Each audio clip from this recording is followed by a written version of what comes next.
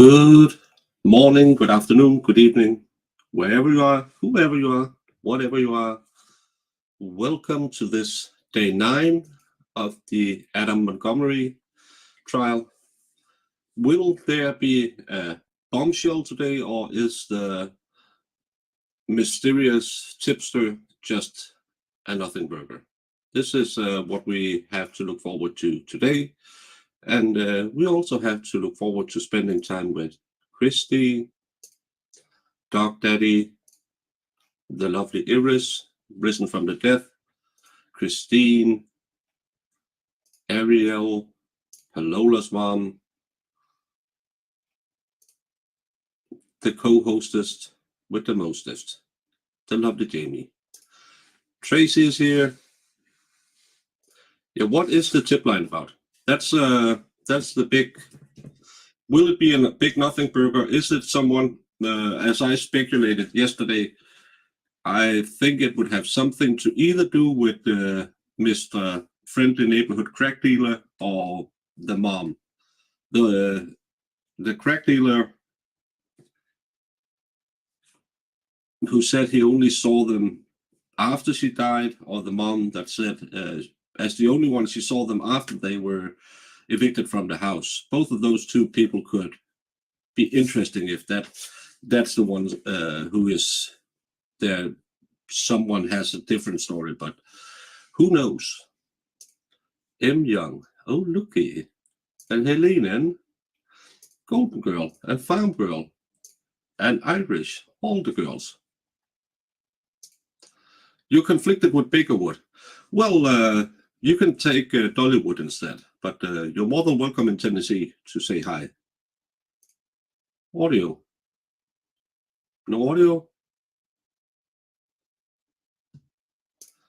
Spacey Stacy, good morning to you as well. And Jules. Why do I sound like I'm far away? I don't know. Did it do a thing again? Yeah, I was having a wonderful Tuesday morning and thinking everything is all right, everything is all right. Is it better now? Better now, better now. And I'm a bit far from the microphone because I got a package today, so I thought I'd go on early and unpack to see what it is. Roll call, exactly. Everyone who's not here, raise their hands. And Restless Mom. That's a tough one. It is. This case is a tough one. Hey, Kim, how are you this morning? Does it still sound like it? Is it better now? I don't know what I've done. Well, I don't discriminate. Maybe that's why I sound a little further away. Bass is low and you sound clearer. Hope Joe Wolf, cool name.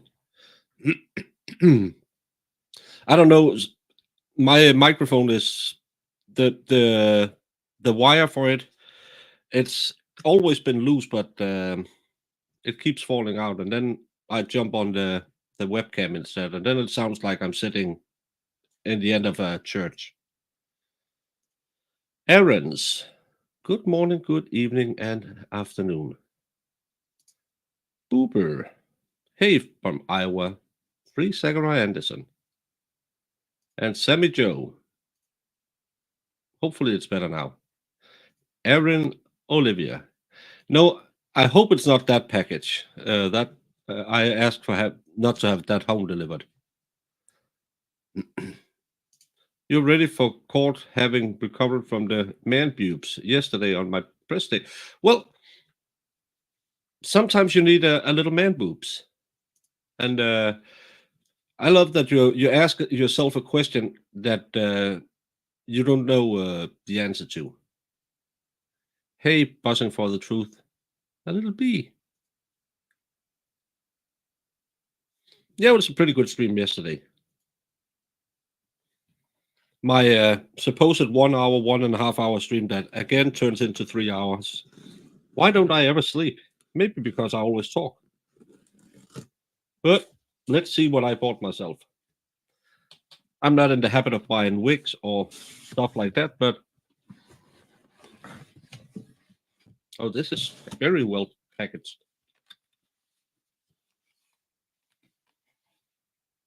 You can't really see it. It's my new laptop. So now I should be ready to do some more painting and baking streams. So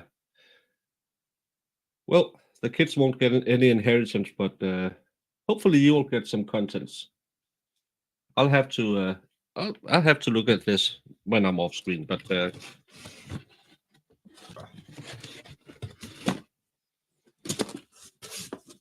finally I'll be ready to make the cookies I promised.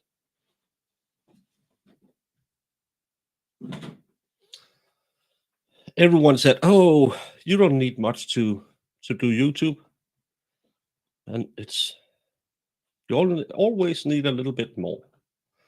But thanks for all the lovely donations I have, so it doesn't dip too hard into my savings.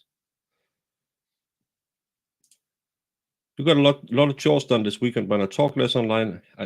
Well, Wrestler, you know you can just buy some earbuds and listen to us on the headset while you're, I don't know, painting the walls.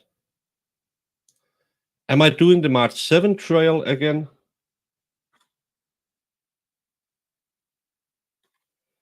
I know the March 7 there's supposed to be a pre-trial hearing for the Treehouse case. I'm not sure it's going to start there. If it starts there, I'm not sure because I'm covering Karen Reed the week after if it's still ongoing at that time. I don't think it is, but I'll have to see it. Well, then you're looking smart. Good morning. Talking about Karen Reed. How are you, Peter? And no, so far the next actually today we're going to keep an eye out on the Hildebrandt Franke sentencings today. I don't know if you know the case from Utah with the kids, the son who ran to the neighbor's house, talked about how badly he was treated at home. They are supposed to be sentenced today. Both of them pled guilty to four counts of aggravated. Oh, that's the word we can't say on YouTube. CA, with the two youngest kids. So that should be sentenced today, but we'll keep an eye on it, see if it comes in. No, apparently Kurt has offered to be his standby counsel, and he thought he would do better on his own. So I don't know if that's a slight against Kurt or it's a slight against his own judgment, but I would say thank you, Kurt. Welcome to Florida. Please help me. Oh, now the stream can start. Lindy is here. So glad to see you. My hair, what? No, that's not the hairstyle I watched. And it's a Turkish guy who cuts my hair, so I wouldn't get those. Yeah, those beaches. When their sentencing was scheduled, it seems so far away now that that's so funny because when we started talking about the Tennessee thing, I was sitting here thinking, oh, it's a million years in the future. And then all of a sudden, it's 3 months away. And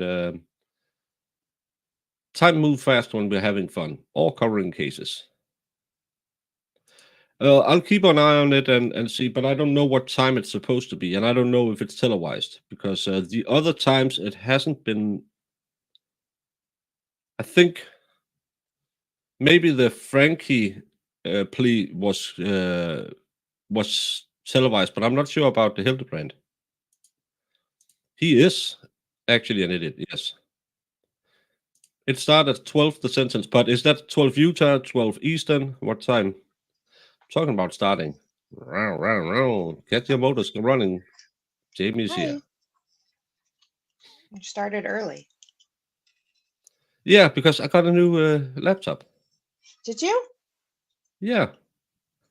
Are you But it's so excited? wrapped up, so I really can't show it. But now it's back to being less productive by doing more stuff. Yeah. Bigger style. Mm-hmm.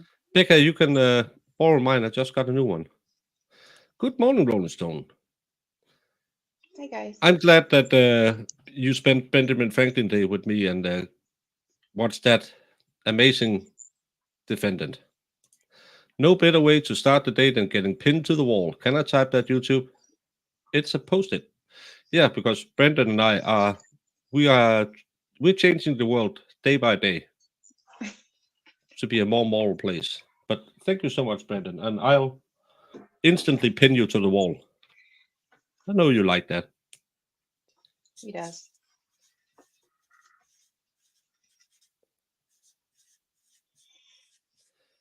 And I hate that because it's a iPhone thing.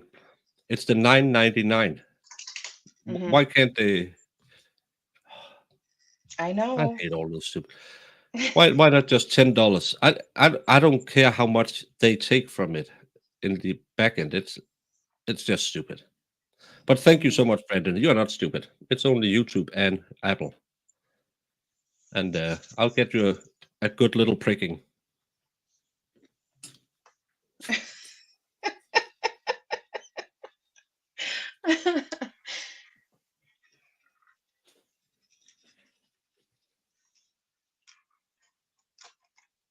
So, are you excited for today? I can barely contain myself. I know. I hope You look like I hope it's an interesting tip they got, not just some. Yeah, I think I saw something the other day. Mhm. But they took them in, interviewed them, so there might be something there. Hey, Carlene. Atheist and Kelly M. Gina. Good morning to you as well. Sassy Southerner. Happy Tuesday.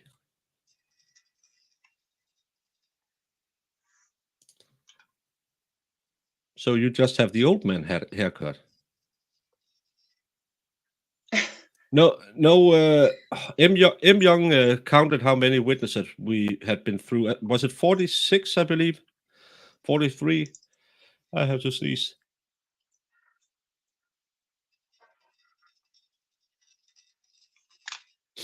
Have you been through that many already? Yeah, we should be in the home stretch. I still hope they're gonna rest today. Oh, me too.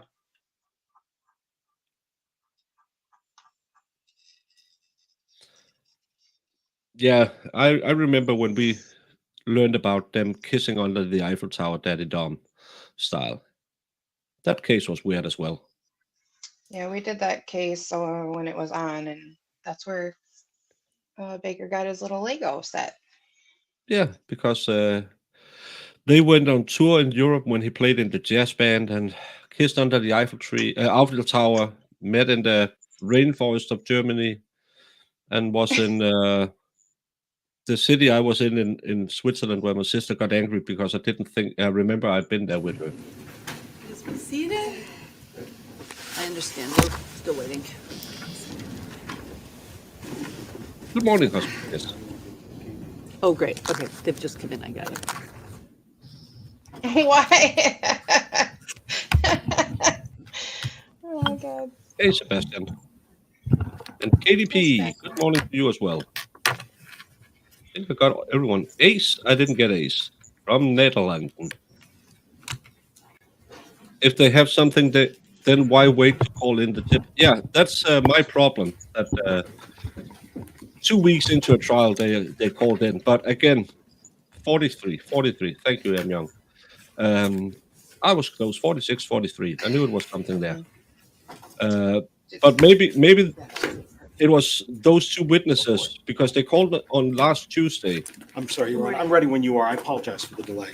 That's At the okay. witnesses. I just understood that the defense needed to see the court, so I figured I would get us. Yeah, Adam's dad just passed away. Get ready. 4 kids. Certainly. So when you're ready. Just grab one quick file and be right there. Did you see Sammy Joe's comment? It's Local news is saying Adam wants Kayla's testimony blocked from jury deliberations. Does that make you laugh? Yeah, he probably want this case thrown out, but he has to have a reason.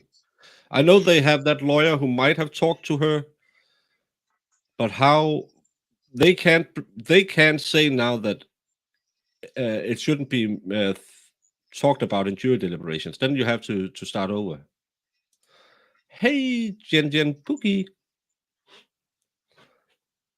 Yoga is really, really great, especially because I have my 2 herniated discs and I need to get back to doing it to get my body moving better again. It's really good with all the stretching. I've been doing a lot of stretching lately. It's good for me. I have to get limber for when Brandon and I are going to save all those ladies from college. Hey, Carmen, all the way from Latvia. And T-Rex, all the way from Highway 69. Giggity, giggity, giggity. It's exit 69 Beaver Road. That's an actual exit in Michigan. Hmm. Hmm. Hmm. It's very funny. Hmm. Yeah. The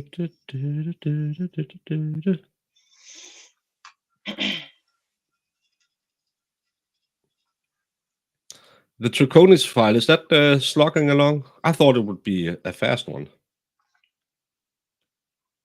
How did trial go last week, Wednesday to Friday?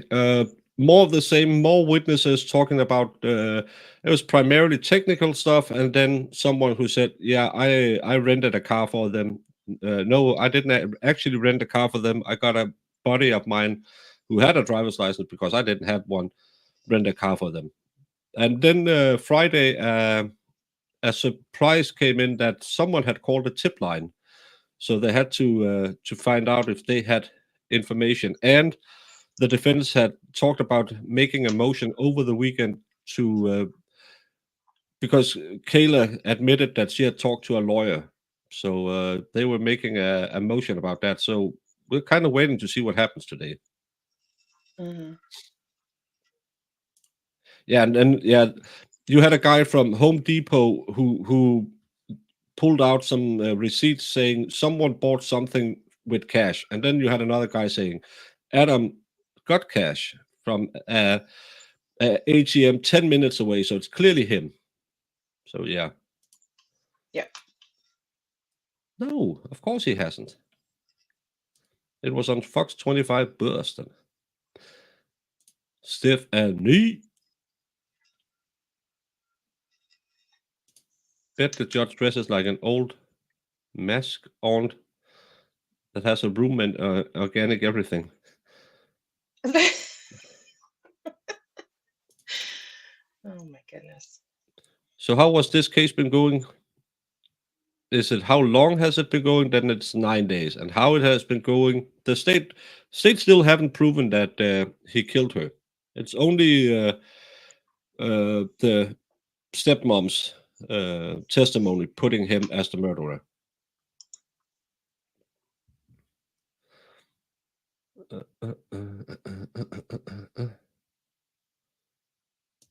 No, of course he won't show today. Very morning this morning. Well, that's a good thing. Imagine if you didn't wake up and it was morning. Then you might have missed a day.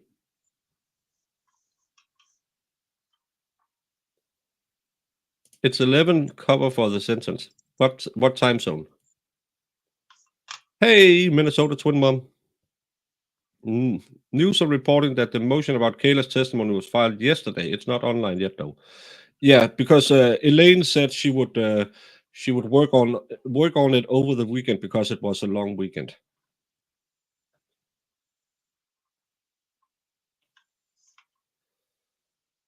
have been plugged in all the wash and the meltdown of his supporters instead of trial. But I didn't know who it was, and I saw Meme Copium talking about him today. That doesn't look too good. Said it was somebody who was watching the trial on Tuesday, which was when Bandero was on. Maybe the mystery witness is somebody that has something on him. Yeah, and Bandero just I found out he had a sentencing for, I believe, 700 grams of fentanyl go away or get a lesser sentence. Oof. Going to run a bunch of errands. Any tank enthusiasts have tips for nitrate removal in a small tank? It's a better, so no snails. Going to look for plant of. Is this fish related? I don't know. Oh, Eris is back with a vengeance, yelling at the stream. 11 Eastern time. Well, we'll keep an eye on it. We might cover it in the break. Hey, my pal, how are you today? The sentencing is 8 o'clock your time, 7 o'clock my time. Yeah, that will be 1 o'clock Eastern.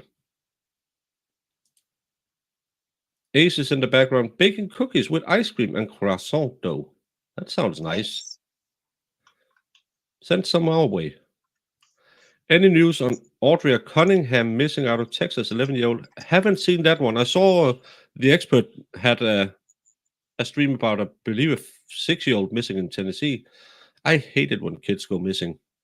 We had a case in Denmark where a 13-year-old got abducted on her paper route, and they found her the next day. Sadly, she had been SA'd, but the guy who did it was connected to a murder that's, I believe, was 8 years old. So it seems like they got him. He hasn't been on trial yet, but they because he did it again. And another case where he tried to rape a 16-year-old person. So too bad for that little kid, but hopefully they got him in the other cases. Mhm. We will never know when a defendant takes the stand unless it's the defense turn, because the defendant will always be asked if he wants to do it during the defense. He can state it in the beginning and not do it. And he can say, I won't take the stand and do it. It's always his prerogative. Yep, it's always a Stays. surprise. Yeah. And Stalin.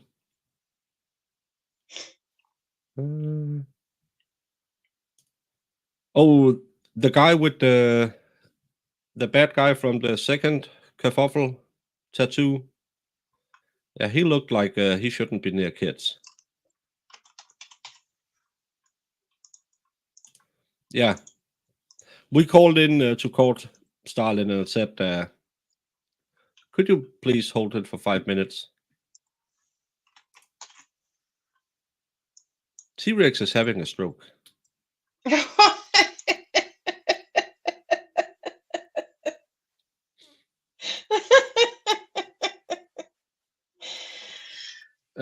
Yeah, John, the sad part has been over for.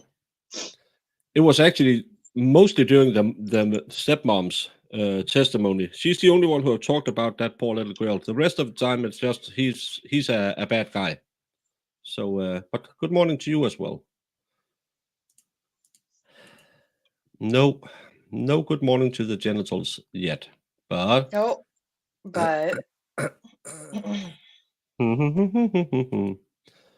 Good morning, genitals. perfect. Thank timing. you, ATS, for manifesting genitals. Yep. And K squared. How are you this fine morning? K squared. But yeah, it's going to be interesting today and see if anything comes out of it. And see, Jamie, my flower power cup.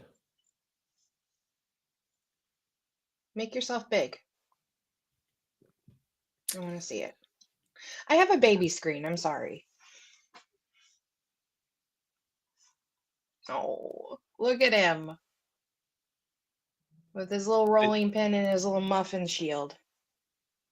Did you know Vikings didn't have horned helmets? I don't know much about Vikings, to be honest with you. Well, you can ask away. We are filling time. So good to know. What did they wear? Did they wear anything? Yeah. Hey, Fedorowski.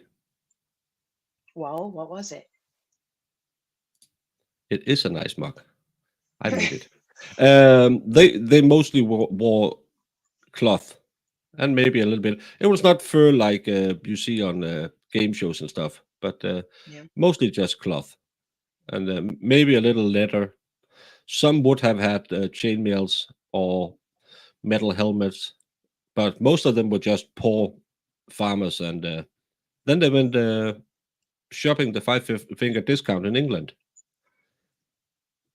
So yeah, they're believed to have worn actually normal clothes. They always want to put them in these studded leather outfits, which never really existed because it's stupid to put put iron in your leather when most of the combat is with blunt weapons, so you just get iron pushed into your body.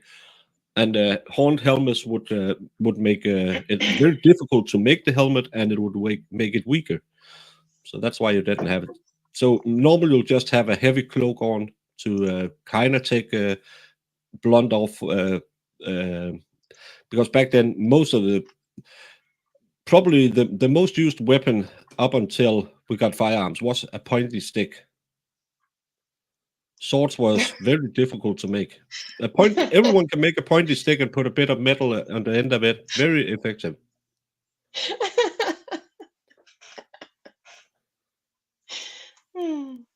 Yeah, but I said what I said. mm-hmm. No regrets. Let's go collective. Oh, you got stuck too. Well, how's Bebop? Is he back to being whiskey? I don't know. If they had anything to bargain with, they would go for nice blue and red colors of their clothing. Yeah, because those were the hard colors to make. Hey, Big D Dog. Yeah, especially when you are fighting in a shield wall, because you can keep people at bay. Swords are more for specialized fighting. You better.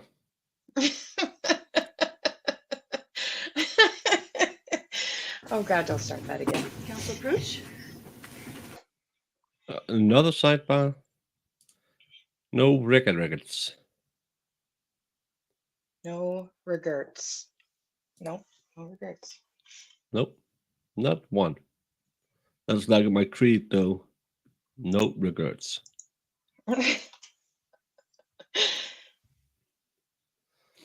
No, and did you know they sailed so far because their boats were so low bottom that they could sail up rivers, so they sailed all the way down to Constantinople.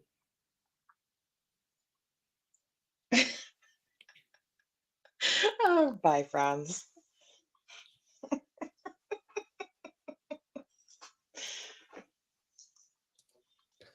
I think both the tall guy and the small guy was there.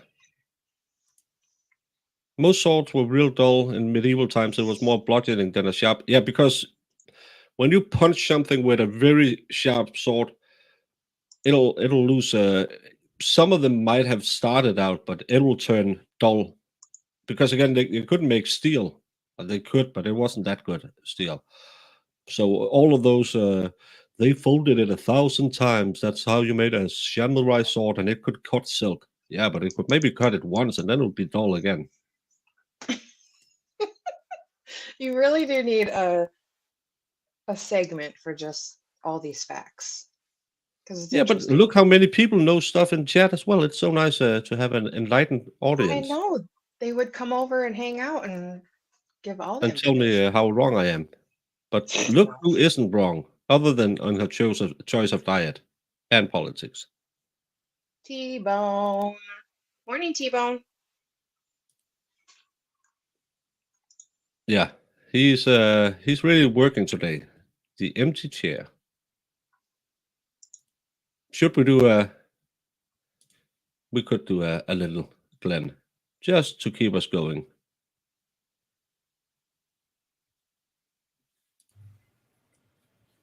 While I'm waiting for this, did you, whether it's true or not, believe that Mr. Randolph had slept with your wife? I wouldn't care. You wouldn't have cared? No, Did you believe he had slept with your wife? no, Did you believe he slept with your mother-in-law? probably did. Everybody has it. Everybody has it. The judge is like, the hell did you just? Thank you. No, it worked. No, actually, Norwegian Vikings out of Greenland were in, was it Nova Scotia or what? Those islands up near the border of Canada. Junior Gotti, are we ready? You are. Okay. You may need a tech minute later. But they couldn't beat the Indians, so they died Everybody fast. ready? Jenny Smith, ready to go? Yes, Your Honor. Okay. Brooks. All right, please bring in the jurors. All rise for the jurors, please.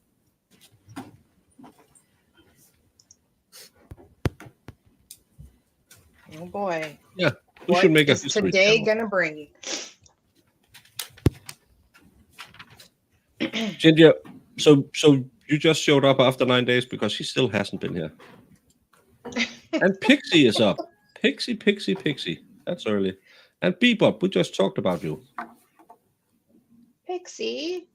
I've And missed you. Iris, could you ban him for the racisms?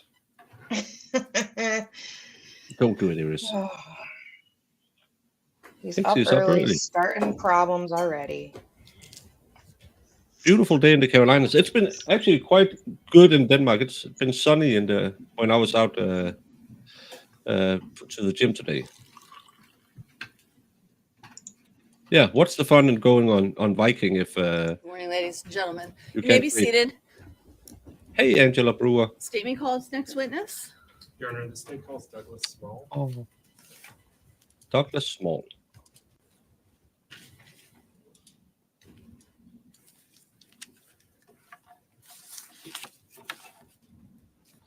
So if his name is Douglas Small, it'll be D Small, right?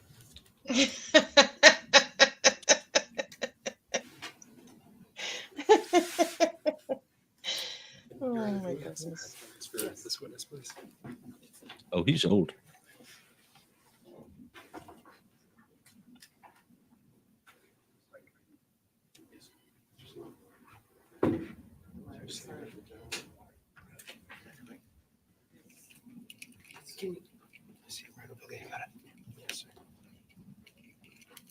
Oh, right here. And just watch your step, Mr. Small.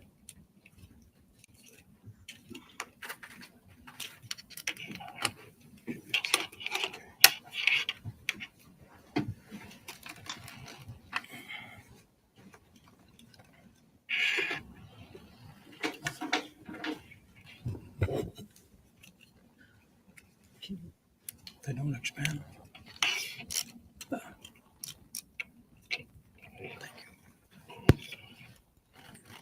You need to be in front of the microphone. Oh, you just gotta put Mr. on Small? earphones to Can hear. you, can you hear? Yes. Okay.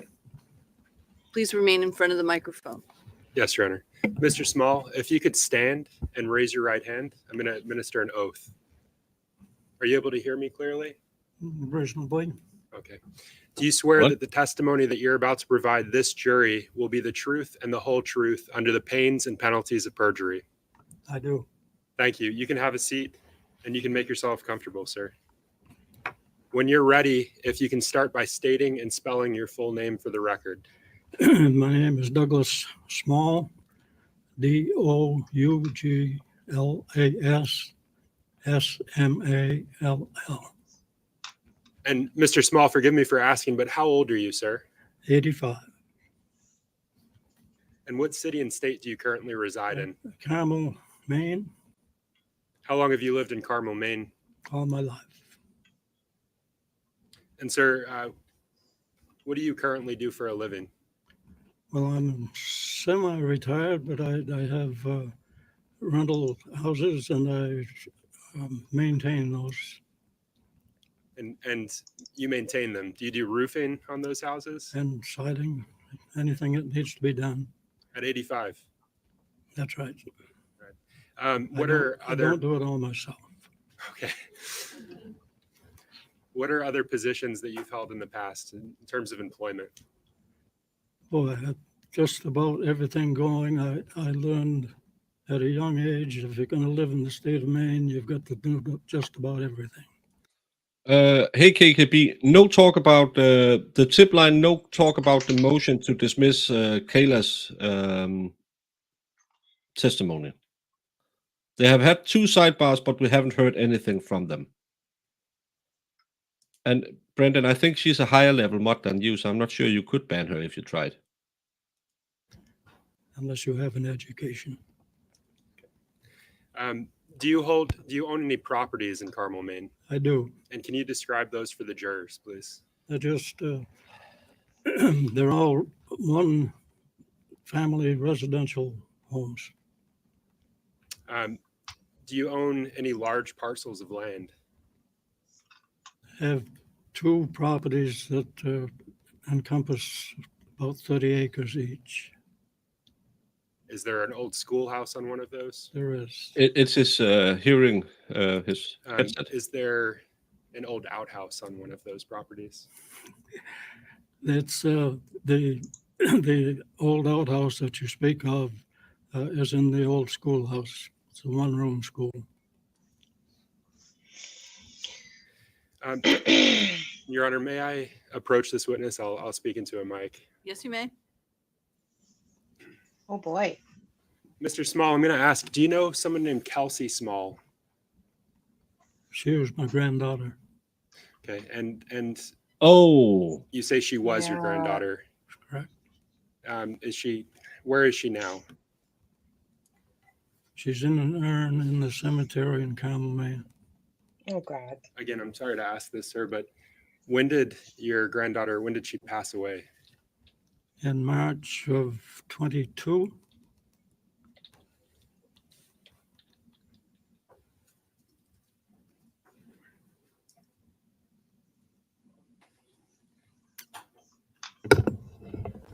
So, Mr. Small, I'm showing you what's been marked as State's Exhibit 65. I'm just going to ask if you recognize any of the individuals in this photograph. It looks like Adam Montgomery in the rear, but I honestly couldn't state that to be a fact. Okay. And if I can have just another second. for those of you who hasn't followed along, Kelsey was the girl who was in the car with Adam when the police talked to him. We saw that video Friday.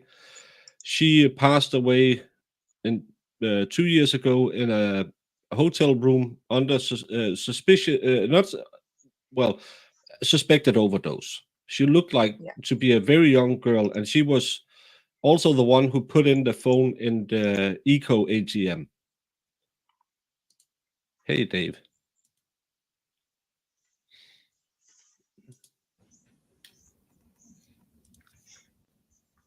Hi, Dave.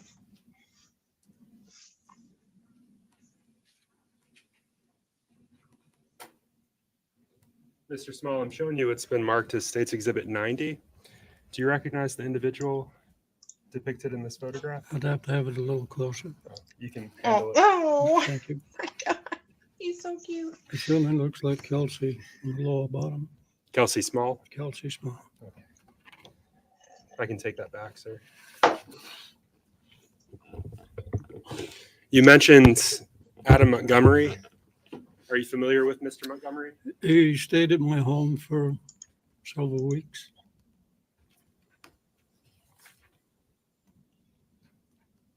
Your Honor, may I approach you? Yes, you may.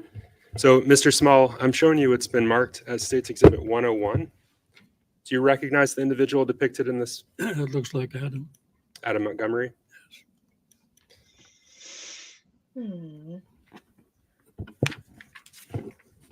And you said that Mr. Montgomery stayed at your home? That's correct. How long did he stay at your home for, Mr. Small? There were two periods, and I don't know the date that he arrived the first time, but I drove to Rochester to pick both he and Kelsey up, I believe, on the 11th of November. Brigitte, this is one of those witnesses. I don't know why they bring him in, other to try and put some timeline together that has absolutely nothing to do with the murder. Because I don't believe he was with Kelsey till after 2021. So maybe it's just to ask if you ever talked about harmony. If that's all, I hate the state for bringing this poor old guy on the Right. stand. Of And- 21. Of 2021. And are you aware of Mr. Montgomery, the defendant in this case, staying with other family members of yours? No, he was at my house both periods. Do you recall him staying with your daughter, Bessie Small? There was one Bessie? night that perhaps, that's my daughter-in-law, but I'm not sure. I go to bed early. Whether he actually stayed overnight or not, I couldn't swear. Mr. Small, did you ever loan the defendant one of your vehicles? No, And how about your granddaughter, Kelsey? I let her have my Pontiac. And specifically with respect to late 2021, did you lend Miss Small that Pontiac that you just mentioned I told them they could have it to go to Manchester with. Yes, to come to Manchester? yes.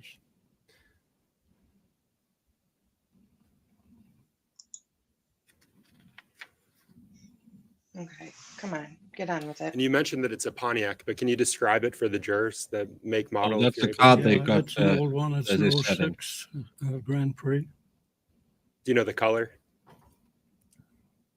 I would call it gray.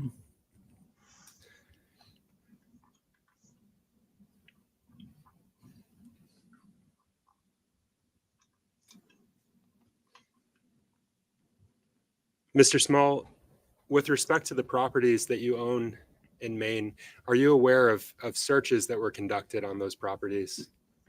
There was one day when a group of detectives, or at least police people, came and went through the old schoolhouse. Do you know what they were searching for? At the time, I didn't. Do you know now? Well, I suspect that, no, I don't know. But Hold on, sir. Hold on one moment, please. There's an objection.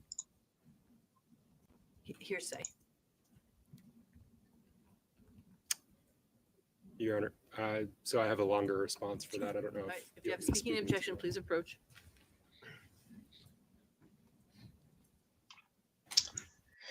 So what are you getting from his All right, sir, testimony? maybe There.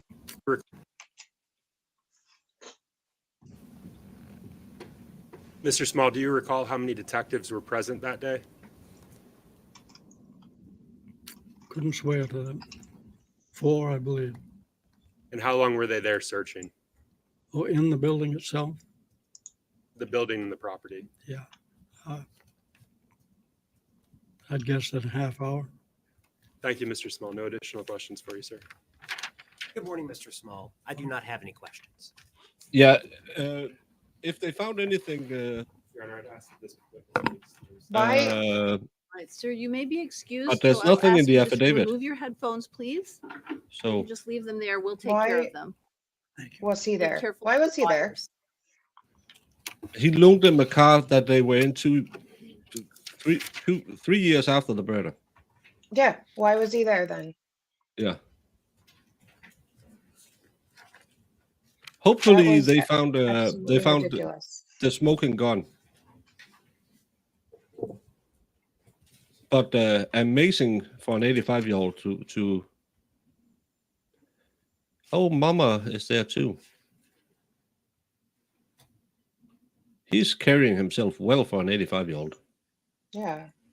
Yeah, but they dragged him all the way into court for that. Yeah, It had nothing to absolutely do with nothing. anything. I am irritated right now.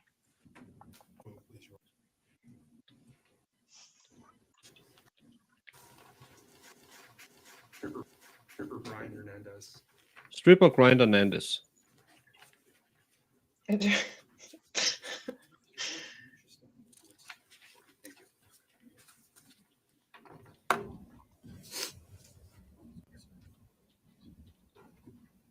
Trooper Hernandez, if you would remain standing and just raise your right hand. Do you swear that the testimony that you're about to provide this jury will be the truth and the whole truth under the pains and penalties of perjury? I do. You can have a seat, make yourself comfortable. Good morning, Your Honor. And when you're ready, if you can just start by stating and spelling your full name for the record. So I'm Mass State Trooper Brian Hernandez. First name I spell Bryan. Last name I spell Hernandez. Thank you, Trooper. Obviously, I've called you Trooper. Can you tell these jurors what you currently do for a living? So I am employed with the Massachusetts State Police. I am currently a detective with the Suffolk County District Attorney's Office. And sir, I'm just going to ask you to keep your voice up. It's a big room, and all the jurors need to be able to hear you. Hold it, Your Honor. Just imagine talking to the back of the room. Can you tell us how long you've been so employed? So I've been employed with the Mass State Police since 2020, 2020. It wasn't his late wife, it was Around his 4 late years now. granddaughter. Previously, I was a city cop for the city of Chelsea in Massachusetts. That was from 2014 to 2020. Prior to 2014, any law enforcement experience? Prior to Yeah, 2014, no. And as far as your current duties and assignments, can you tell the jurors about that? Yes, I'm currently employed with the Suffolk State Police Detective Unit. We handle homicides. We do major felony crimes as well. Do you assist in missing person cases? Occasionally, yes. Detective, if you can. So during the course of your career as a detective with the Mass State Police, did you become involved in the investigation into the disappearance and murder of Adam No, Montgomery? not at all. Yes. And can you explain to these jurors just your role and participation generally in the case? Yes, with this case, Manchester PD reached out to Mass State Police. They had areas of interest that they wanted to conduct searches. So they reached out to the Suffolk County District Attorney's office, which we handled as investigators. It was up to me to kind of coordinate with other Mass State Police units, including the Special Emergency Response Team, which is also known as the SIRT team, and other Mass State Police units as well. Did you act as a liaison between the Mass State Police and the Manchester Police Department? And Attorney Knowles, I'm going to ask you as well to please keep your voice up. Thank you. Yes. If I can have just a moment, Your Honor. What? I What? don't know. What was the question? Oh, we are caught up now. You'll have to go back. I don't remember. No, I think he's just showing them some evidence. I shouldn't have done that. Uh-oh. I just thought I was behind. Early September. Sorry, I'm an idiot. And Trooper, if you can just tell us, when did your involvement in this matter begin? It began early September 2022.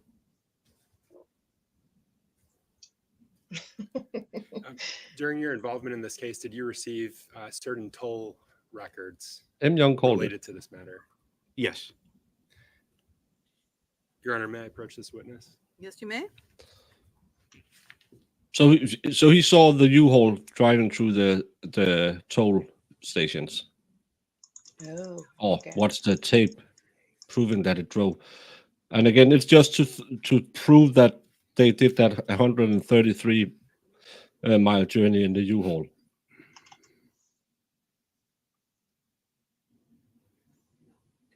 Zach, with that last name, I think he might be Hispanic. So, Trooper Hernandez, I'm showing you what's been marked as States Exhibits 100A through 100U. And I'm just going to ask that you look at each of those in turn and look up when you're done.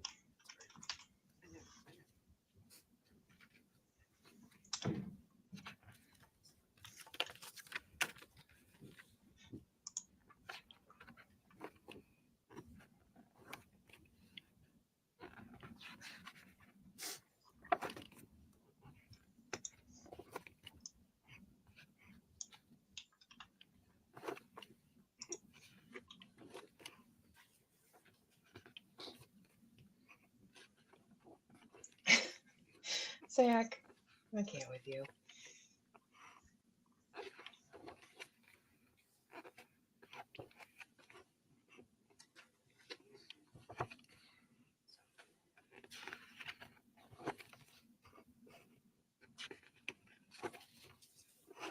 What's he looking through? He's looking through the exhibit from A to U to see if those are the papers he know from the toll station. And they are. Why are they so thick? Because the thick thighs save lives. Oh, Jesus, yeah. Happy birthday, Julie, with your baby's Thank you, 9 Trooper. Are you familiar 9th with birthday. the items depicted in that? A new gaming Yes. PC. Lucky kid. Are they fair and accurate based on your memory of the records that you reviewed? Yes. Your Honor, the state moves to strike what's been marked for identification as States 100A through U and marked as full and published to the jury without objection. All right, the ID is stricken. They are entered as of full exhibits and they may be published to the jury. Thank you. And Your Honor, if we may approach briefly. Yes? Another sidebar? Oh my God, right? They're really fond of the sidebars today. Yeah, it's just the timesheet at this and this point, and then there's a photo of the U-Haul's license plate. That's probably what it is, just to show which toll stations it went through on the night. And remember, it made a round trip on of 133 miles, according to the speedometer in the truck.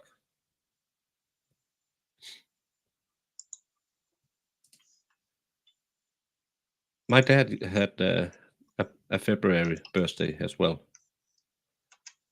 And Asia's aunt had a birthday yesterday, and we played her a happy birthday song. Hey, future Miss Martin. It's still going, yeah, and you didn't miss anything. It's still prosecution. Today they brought in the granddad of Adam Montgomery's last girlfriend just to say he lent them a car 3 years after the murder, and they had stayed at his property. This guy is the guy who collected the data from the toll stations. They went through the night that the U-Haul ride. Friday, there was a kind of a little kerfuffle on Friday because they want to have Kayla's testimony stricken because she alleged that she talked to a lawyer about what had happened in the case. There was a motion filed yesterday. We don't know that motion or the answer to it. And some anonymous person called in Tuesday about some of the witnesses, we think, who was on Tuesday, which could have been Bordero, the friendly neighborhood crack dealer, maybe the mom, probably one of those two people. But we still don't know what they called in about. Other than that, more of the same. Yeah, we helped them. We never saw anything. We didn't know anything.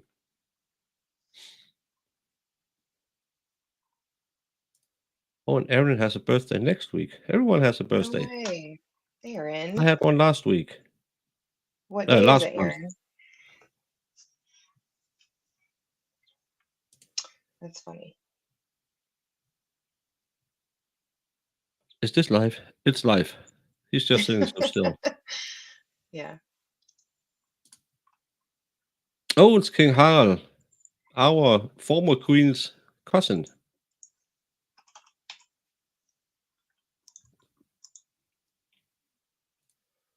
Yeah, it's solid. It's even so solid he has to trim it down out in the side.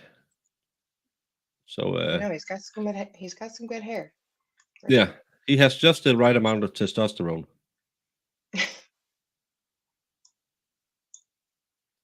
Somebody cement glued the. No, it's that the monkey glue that lady used.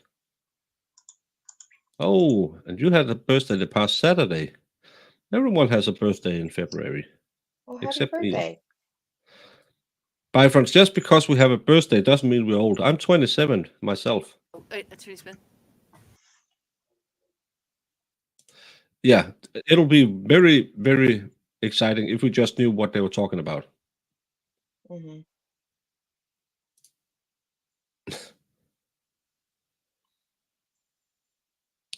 Hi, son, Medita. Hi, son is hey in Swedish, Jamie.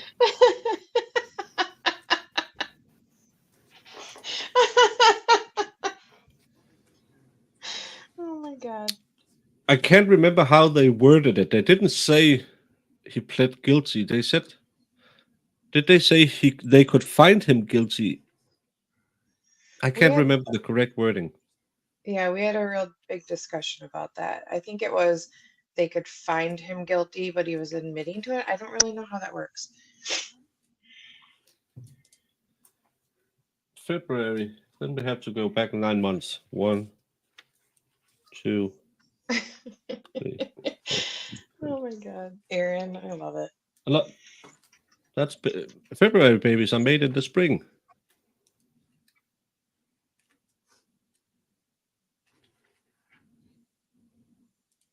We all bring some dates wrapped in bacon when we are having tapas at her birthday party, which held on Saturday. Dates wrapped in bacon. Norwegian is a weird people.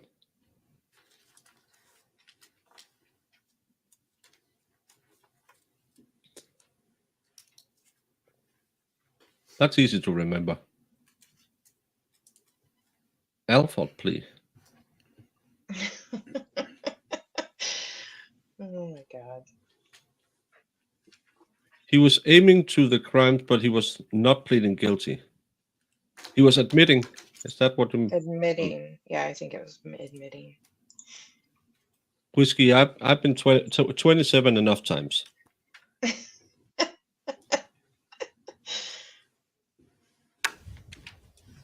What's the difference between a burner phone and a baby burner phone? It was in our really fun Texas case we did. Yeah. Remember? The baby had a burner phone. Apologies, Trooper. Also. Would using maps to discuss these locations that you searched, Spanish you stole will too. information, would that assist these jurors in understanding the locations that you're describing? Zach, you're just jealous because you don't have a birthday. Maps would assist. Yes.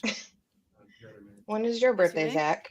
So, Trooper Hernandez, I'm showing you what's been marked for identification as State's Exhibit. Yeah, I know an 145 through Alford plea, but he 155. didn't make an Can you Alford just plea. review each of those and look up in your doc? So I don't know. Because they worded it weird.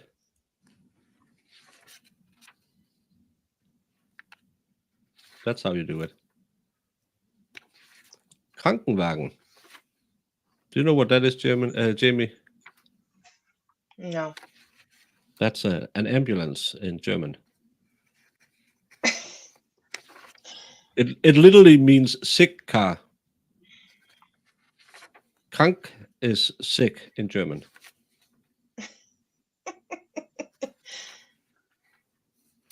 Before or after the bacon was roasted?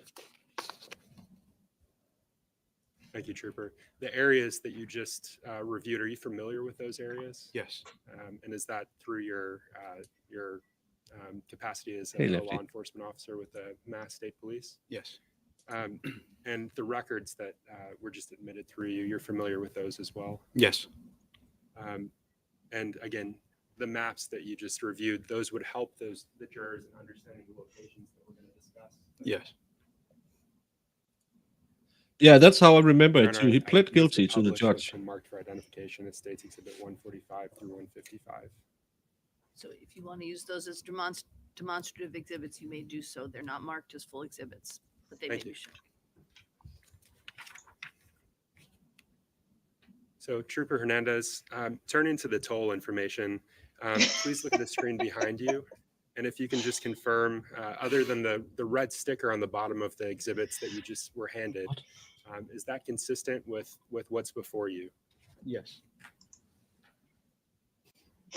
And what is the image in the top right of that picture? What does it capture?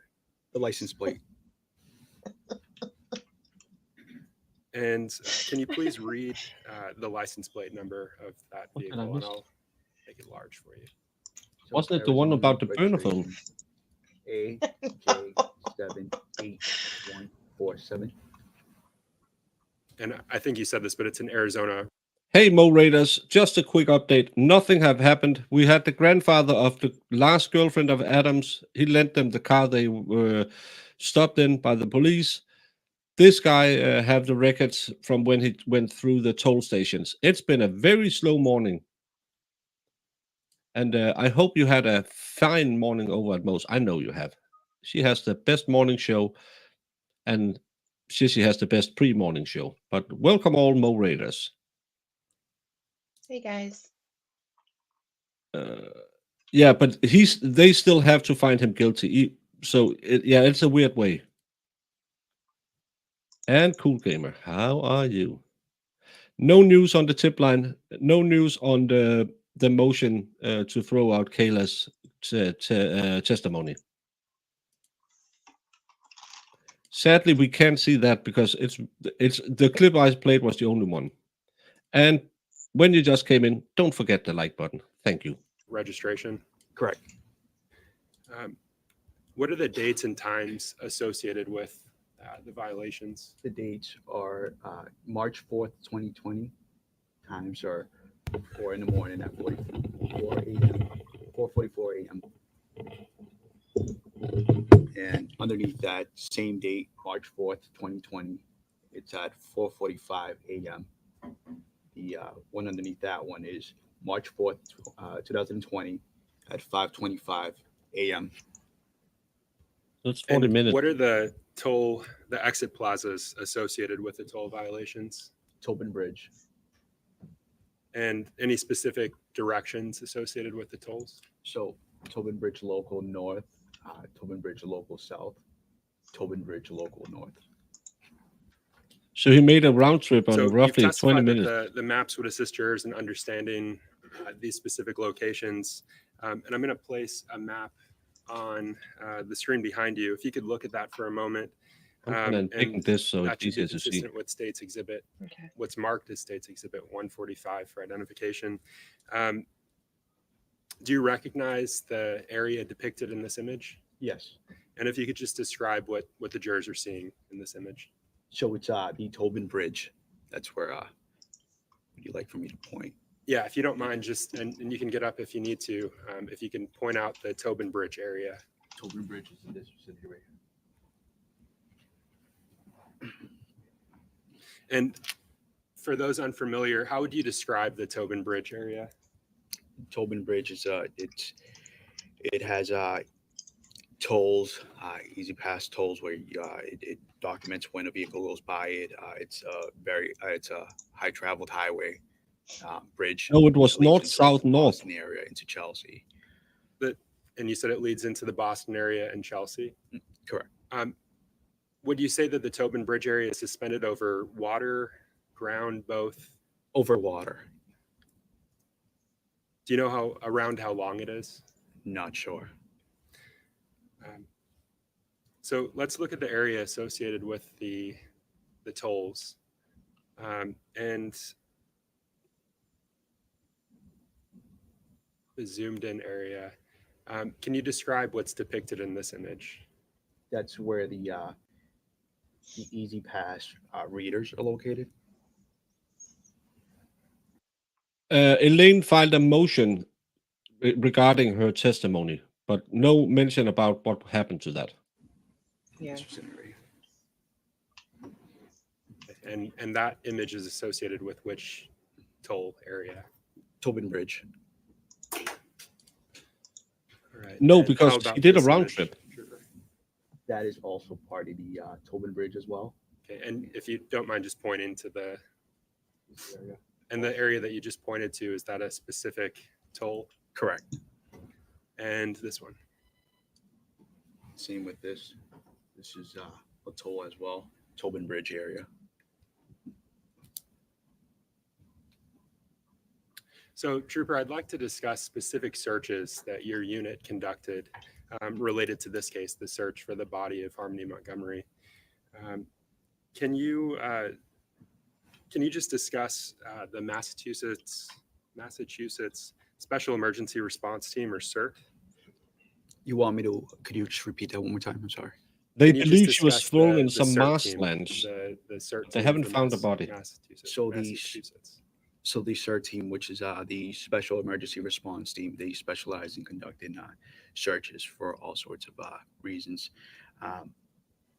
They assisted in this. They were a major part in this. They normally go out with, they went out with us this time, and they were the ones that were tracking down locations where we were searching, essentially.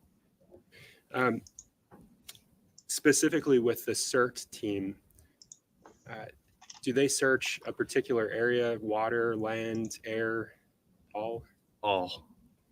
So they have access to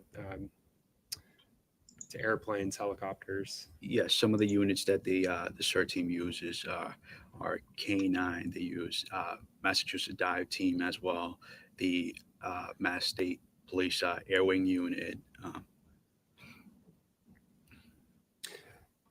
And can you please describe for the jurors just the searches that were conducted by the CERT team, again, looking for the body of Harmony Montgomery? Would you like the locations? And I'll actually put them up on the screen behind you. So if you can discuss, beginning with Route 101 near the Tobin Bridge, and that search location. So the 107, Route 107, that was conducted from the area of Revere to the Saugus line. Both Revere is a city and town, and the Saugus as well. So that vicinity of 107 was conducted by the CERT team. And can you just point that area out on the map behind you, please? Oh my God.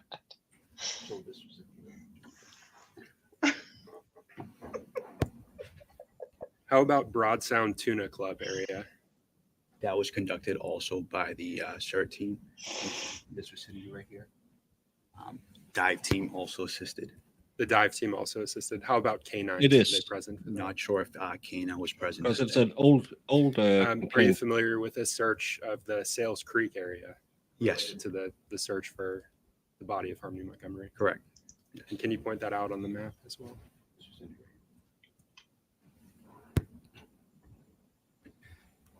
Bridge Pizzeria area. Are you familiar with the search Pizzeria? conducted by the CERT team? Again, related to this case. Yes, that was done in Revere. City of Revere. And you said specifically in Revere. Correct.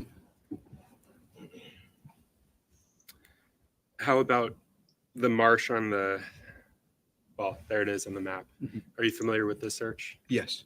And can you just describe it to the jurors, please? So the march area that was searched was this vicinity right here, along with also this vicinity here, the large area. And what went into that search? It was split up in multiple days, in 2 days. With that, it was a lot of law enforcement personnel from Manchester PD, also detectives from other counties, because it went into the Essex County, which is Saugus. The CERT team as well, along with K9. And so in your role, your involvement in this case, how do you set up a search like this? So it's pretty much wherever the PD is interested in searching. M. Young, This you point, make was, it seem like Manchester PD had all of his ideas, locations of other than interest. this, was a good idea. Based off of that, I relayed that information over to the commander for the CERT team, which is Lieutenant Kevin O'Hara. He's the one that got the additional units to kind of assist with it. And I think you said this already, but there were multiple agencies present for these searches. Is that right? Correct. State and federal. Correct. They haven't mentioned that. Maybe The they're going searches to that bring you in someone. participated No, in, because how they long don't did know those last where he typically? drove. So the marsh area was a very big area. The Rumney Marsh Reservation, it lasted about 8 hours each day, and it was done within 2 days. Each day it was about 8 hours. Yes, How many individuals participated roughly? roughly, easily over 30 law enforcement.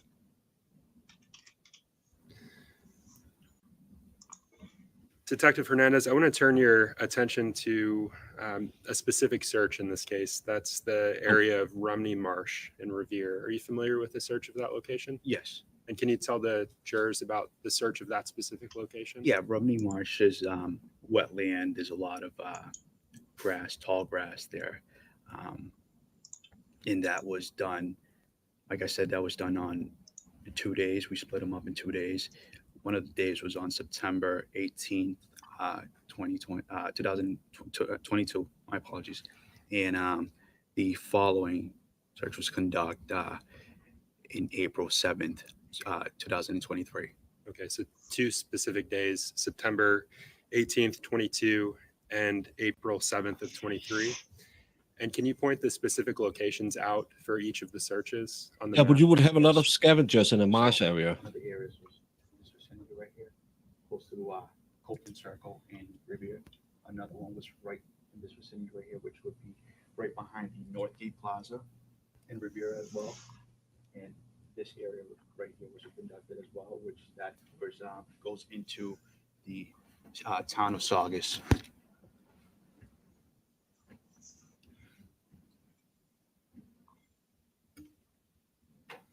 Intruder Hernandez, can you just describe the towns that are bordering that area, that are surrounding the areas of those searches?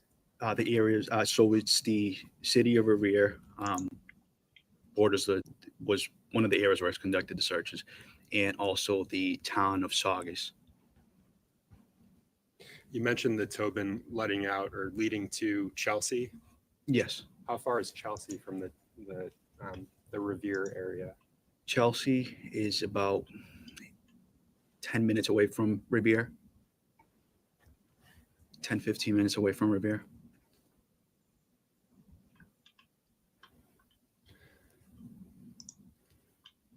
During any of these searches, was the body of Harvey located? I don't know. It's not No. Florida. Hey, Jackie. Thank you, Trooper Hernandez. No. Hey, Jackie. Thank you. Good morning. I have no questions, Trooper. Good morning, sir.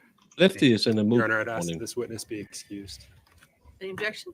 No objection. Judge. All right, sir, you may step I down. You are lo- excused. Thank you so much, Your Honor. Lefty, don't be a left hater. hands apart. Yeah, they were searching around this area. Nothing was found. Again- To the next witness, please. Yes. Thank you. Approaching again. You have that 133 miles round trip that Mhm. that they have to try and cover, and now we know he went through the toll booth, and he went through the north at minute 24, and then he went through the southern one at minute 25 and went back through the north at minute 45, I believe it was. No, other way around, 44 and then 25. So roughly 40 minutes. He must have gone south and then gone back up north, Mhm. but nothing was found. Lefty, be nice. Alligators and well. Ladies and gentlemen, it looks like we're going to have to take a short recess. We will bring you in as soon as we can. Don't discuss the case with each other or with anybody else. Don't do any independent research. Don't look up any locations on the maps. And as I say, we will bring you back as soon as we can. Thank you. Are they going on break already? They just got there. Yeah, they must have something really wrong, or a Zoom call. It could be Tabitha from prison, It's true. but that gives us time to catch up. Or maybe they have to All right, counsel approaches. another sidebar. There's something really interesting going on. This is the 5th sidebar so far.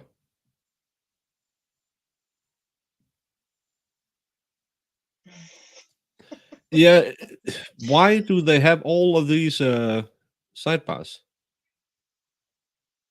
Well, if the jury's leaving, just let us hear it. Come on.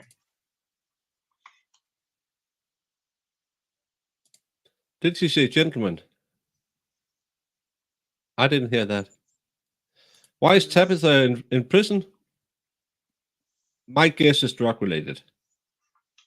Yeah, that would be my guess too.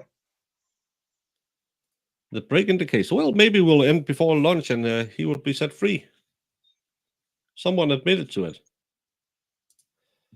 Yeah, but that's sometimes they do and sometimes they don't. We saw that in the JDAH case as well, that even though they did speaking objections, they were called up to the bar whenever they had to discuss matters.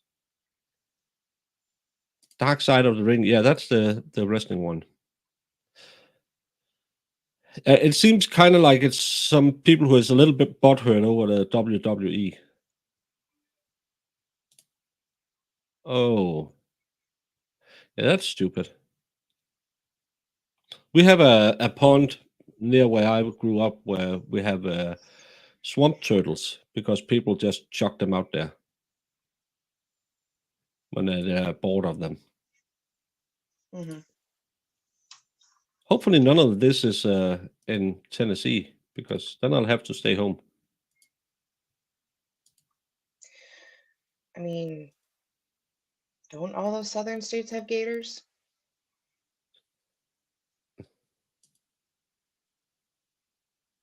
So I'm never going to visit Little D.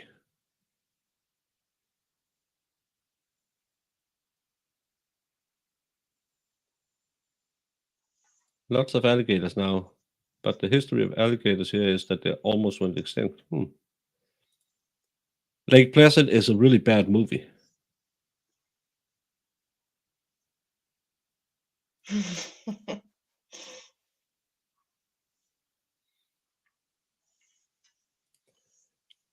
No, he won't go free because he has his 65 years for gun charges. He has to do the time for. But what a break if they just ended the case now and said, "Well, new evidence. We have to do something." Yep. We're kind of hoping for it in the Karen Reed case. In this case, we're kind of hoping this guy is gonna fall off a cliff. Hmm. Yeah, crocs in Africa can get real big. My mom and dad went sailing on the Nile. Actually, on the boat that, if you ever watched Dead on the Nile, the Agatha Christie, the old one, not the new one, the same boat they shot that movie on. And my dad said, you didn't notice them, and then all of a sudden they just raise out of water. He could see how people get snatched by them. Even though it's massive animals, they are so quiet. It's pure stealth. Hey, I want a pair of Croc cowboy boots, but they were only for a short time and they're sold out. So now they're like $220 a pair. So I'm looking in to get some from some Crocs with tomato on them. Thank you, Brandon. You are so nice. What culinary things should I try in New Jersey? Last time I just tried some. I had some sandwiches at a rest stop before we went into Manhattan. But I thought we were saving all the young ladies from college, but we could save some young men too. That's why I like Michigan. There's nothing crazy or deadly here. Alligator was a great movie. Can't beat Alligator Baby in the Toilet and Robert Foster. Well, it's so bad the CGI in that movie. I really don't like that movie. I know Betty White. I love her. She's so endearing, but no. A snapping turtle should be real mean too. Oh, so you are twice as American as anyone else. Did you know Teddy Roosevelt wanted to change your national animal? Did I know what? That Teddy Roosevelt wanted to change your national animal. I did not know that. Tell me about it. Taylor ham, egg, and cheese on a roll. Rather have the cheesesteak. Well, no, cheese on subs are fine, just not the nasty cheese. He wanted to make it a grizzly bear because the grizzly bear is big and powerful and strong, and a bald eagle is just a scavenger. So he wanted to embody the spirit of America, but because it's a lonely animal, because the male grizzly bear always live alone. Oh, she's leaving the courtroom now. Either she has IBS or something's going on. What? She left the courtroom. I'm saying either she has IBS or something is going on. And Why Elaine does is she yet, have to have IBS? maybe she has to use the bathroom. It's Oh, God. irritable bowel syndrome, Jamie. I know. Yeah. But that's the first thing you thought of made me laugh. It's comical. Maybe she went to Taco Bell. Yeah, well, that'll give you some IBS. Does it say pork roll on the box? What? Whatever happened to Bridget Fonda? Wasn't she in the news a couple of months ago? Yeah, I think because someone put up a picture of her, and she's what now, in her late 60s, early 70s, and she put on a few pounds, as people do, and people were making fun of her. That's mean. I know people don't like her from the Vietnam War, but still, she's an older lady, and she Well, can't yeah, look. she decided to go and live a normal life and take care of her kids, and yeah, she looks like a normal lady now, and everybody's like, "Oh my God." I remember that. Yeah, I don't, but and again, she's in Hollywood. She might be a little left leaning, as most people out there are, but yeah, I know we make fun of people, but still, she's old. Yeah, she was she was waiting for the States very, very slow. Well, then you are a grizzly bear, Sean.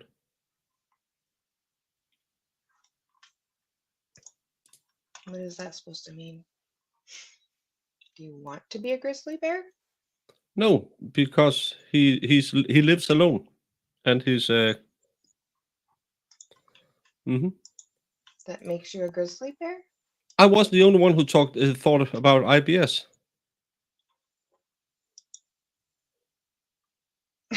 Why does everyone immediately think that's the problem? Well, we are thinking about stuff. You guys are adorable. The current governor of Louisiana was famous for his political fundraising event where he took people on a gator hunt. That's something.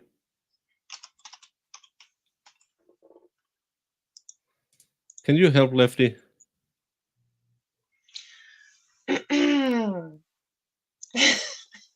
Why is that still a thing? I don't say it weird. My mom, my mom sent me off to the prom. Does that make you feel better? I hope so.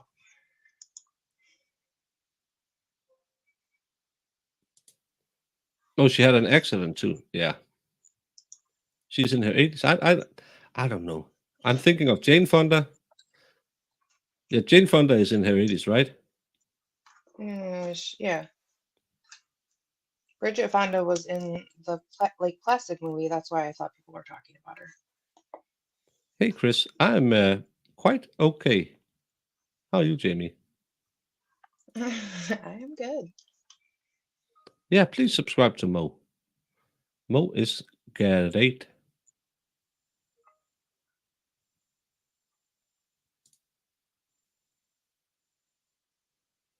Yeah, she does a lot of protesting, but again, peace be with it.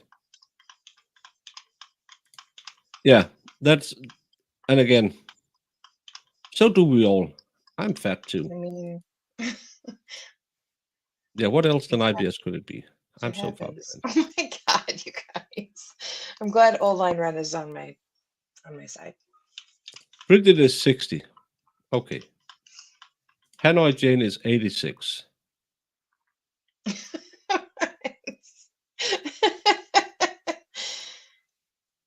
Hey, Rossman Ralph. Been on the phone for the last hour with Hobbs. Did I miss anything besides the eagle on the maritime? Yeah, you missed nothing in the testimony, but all of a sudden she said, we need to have a short break, and she did a long sidebar, and then she ran out of the room. We are discussing IBS or maybe new information. Jamie says IBS. And then She didn't run out of the room. Jesus Christ. Jamie, we have a private chat, and she said she walks like she's turtling. I don't know what that means.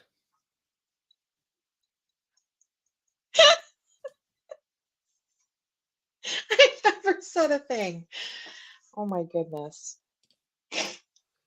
I heard someone said Tim Hortons have a bad breakfast.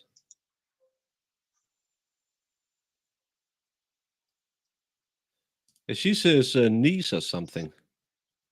She's such a bad comedian. I don't understand how she got a career. She's pretty hated, and I cannot stand her either. No, but she's not funny. No, she's never been funny. I didn't get her appeal. No, it's just my lady parts smell. My lady parts are worn out. My lady parts are. I don't understand how that is humor. No. Jennifer McCarthy is related to Melissa McCarthy. I remember No. Jennifer McCarthy from the 90s. I love that you called her Jennifer McCartney. That's funny. That's her name. I don't think anybody's ever called her that. It That's says right funny. here, Jennifer. Yeah. Do people call her Jen? Jenny. I- Jenny McCarthy. Oh, I don't know.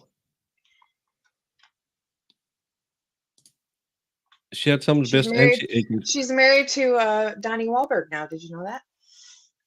No, and she used to hook up with what's his face, the comedian. Jim Carrey. Yeah. Yeah.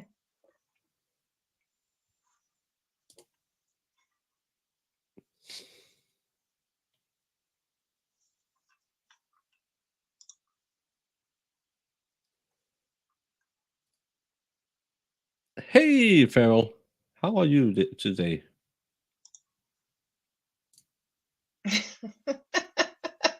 That's what they started talking about, guys. That's why I was laughing.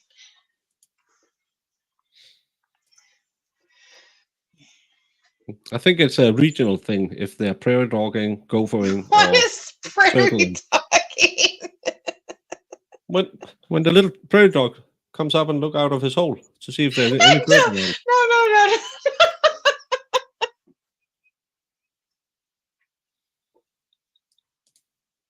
I haven't heard anybody say that in so long. Oh my Is god. that a good show? I've seen whenever I turn on the TV, but I never watched the show. Is it good? I like Steve I heard Martin. it. Yeah. I heard it's good. I've never watched John it though. Coleman asked, "What's turtling?" That's Yeah, that's when you get so embarrassed that you just duck down like a turtle.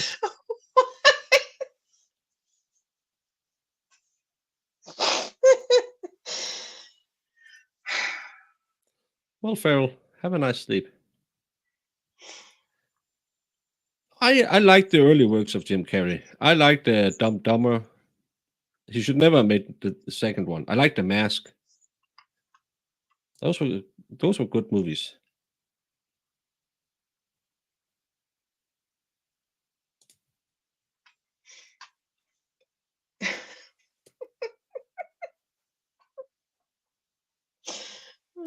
good. Well, I like Ron White as an American stand-up comic. He's real funny. But more than that, well, I like some Dave Chappelle stuff too, but it gets to be a bit much sometimes. But I like some of his stuff. I like the old Eddie Murphy stand-ups, but I'm a real big fan of Al Murray. I really like him. I like Ricky Gervais as well. I find them hilarious.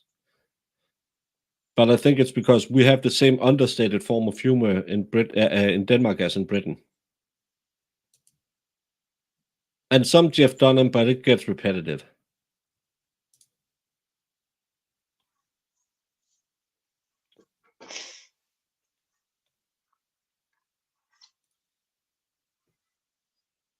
The first season is pretty good. The other two seasons are pretty good too, but not as quite as good as the first. Thank you so much.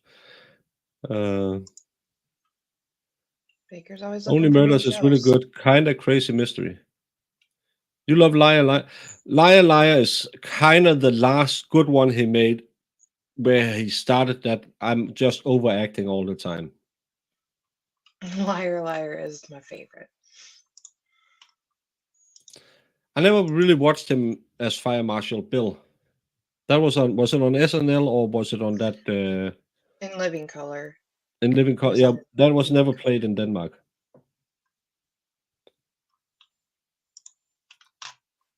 Used to be good, is great. Martin and Short are great in it. Latinx ex-Bieber lady, not so much. Ron White You is don't like gross. Selena? I love Selena Gomez. No, we just know that the judge said this is a time for a break, called a sidebar, had a sidebar for like 5 minutes, ran out of the courtroom. We don't know anything. It looked like they were arguing the defense and the state. I can't tell you. We didn't hear anything. It wasn't like there was a protest or anything. She called them to her. It could be something from another case. I don't know. I didn't like the cable guy. I didn't either. I tried to rewatch it recently and I was like, this is. Ugh. Al Murray, the pub landlord. Look him up on YouTube. He's good.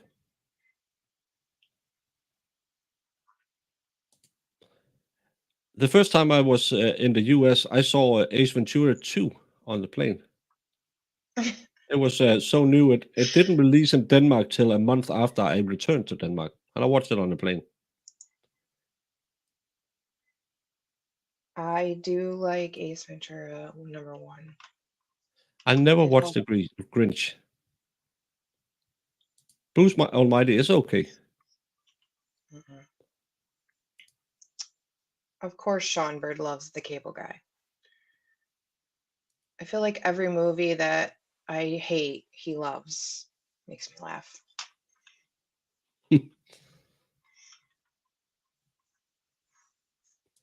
Truman Show didn't really get it. And funny enough, now we all live that life of constant surveillance. Al Murray is hilarious, yes. You don't sit at the front in his... No. And you need to understand British humor to... and I don't know how many Americans...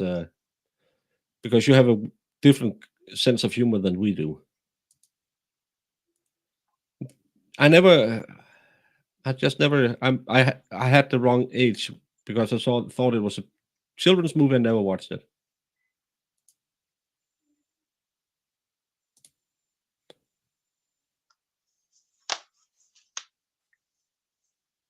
I take nothing out of context. Mm. I actually liked him as the Riddler. I found him hilarious as the Riddler. Maybe not like the Riddler is in the books, but I found him hilarious. Al Murray is not funny. I find him hilarious. I don't know who that is. It's the pub landlord. You don't like Adam Stiller movies? Is it Ben Stiller or Adam? Sandler. Adam Sandler, yeah. Oh,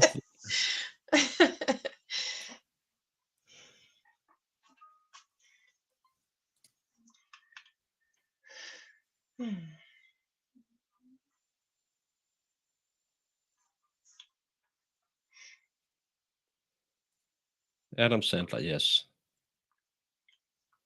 Adam Sandler was. I liked him in when Billy Madison came out. I liked it. Now I just find it cringe. But I liked him in what's the Happy golf Gilmore movie? still is good. Yeah, Yeah, Happy Gilmore is a good movie. But yeah, Billy Madison didn't hold up well. Saw a tweet from the local ABC in New Hampshire saying that Adam's dad overdosed. Well, wouldn't surprise me. Will Ferrell is the worst actor of all times. No, we agreed earlier that's Amy Schumer. Yeah.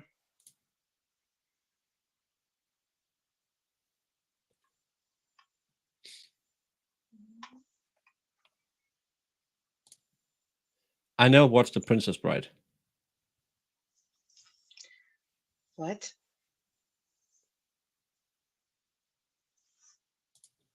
I'm surprised by that, actually. We have a Danish version of Taskmaster. The Water Boy. That's when he really got into the voice. It's a hit and miss. Sometimes I laugh because Mama said the alligators mean because it's only because of all them teeth and no toothbrush.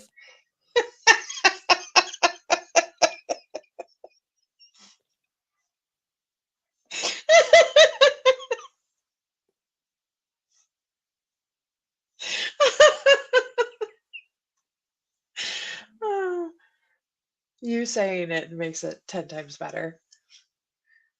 National Treasure is on your top 5 favorite movie list, but I pretend it isn't because nigga, that's actually a pretty good action comedy. I like it. It gets a notch for me. Everyone loves the Princess Bride. I never watched it. What's the Princess Bride? Princess Bride. It's something for chicks and Yamaha biker. It's not a girly movie, though. I love dodgeball. If you can dodge a wrench, you can dodge a ball. And he just throws it right at queerbait.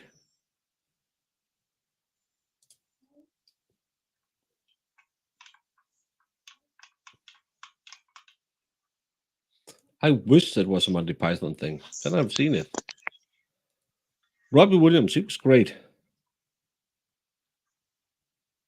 What be better than stealing the Declaration of Independence? Yeah. Hate Princess Bride. Why? Because it's a bad movie, baby. Robin Hood, Men in Tights. Yeah, that's I'm more a fan of his The Producers, the old version, not the new one. Because it's springtime for Himmler and Germany, winter for Poland and France. But I love Mel Brooks. He's so funny. He's the only guy who can make the bad guys from the second Kerfuffle funny.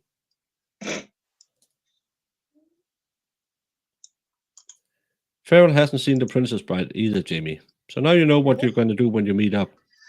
Well, I didn't see it until recently. And I was What? like, oh, this is pretty good. Yeah. Because everybody did the same thing. They're like, oh my God, you have to see that movie. And I'm one of those people that if people tell me 100 times you have to see something, I refuse to watch it. And then I seen it one day and I was like, I'll watch it. Spaceballs, also funny movie.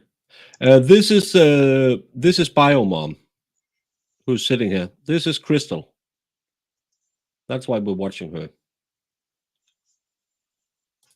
You haven't seen it, never seen it. Farewell, no hand jobs for you. May the swords be with you.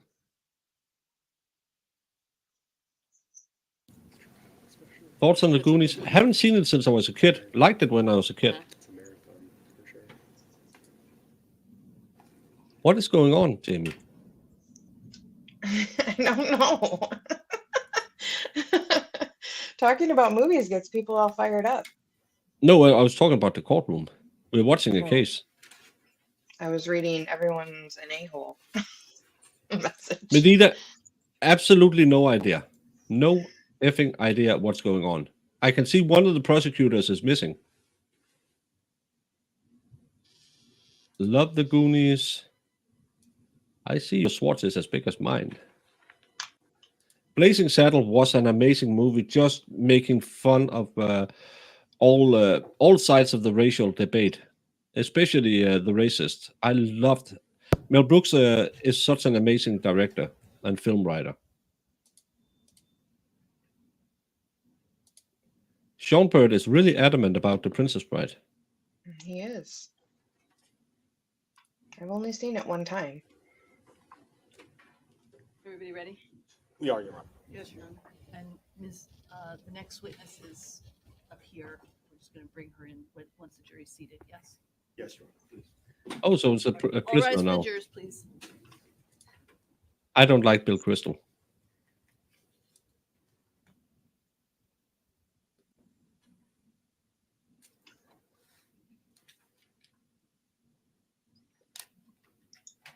It was a great movie. Farrell is mean today. Why? I'll add it to the list. Also, there's no list, and I'll never watch it. Farrell. Yeah, and she calls you the mean girl. You are, but Thanks. she's meaner. She is. I learned from the best.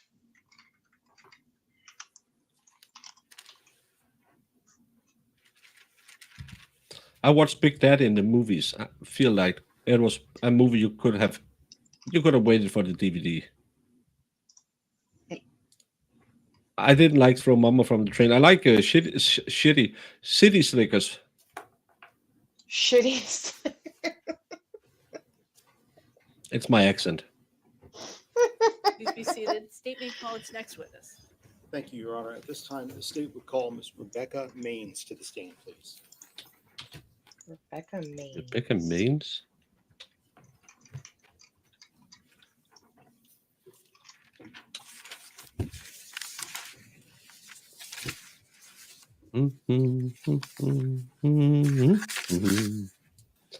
And now it's springtime. Holy moly.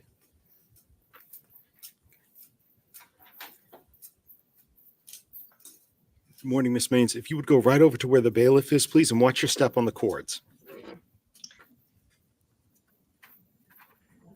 Be careful of the cords, All these please. people coming from And jail. Ms. Maines, if you would remain standing and please raise your right hand. Do you solemnly swear that the testimony you give this jury will be the truth, the whole truth, and nothing but the truth? So help you God. I do. Thank you. Please feel free to have a seat. There's water there if you would like it at any point in time, okay? Ms. Maines, because we're being recorded here today, would you please state your full name and spell both your first name and your last name for the record? Yeah, my name is Rebecca, Rebecca, and my last name is Maines, Maines. And Ms. Maines, you reside in New Hampshire, correct? I do. How long have you been a New Hampshire resident? 49 years. 49 years. Currently, it's my understanding that you're staying at the New Hampshire State Prison for Women. Is that correct? I am back on a parole violation, yes. Okay. And what is your anticipated release date? April 15th. And just to get this out of the way, with regards to previous convictions that you've had, it's my understanding you've had convictions for a series of theft by unauthorized takings and one count of credit card fraud, all between 2016 and 2019. Is that correct? That is correct. Oof. During that time period between 2016 and 2019, what were you battling with? I'm a heroin addict. And how long have you been in recovery? 10 months today. Farrell and Lefty is really in the mood Congratulations today. on that. With regards to your work history prior to using heroin, what sort of jobs did you hold? I was in the medical field. And what did you do in the medical field? I was a nurse. Do you know a person by the name of Adam Montgomery? I do. Where did you first meet Adam Montgomery? I met him She says Dunkin' in Donuts. Manchester in 2022. We were both part of the sober community. What's that mean? Correct.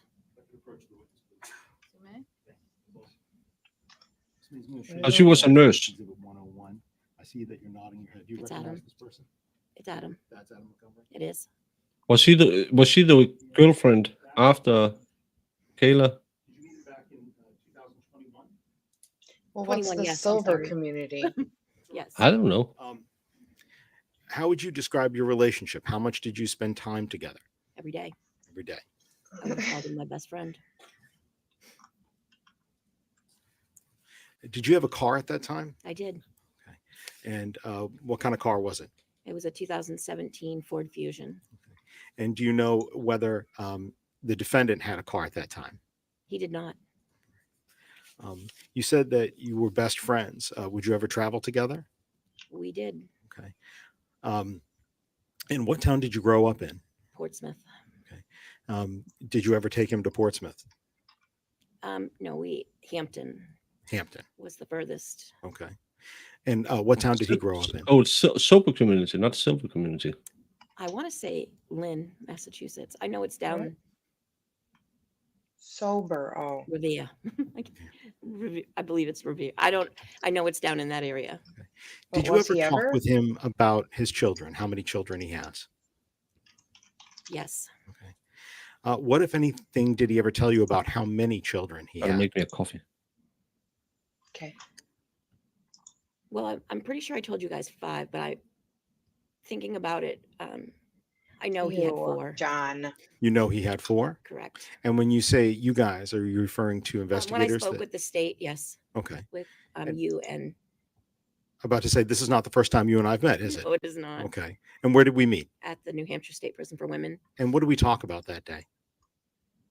We talked about my statement. And do you remember what you were told to do when you were testifying? Yes. Okay. What were the 3 rules of testifying that we talked about? Speak loud, Mhm. tell the truth. And I don't remember. Okay. Stare at you guys. Let's say, does it sound like one of the other things was to make sure you use your own words in whatever your Oh, testimony absolutely, is? yes. Sorry. All right. It's all right. At the time in 2021, did you ever talk with Adam Montgomery about a daughter named Harmony? I did. Where did he say she was living in 2021 when you talked with him? He told me that he dropped her off to her mother in 2019 at a rest area. What did he say about how often he was seeing her back in 2021? He said her mother would not allow him to see her and that he had been trying for some time. No IBS, just What, if anything, did he say to you about her having any sort of toilet problems or bathroom issues before she went to live with her mother? He said she was constantly wetting her pants or using the bathroom. He put her in the corner in her soiled pants. But that she would repeat it when she'd get in the car. She'd have an accident, but he said it was on purpose. On purpose. Yes. That's what he Oh, said. she did it on purpose. Really?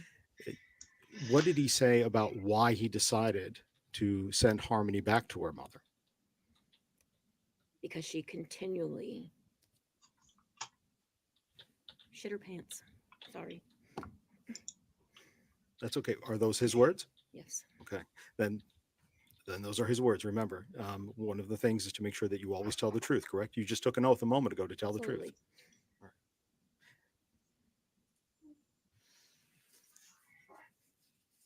With regards, again, to his words, did he ever tell you about a physical incident between himself and Harmony? He He did. What did he say in his words that you recall? So he told me that This isn't the mystery witness. She is on the witness list. We don't know whatever the secret witness, if they will ever show up. We don't know anything. This was on the witness list. Yeah. he was in the bathroom, or the kids were in the bathroom. I don't remember the but he was in the bathroom and he had walked out to find Harmony with her hands over the baby's mouth and nose, and that the baby was not breathing and turning blue. And he said he saw red and he just backhanded her. So he told you that he backhanded her. Correct. And when she was holding her hand over, you I don't know baby's why they're mouth. not objecting. Did he tell you which baby, which of his other children?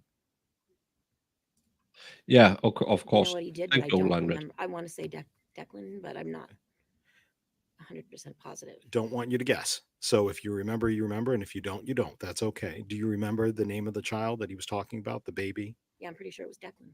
Okay.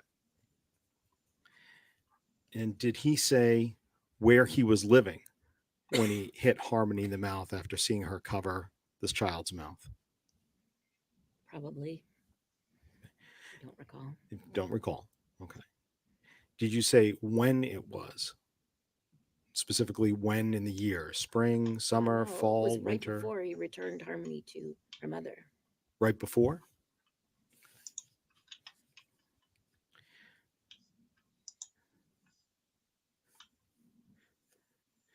Did he, let me ask you, did you ever give him a ride to Maine? I did not give him a ride. Okay, so you did not give him a ride to Maine. No. All right. Do you know what state he was living in at the end of 2021? Yes, he was in Maine. Okay. Do you know who he was living with? He was living with Kelsey. Did you ever meet Kelsey? She again is one of my really good friends. Okay. And what was Kelsey's last name? Small.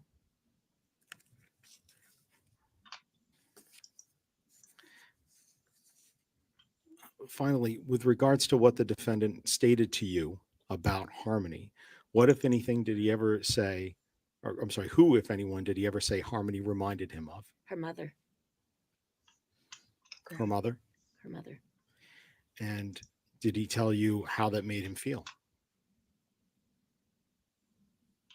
God bless you. He said he hated her. Right to his core.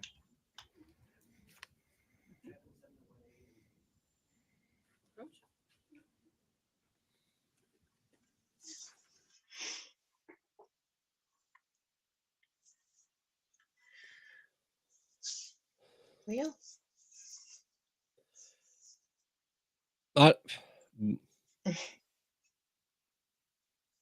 What?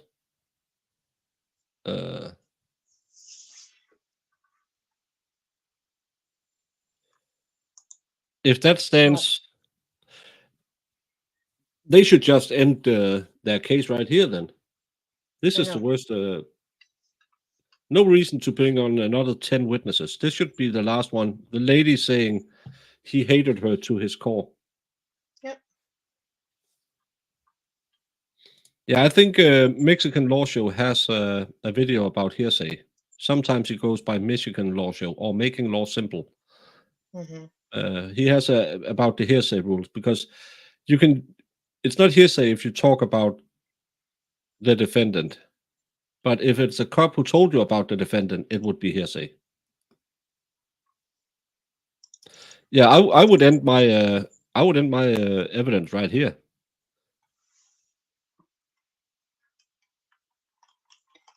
I mean, if you couldn't hate this man any more than you already do, I mean, he's cooked. She is in prison for the next roughly 2 months. Yeah, best witness, yes. You can feel her. Even if you feel she's not, I feel she's trustworthy, truthful. Yeah.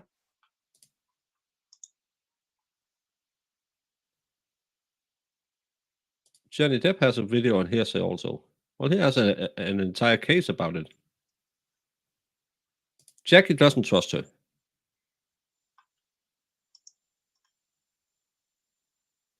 And she had probation violations, but has been stealing before. That's why she's in prison.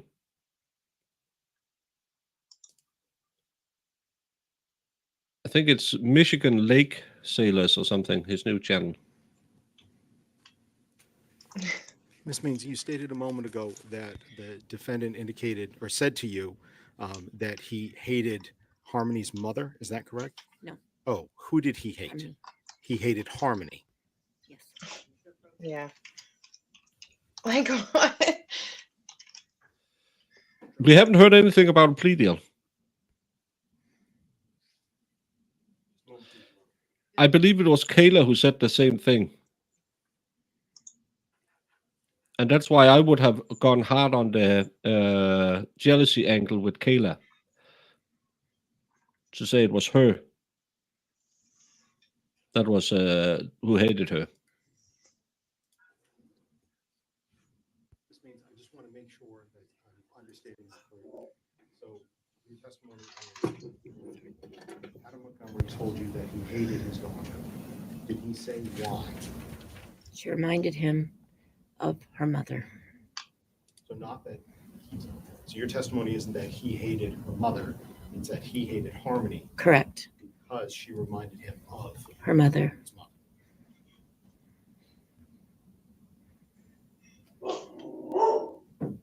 And at that point, I have no further questions for Ms. Means. I thank you very much for your time.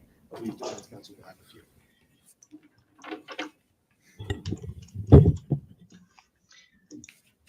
Yeah, just rest your case.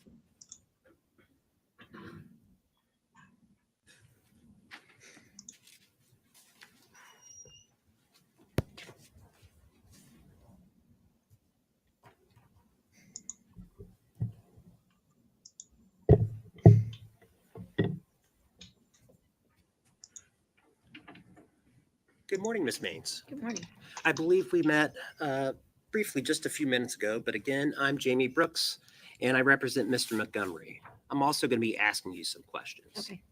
And I want to begin by asking you about your criminal record, specifically your convictions between 2014 and 2019.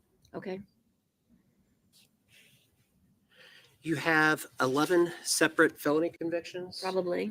I was a drug addict. Oh, she got tested And all along of a with sudden. that 11, you have 7 separate misdemeanor convictions, right, for Probably. credit card fraud. Probably.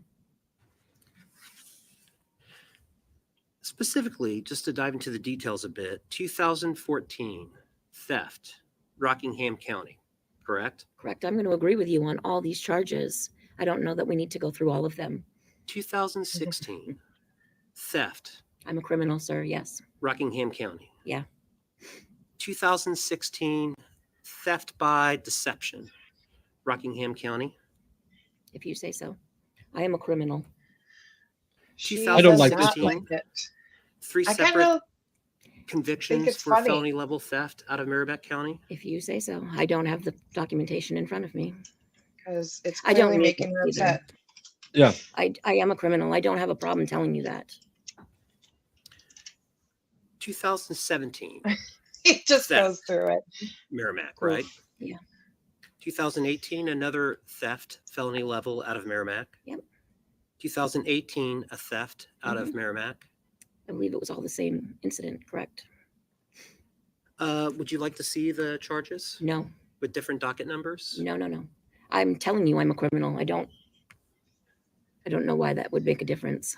And you also have 2 theft convictions out of Rockingham County in 2019. Correct.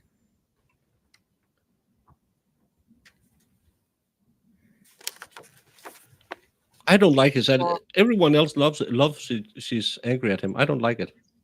No, I said I'm the opposite. I think it's On funny direct he's going through all of her examination that you were with charges Adam and she's getting mad. for a couple of months, Yes, beginning around August of 2019, correct. or my apologies, August of 2021. 2021, I'm sorry, yes. And you and Adam were together essentially every day. Right up until I moved back to the seacoast. You considered him a best friend? I would have, yes. He ended up moving to Maine to be with Kelsey Small, correct? Well, he ended up going there, yes. You were the one who introduced Adam and Kelsey in the first place? I was.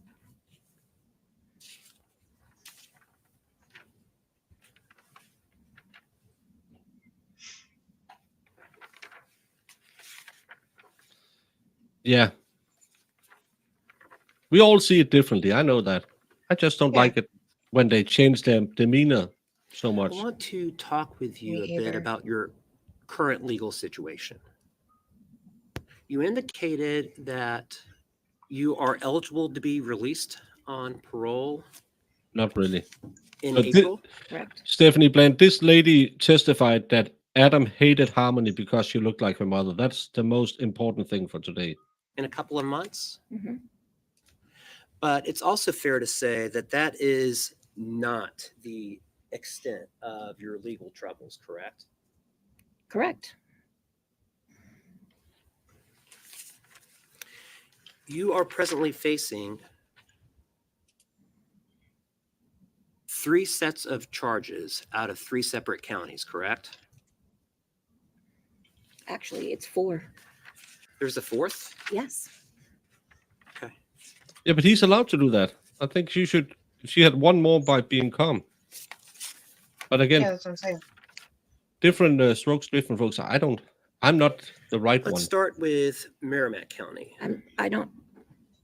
None of these I've been convicted of, so they're none I would talk about. These I think are, I have the legal right to that. I'm not going to ask you about the specifics, but I am going to ask you about the fact that you are in fact presently being charged with. Yeah. I'm not facing any more time, sir. I'm not doing any more time. Well, let's Well, talk about He that. gets to bring it up. You are Stop you're fighting it. facing a Class B felony offense out of Merrimack County, correct? I don't know if it's for possession of crack cocaine. I believe it's going to be a misdemeanor. You have 2 counts of possession I out do. of Merrimack County, correct? Do I? No, I don't believe so. I'm sure he's got the charges in front of him, ma'am. Yeah. Are you familiar with a document called a case summary? Yes.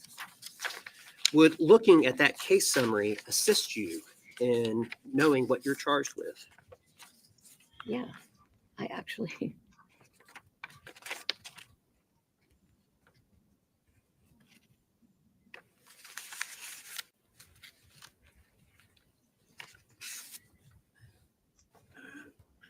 Yeah, but she's on the stand, so he's allowed to Yeah. His say job these things. is to, again, remember everyone, his job is to make her seem very unbelievable. You can like it, you can dislike it, but his job is to make her seem untrustworthy, unbelievable. And that's his job. Even if we find her sweet, his job is to paint her as badly as possible. And if they have made a deal with her, his job is to bring it forward. Yeah. That's not Roger. Get her off the stand. Brendan, we only get one Roger and one Glenn a year. I know. But to me, it doesn't really, I mean, in this particular trial, I don't see it any different. Like, it doesn't make me think Adam's any less guilty. Of like, Yeah, he's doing his job. And yeah, he's just doing his job. And the fact that he says, she's like, we don't need to go through all of these charges. I know I'm a criminal. And then he calmly says, well, let's go through all of them. I think it's hilarious. yeah, and it's the job And she needs to just calm down and just Yeah. say, just own it. I mean, it is what it is. yeah. Yeah, but Motion to approach, Your Honor? Yes, you may. again, What is it, case summary for if your if it's just you were taken with two rocks, it doesn't matter. Mhm. No, But- he's been fried from the beginning. Having reviewed that, does that help refresh your recollection? No, I was only aware of mean- one. But she won't be. He won't impeach her relating to the crimes. He's just bringing them up to say she's untrustworthy and not to be believed because she made a deal with the state or something. She doesn't have to plead the fifth because he's not asking about what she did. He's just saying, "Oh, you were charged with this and this and this." Mhm. Or in fact, facing sh- two. Apparently you say so, yes. And those are two, I'll be happy to take that back. Unless you need to look at it. No, I don't need it.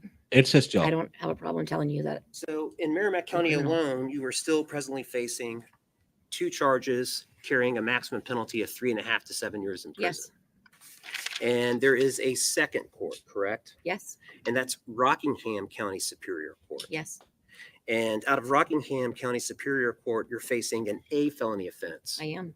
That carries a maximum penalty itself of 7.5 to 15 years. Yes, You also have a charge right here out of this very court, correct? I do. Itself a Class B felony. Mhm. Itself punishable by up to 3.5 to 7 years. It is.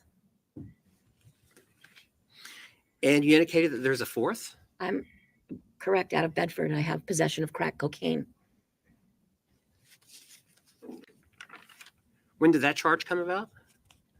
I was arrested on August 12th of 2022. That would also be a felony level offense? It is a misdemeanor. Okay. Acts That, prohibited or notes. She's not allowed to say that. That would land her in. And even Awesome. though you're scheduled for release in April on the sentence you're presently serving, those charges are all still pending. They are still pending, yes. And there is an additional problem as well, right? In each of those 3 cases, you failed to appear for court. I did. And that's not a problem at all. I was in treatment, sir. You were on the lam, I was in treatment, sir. absconded from your parole. I was in, I was in treatment, sir. Yet your parole did not know you were in treatment and a warrant was issued. I believe I've answered that question. And they did know where I was. But thank you. And you would agree that failing to appear for court is itself also potentially a crime. It is a crime, yes. Bail jumping. I was not charged with bail jumping, sir. You haven't been charged with bail jumping yet since being arrested. I was in treatment, sir, and I'm pretty sure that I verified that through the courts, and each of them know. I want to change topics. For the record. Don't get sassy. Yeah. Adam fought for 4 years to get Harmony. Adam fought for 4 years? Just calm down. I mean, if you say so. You don't recall telling the police that? I didn't tell the police he fought for 4 years.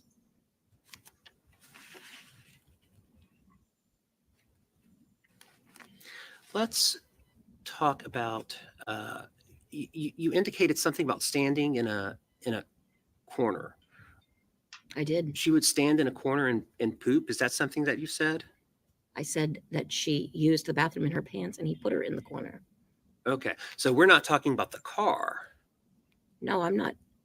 I didn't say anything about the car. Okay, so this is something that would occur when they were living in a home or an apartment or something. Correct.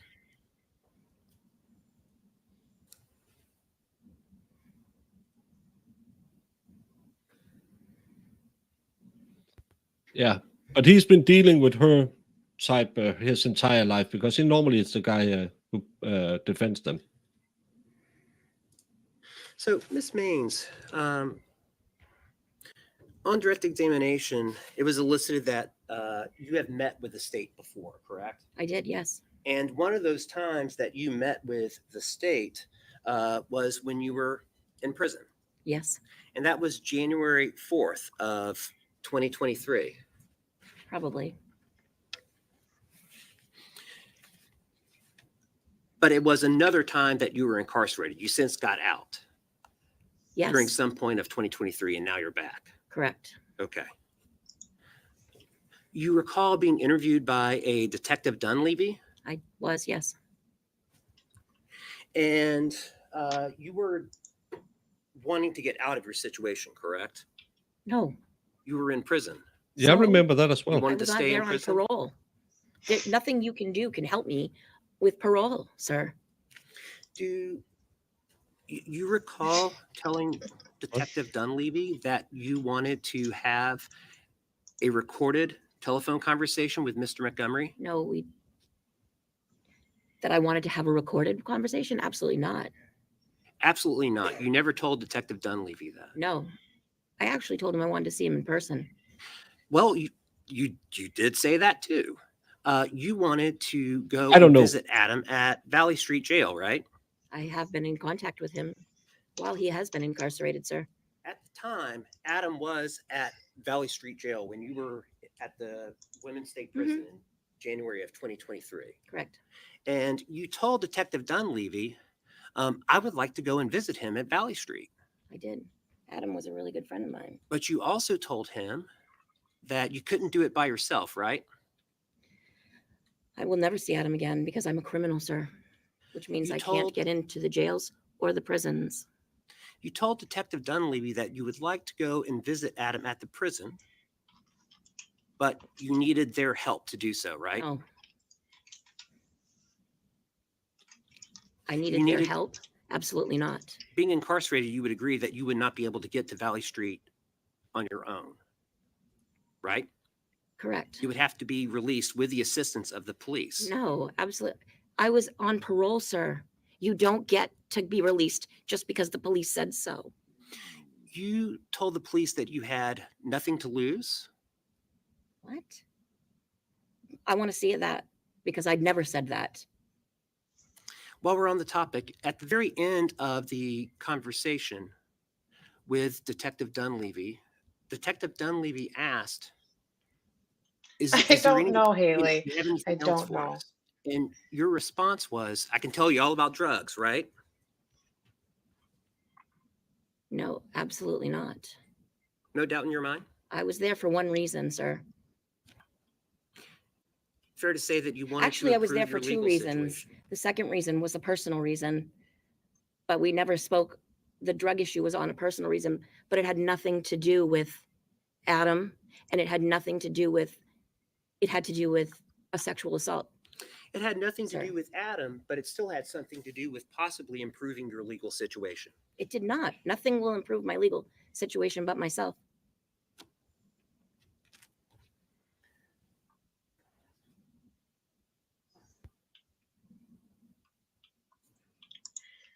Okay. Well, she has 4 pending charges against her. She could I have nothing benefit. further this time. Mhm. Well, it's pretty close poll. With regards to your testimony here today, Mhm. do you have any promises with the state about what's going to happen to your other charges based upon how you testified today? Not at all. Have you ever asked for any promises from the state in exchange for your testimony here today? I have not. You stated a moment ago on cross-examination that you said, "I'm never going to be able to see him again." Can you please explain to the jury why, as somebody who's on parole or as a convicted felon, you're not going to be able to speak with him again? With somebody like him. Absolutely. Well, first of all, I could never go to Valley Street because I've been to Valley Street. I did some time there, and you are not allowed to go to a jail that you have been to. Secondly, the prison. You have to be 10 years with no arrests, no convictions, 10 years when you've been outside the prison. And at this time, I definitely can't say that I've done that. Let me ask you also, you were asked about meeting with the state, and then you were asked about a meeting in January 4th of 2023. On your meeting recently with the state, on that meeting, did you meet with myself and Attorney Knowles? I did. Okay. And was that recent, just before this trial began? It was, I think, 2, maybe 3 Fridays ago. Maybe 3 Fridays ago. So we put it in January of 2024. Is that right? That is right. And yet you were also asked about meeting with Detective Dunleavy. What year did that meeting take place? Well, that was in 2022, and actually, I didn't even know he was coming. I was scheduled to meet with Manchester PD's sexual assault. So that is a different matter, a different time, and a different meeting. Correct. So when All the counsel a ladies moment like ago Adam. said that you met with the state prior to trial, these are two different meetings with two different groups of people in two different agencies, I aren't don't they? know, man. Absolutely. Finally, with regards to the criminal record that defense counsel went through, was the defendant aware of your criminal record? Absolutely. And you were still friends with him, right? I was still friends with him. I actually have not been charged with any new charges in quite some time for myself. I've been clean and sober and working on myself, which is what I plan to do when I get out. The same exact thing. Understandable. With regards to also when you were asked about the defendant talking about this pooping incident, that Harmony would do this on purpose. Mhm. I just want to clarify with regards to the timing. You were asked a moment ago whether that happened while Adam was in a car. Did We the were on our defendant? way back from Medway, Massachusetts. So that's what you meant by in the car, Correct. not that the incident occurred in the car. Correct. And correct me with regards to your testimony on direct. Didn't you say on direct that it was after these incidents and this backhand incident, that's when he decided to bring her back to her mother? It was the I was told in the time of Thanksgiving 2019. Thanksgiving 2019. Correct. Okay. He put her in the car and met her mother, And who was it that told you that? Adam Montgomery. Thank you. No further questions at this time, Your Honor. Thank you, Ms. Maines. Thank you.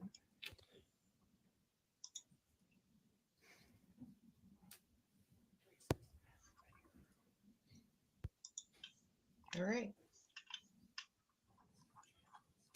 But we saw this in the Zachariah Anderson case as well. The die MFer guy didn't have a plea deal, and all of a sudden he was released after he testified, and he had a whole heck of a lot of charges or time spent, time to do in prison.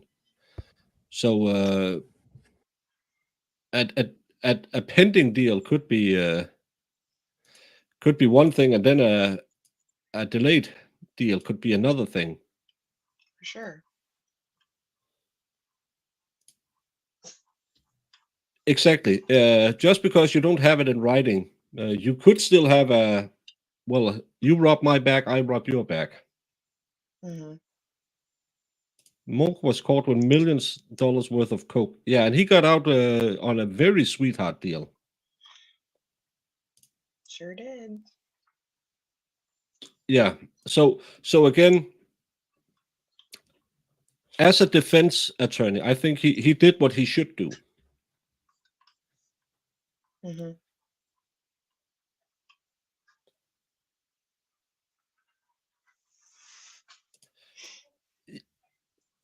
Yeah, probably there was a little part in there about if he's found guilty, we'll have a good eye on your case when it comes up for parole.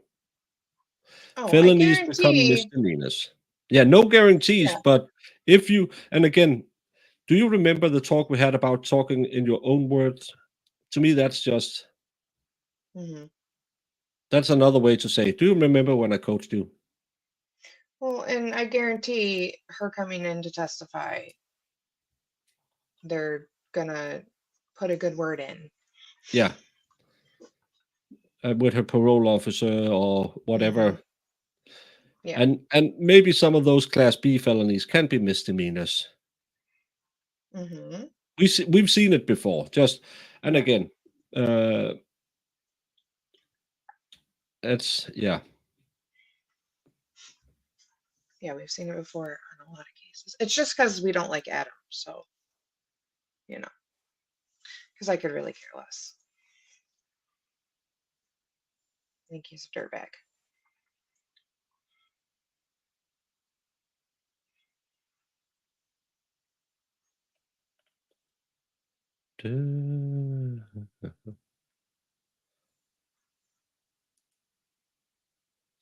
But yeah, I still think the damage was done.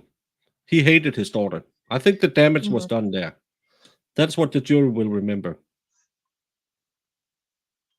Oh, yeah. I made it very clear. It wasn't that he hated the mom, he hated Harmony.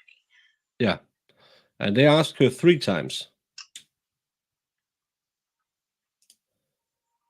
The leading suspect in is my friend understand whether other I don't know if I wanted to say the leading. Oh, no, maybe not the best thing to be known as. Oh, you like that child unaliver? He's my best friend. Yeah, why would she say it's misdemeanors? Well, maybe she don't know the rules, but she know exactly when she could visit the prison again. Yeah, and again, how did he say it? Oh, I hate how much she looked like her mom, because whenever I looked in her face, I loved that baby so much. But I have to be reminded of that B word of a mom. No, it's no. Yeah. Again, we weren't there. Devil's advocate, yeah. I think it's good to play the devil's advocate sometimes, because it makes us think.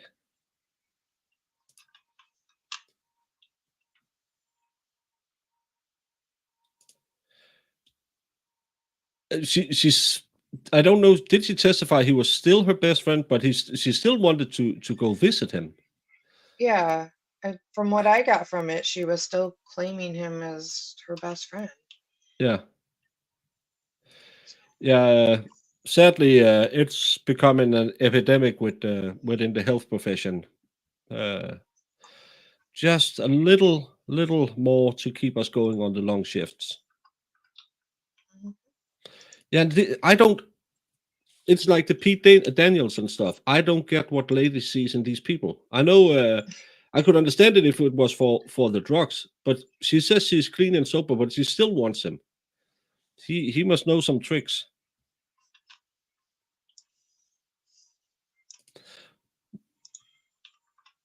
Well, allegedly, Schomburg. Allegedly. No, he testified to that part. Yeah, that's correct.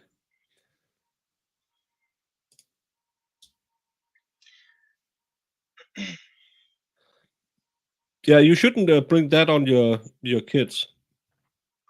Even if you don't like your spouse. Never do that. I always made sure that my kids never heard how I felt about their mother, because that's not their problem. They love her, and you should be nice to them. Yeah, she's sober because prison makes her sober. No, she didn't say she wanted to F him. I love how literal Sean is being right now. Yeah, she just wanted to play another game of chess because he's a chess champion.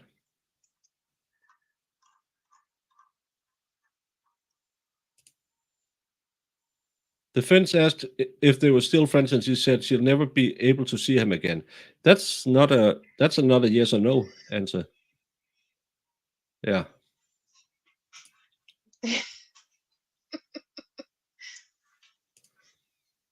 Well, I try. I just talked to my oldest today. I like talking to the kids.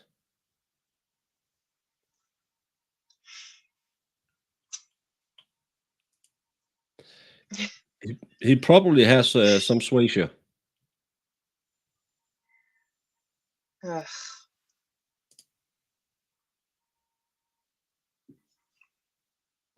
Oh my God! Yeah, that's a long time. Yeah, ladies have that perpetual "I can fix him" problem, and we know Why? this. Bad boys get all the girls. Us sweet guys, we don't get any. No. People that want to go that route, you want to put in too much work. Iris, can you ban some people?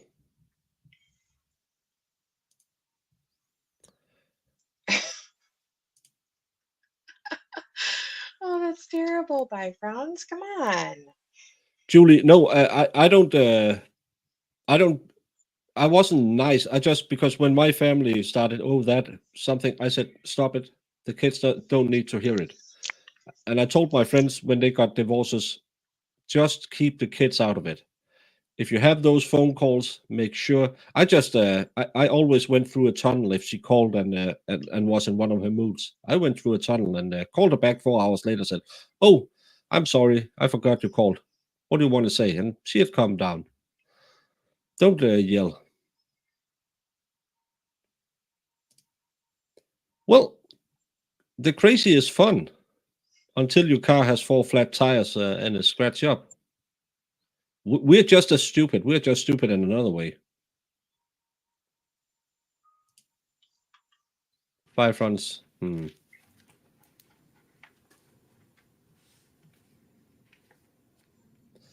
No. So, Ms. Maines, I do want to clarify. It's your testimony that when you met with Detective Dunleavy January of last year, 2023, you were not trying to offer new ways to try and get information from Adam so as to improve your situation and get out of prison? I was on a parole violation, sir. I got all of my time suspended. I didn't need your help to get out. All of my time was suspended upon entry into a program. At the time that you had this this interview with Detective Dunleavy, there was your parole situation, but you were facing the very same 3 charges that you're facing now, correct? Yes, I was. Okay, and we don't need to rehash them all again, Yeah. but it was the Merrimack Actually, it was 4, charge. but That's right, out of Bedford. correct. Okay, so those charges were all still Sorry, pending I then. just want to be honest. They are still pending. They were still pending then.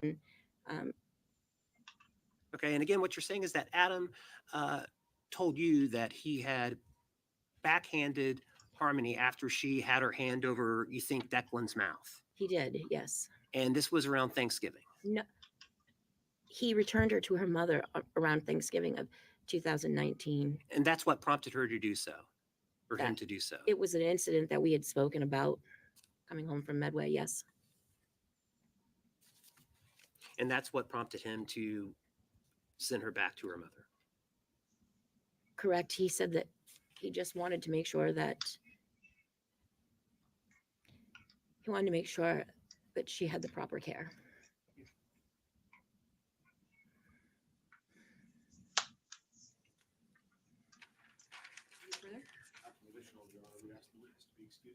All right, ma'am, you are excused. Thank you. Any objection to her being excused? The stream goes yellow 10 minutes after I end it. So, but Next witness. it goes green again within 2 days.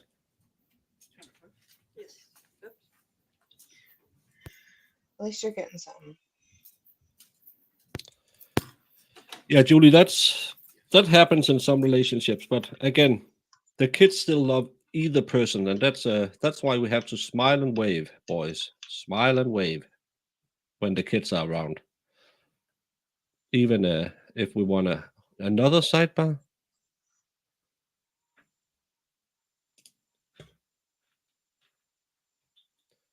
Yeah, but he didn't catch it, so that's fine. And again, they can't take notes, so did they catch it?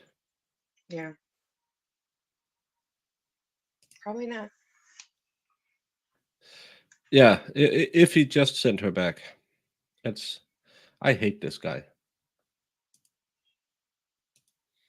I don't know about you, Jamie, but I don't think he's a good person. No, ugh. He's so gross. And he's Yeah. an a-hole.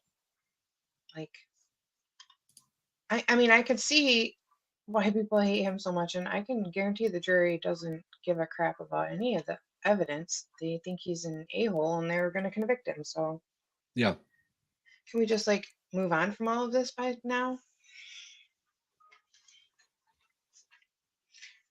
You just had somebody on the stand testify that he said he hated his daughter. So I think we're golden. Yeah, that's what they heard. They didn't hear everything about cases and stuff like that. No, they didn't care what she was convicted of.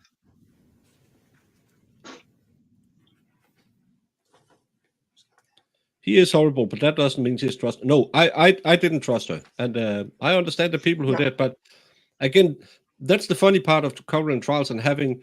Now we have a great audience than we usually have, just to gauge how people see the individual witnesses. Because Chris Mullin can see something I absolutely don't see, and AJ Stan could see it another way. If you please go ahead and raise your right Yeah. hand, sir.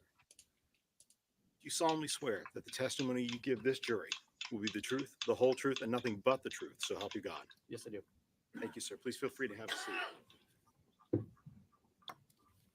As we are being recorded for the record here today, would you please state your full name and spell both your first and your last name for the record?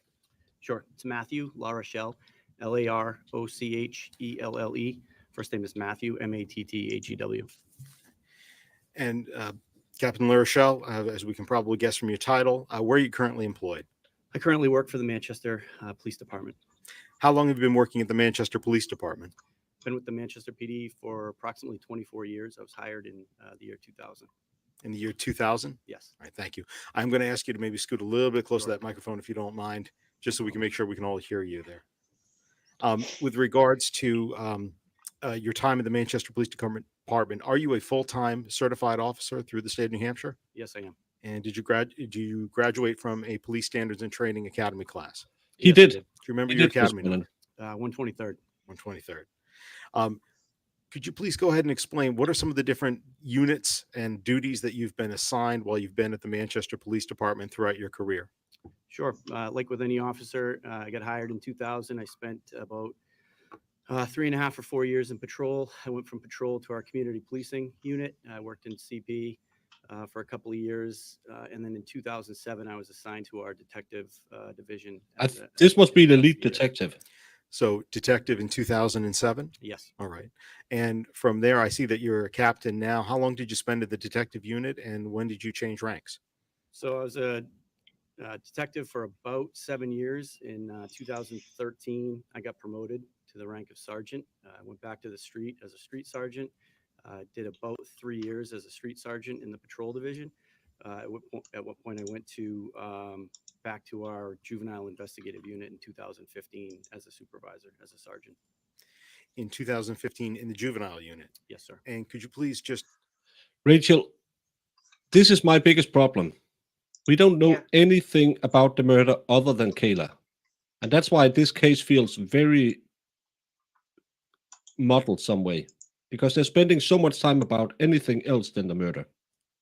for the jury's benefit, explain what type of criminal investigations does the juvenile unit conduct? Sure. So the juvenile unit is part of the investigative division overall. We investigate crimes against children, specifically sexual and physical assaults against children. So being there as a sergeant in 2015, what was your next change in rank and what unit did you work with? So I worked in the juvenile unit until 2018. I was actually promoted in 2018 to lieutenant. I stayed in that unit. Again, that unit falls under the investigative division. So at that point, my role increased a little bit in the fact that I incorporated the domestic and sexual violence unit. So under the umbrella of investigative division, there's the juvenile That's unit the and worst the job. domestic and sexual violence unit. Both units have their own sergeants. I got promoted to lieutenant and then oversaw both of those units at that time until my most recent promotion in 2022.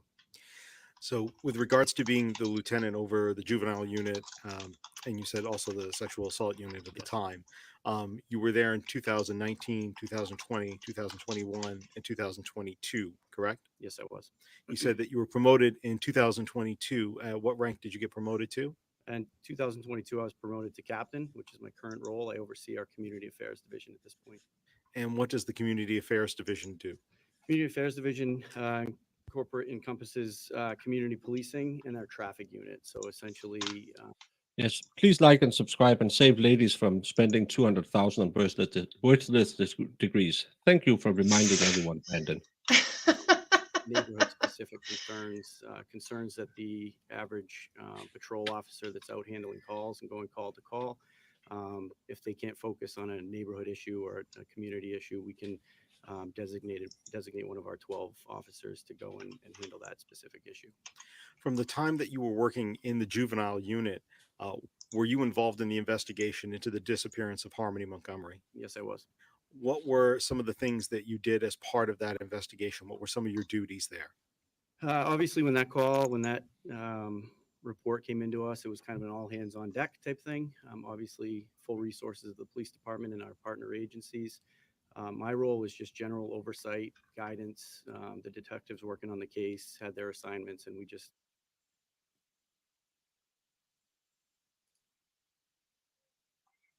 Uh-oh.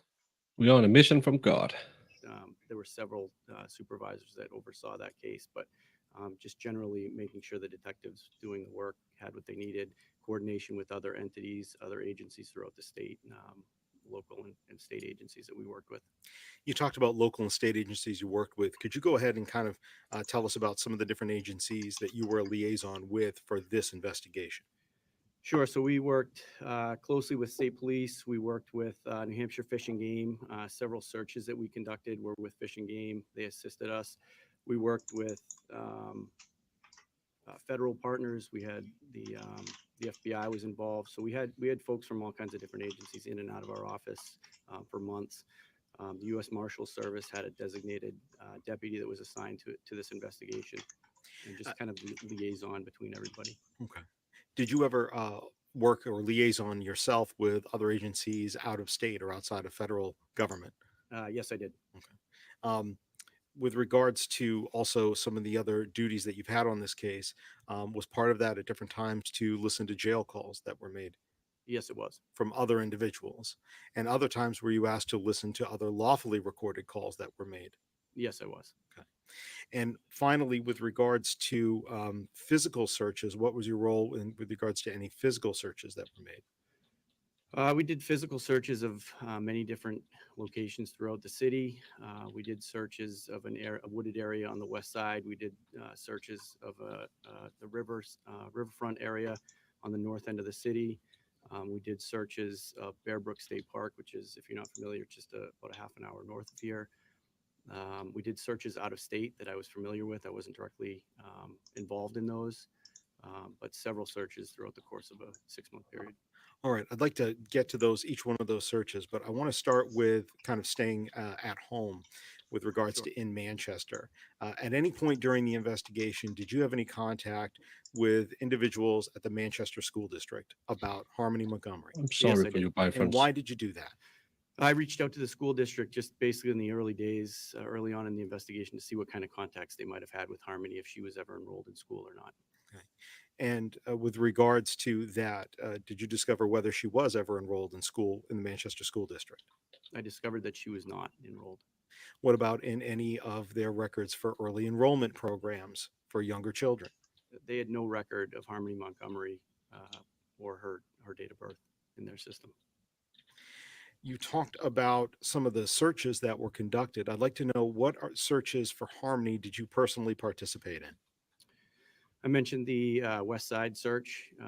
That was it's an area, a large Side. area, Rock Rimmon area, if you're familiar with that area on the west side of the city, behind Mount Calvary Cemetery. It's probably hundreds of acres. We searched over there after receiving tips that led us to that area. And there was also a search, as I mentioned, on the north end of the city along the Merrimack River. Okay. You said a search along the Merrimack River. Yes. Where would that have been along the river? It's an area off of North River Road, West River Drive. There's some apartment buildings in particular that led us to that area, and we searched a wooded area along the river, adjacent to the river. Did you participate in any of the searches of 77 Guilford Street? Somewhat. I was there. I was not directly overseeing that portion of the investigation, but I am familiar with it. And what about an area known as Stark Park over near River Road? Yes, that would be the area I'm speaking of as Okay. well. That's the Stark Park area. That particular search, that Stark Park area, what, if anything, did you coordinate to make sure that search was done? We had reached out. I had specifically reached out to New England Canine Recovery. That's an organization that has canine teams, handlers with their canine partners that specifically search wooded areas for. They do search and recovery, but they also do. They can do cadaver work as well. And did you contact them to search those areas? I did. Were there any searches that were done in that area, not necessarily on land, but on water? There were. We searched with the assistant to New Hampshire Fish and Game. We searched the area of the Merrimack River. Again, if you're familiar with that area, it's the area of the dam, the Eversource Dam, and then it would have been northerly above the dam. We did a full day search of that area. Searching the dam, were you present for that search? I was. Okay. I And was present by shore. I was not physically on the boats with Fish and Game, but I was in the area. from shore, were you able to observe how that search of the dam was conducted? I was. And how was it conducted? Fish and Game utilizes several of their officers in boats. They have teams. I can't accurately testify to what those consist of, but there's several people in the boat. For safety reasons, they have an officer that's hooked up to oxygen that they put in the water that they're actually dragged behind the boat while they're physically searching. They also have submersible robots that they can use as well, which they utilize that day. Were you involved at all with the search over at 644 Union Street? I was. Okay. Were you present there for that search? Yes, I was. What were some of the other agencies that were present with you when that residence was searched? Again, that would have been our federal partners. The Federal Bureau of Investigation was there. We had members of the Marshal Service, like I said. There may have been some state police there. I'm not sure, but several entities there. That was an entire day. We pretty much took over the entire block. Just to clarify, was the Federal Bureau of Investigations, the FBI, part of that search as well? Yes, they were. I'd like to ask you, with your work in the juvenile unit, have you heard of an organization, sometimes also referred to as NCMEC or NECMEC? Yes, I have. And what is that, the NCMEC? What does that stand for? What is this organization? So NECMEC is the National Center for Missing and Exploited Children.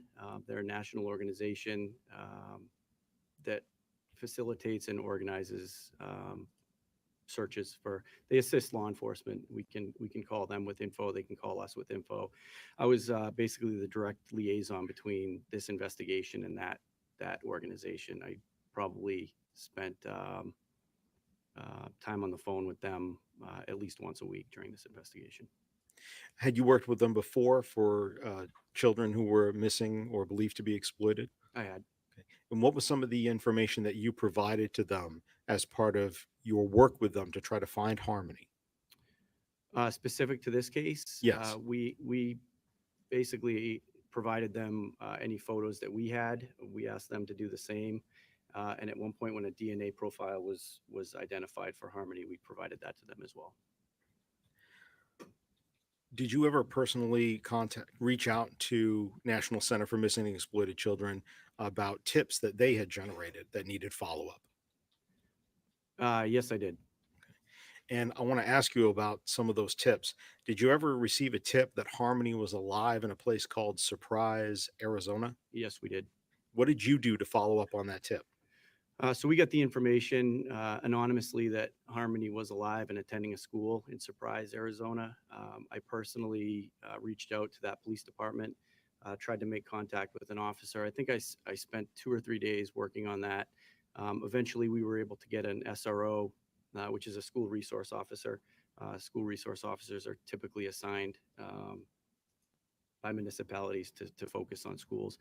So they sent their school resource officer to that school to make contact with the person that we had a photo of and actually made an eyes-on identification.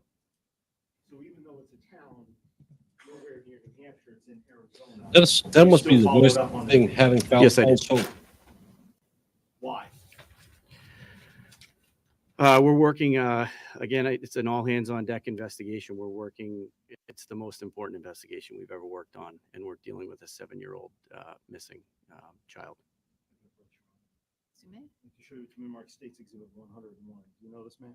Yes, Who is it? it's Adam Montgomery. Have you seen him in person before? Yes, I have. Have you heard him speak before?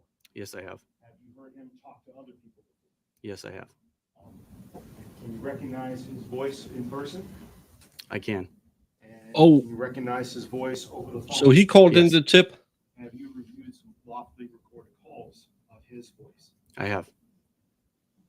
And with regards to those particular calls, I'm going to show you what's been marked States Exhibit 156 for identification. I'd like to ask you whether or not you recognize that exhibit. That would be Really? interesting. If he Wow. called in a fake tip about her being in Surprise, Arizona. Yes, I do. And what do you recognize that to be? This is a disc containing a phone call made by Adam Montgomery, which I have listened to, and it actually has my signature on it. Your signature? Yes. Now, let me ask you, with regards to that particular, it's got your signature on this disc itself? Yes, sir. Okay. Now, let me ask you, with regards to that particular call, is that an entire call or is that a portion of a lawfully recorded call that you listened to? I believe this is a portion of a call that's longer. Snuggy, it seems like you're gonna get a surprise now because this guy says a tip was phoned in, and it seems like it might have been Adam making a tip that Harmony was alive and in Arizona or over the phone. Other than that, you had Adam's best friend who said he hated Harmony. 8-minute call. I believe this is shorter than that. Have you heard all of the original recorded call? Yes, I have.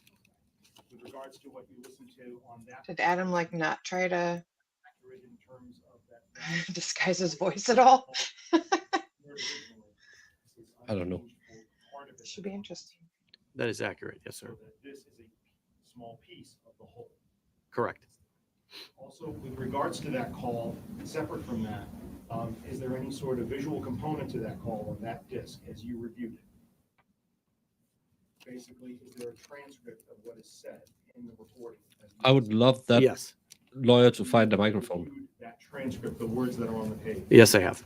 Is that accurate for that particular phone call? Yes, it is. Is it accurate for the identifying properly Adam Montgomery's voice? Yes. Is it accurate for identifying the generally that he was called another individual and that person's voice? Yes. This time, Your Honor, I'd ask the court to strike exhibit number 156. I would object to the written part of it. Subject to the prior conference at the bench. The ID is stricken and it's entered as a full exhibit. Liz, if you just got to that realization now, he is an idiot, and of course he would do stuff like With regards this. to this particular CD, I've preloaded the contents of this onto an area of the drive, and it's my understanding without defense objection, Your Honor, I'm going to play that recording now. What I would like you to do, please, detective, is to be able to listen to the entire recording, and then I may have some questions for you as we go through. Okay.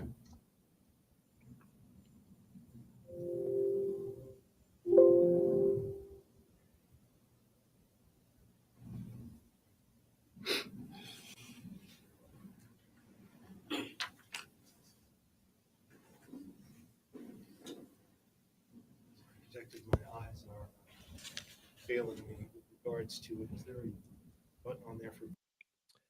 No, this isn't the tip because he already looked into it, and he said it took him 2 weeks, so it couldn't be the tip. Yeah. Yeah. Why? So this must been, and again, he couldn't call in a tip while in prison. That he couldn't be that dumb. So this must have been in the original part of the investigation. You to say full screen. About halfway down. One more. This it? Yeah, I believe so. Yo. Play this one. I'm gonna embiggen it so you better can read this text. Yeah,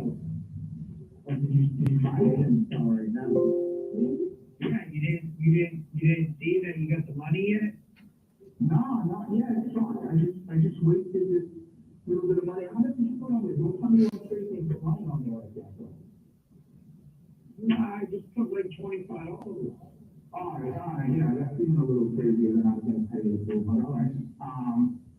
Yeah, so I'll stay on the phone right now with this and fucking, so I just had my lawyer, send me to go buy I make a shit, bro. Like, I got like 800 pages in discovery. I think there was like 5,000 pages now, something like that. And she was like doing like a roller coaster. Like, there are people, the shit you hear people come up with, and some of the shit that these people make.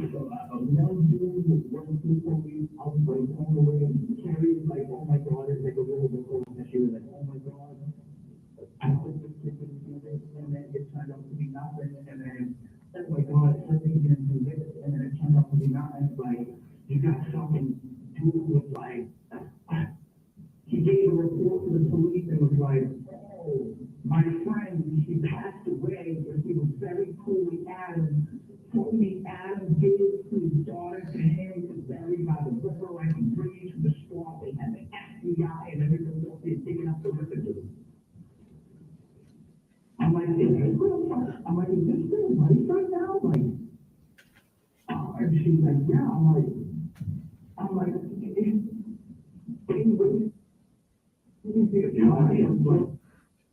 Pause it right there for a minute. That voice just stayed and was on that train. That doesn't sound like him. Is it just me? Their time. Is that Adam Montgomery's voice? Yes, it is.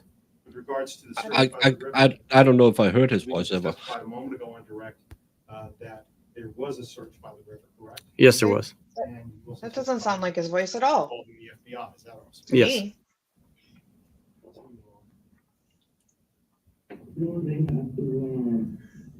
I'm sure they have to take everything that's said to them, no matter how outlandish, seriously, and they have to do their due diligence. But I can get that, I can grasp that, right? But dude, my friend who died, who is cool as Adam, you don't even know what your friend's name was. It would be bad, it would be very, this person that was here, that was, what the fuck, dude? Like, you just, even like, way to just waste taxpayers' money, I guess, dude, like, let's get, I don't know, bro, like, I just feel like that's just so, like, yeah, outlandish, bro, like, there's no other way to describe it. It's like, all right, I guess, yeah, whatever, do your due diligence, I guess, but that's just, it seems something so bizarre to me that you're gonna just think about how much money that you're wasting and an effort, so. I get it, you're trying to prove a case, okay, I understand that, so that's really, but at what fucking, at like the cost, man, like you're just gonna chase down people that fucking call in from Arizona and say, oh, I seen that child out here at this restaurant, and fly out to the fucking restaurant to get video surveillance.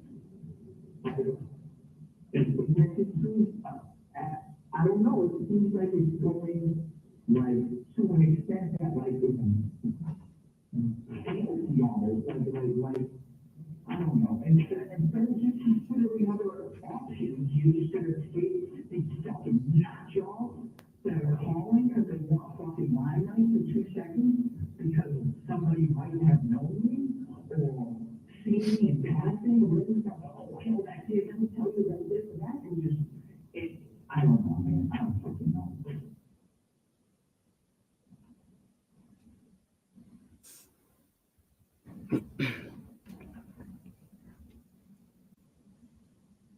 I don't know. I didn't get that. I didn't hear it at all. Like, it didn't sound like him from the video we saw before. Well, I mean, people say me and my sister sound alike all the time and mix us up. So who knows? Regards to searches, were those some of the searches that you told us that you were involved in? Yes. And when you heard him describe in that call saying that it was just a way to waste taxpayers' money, dude, was that transcript accurate as to his words? Yes. When you heard the defendant say, just think about how much money you're wasting in an effort to prove something, is that part of the transcript accurate? Yes, it is. And is that what you heard said by Adam Montgomery? Yes, it is. And when you heard the defendant say, I get it, you're trying to prove a case, kudos to you, but at what cost, man? You're just going to chase down people from Arizona. Is that part of the transcript accurate? Yes, it is. And the tip that you described for us a moment ago that you worked on from Surprise, Arizona, is that the tip that you chased down? Yes, it is. Do you agree with what the defendant had said in the call, that your work to find harmony was a waste of time and money? We have an objection. Hold on. The objection sustained. Captain Larochelle, with regards to the transcript that you've just taken us through, is that a fair and accurate account of the defendant's statements as you recognize them to be? Yes, it is. Thank you, Captain. I have no further questions for you. Defense may. No questions. Would be, yeah, you just heard a phone call where he said they're just wasting money and that a surprise or that a tip had Just approach for just 1 minute. another sidebar, Mm-hmm. and that a tip had come in that Harmony was living in Surprise, Arizona. Yeah. Political ideas in Texas are serious issues to him. I commend this man and find him not guilty. Oh my God. Hey, Betsy, welcome to the live. And I'm keeping an eye on the Jody Hildebrandt child CA sentencing, but it's not live yet. Oh. And I don't know if they will show from inside the courtroom. Yeah, I thought we were going to hear the tip too, but yeah, I don't know if she has some of that special trial powder from Colombia up there.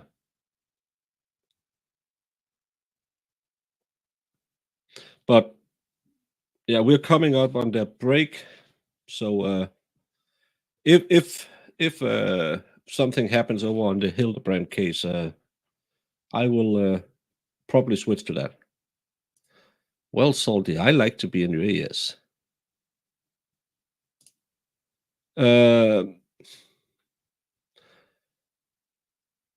They can play it, but they can't state who it is. I would think so.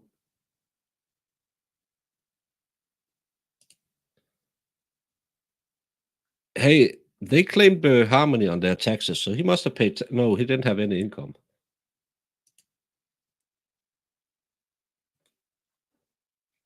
But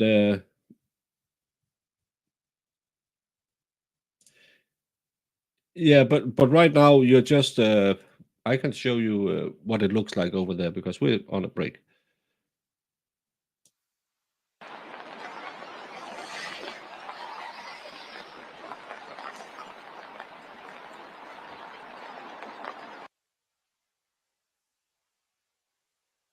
It's not that interesting over there.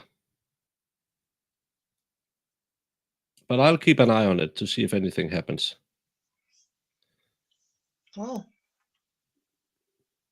but it's raining in. Ladies and in gentlemen, Utah. I know there have been a lot of stops and starts today, and part of what I was discussing with the lawyers at the bench is what's most prudent so that we're respectful of your time as we can be. The state has now rested their case. Oh. So What? for tomorrow, there will be a determination as to whether or not the defense wishes to present any evidence. As I've already told you before, the defendant has no obligation to prove his innocence in this case. The burden is tomorrow. to prove his guilt beyond a reasonable doubt. So if the defense wishes to, they may present evidence, but they may choose not to. That is their right.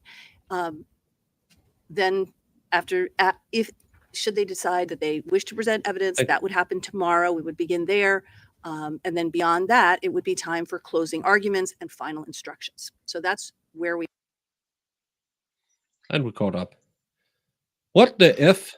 So they weren't prepared? For the day today, I for don't- the rest of the day. I'm going what? to have you come back tomorrow morning at 9:45. Okay, so we'll have a 10 a.m. What is start. wrong with them? I'll ask you to come back tomorrow at 9:45 It's a.m. an A little early bit day later. I today, Jamie. really What are we want to gonna try do? to see if we can make I'm sure that annoyed. we've done all the business that needs to be done and You're that we're always ready annoyed. for you at 10 a.m. I'm not always. Once again, I annoyed. cannot stress strongly enough, you are not to read anything about this case. Yeah, maybe we can see Watch the any market news about the emotion. case. Don't read anything in the papers or on social media, anywhere else on the internet. You're not to discuss the case with each other or with anyone else. Don't do any independent research. Don't drive by any of the locations. As has been the case throughout this trial, the lawyers have been instructed they're not to communicate with you. So please, once again, don't hold it against them if they pass you in the hallway without acknowledging your presence. Ladies and gentlemen, thank you so much. We will see you tomorrow morning at 9:45. All rise for the jurors. Well, they rested now, so Well, I'm annoyed because it's 11:46 and you had no information that they were resting today at all, so you didn't have anything prepared. So you're gonna waste a whole day for what? For like what, 3 witnesses that meant nothing? And then they're gonna have a whole day to decide whether they want to put on a case. Like, give me a break. Maybe seated. All right.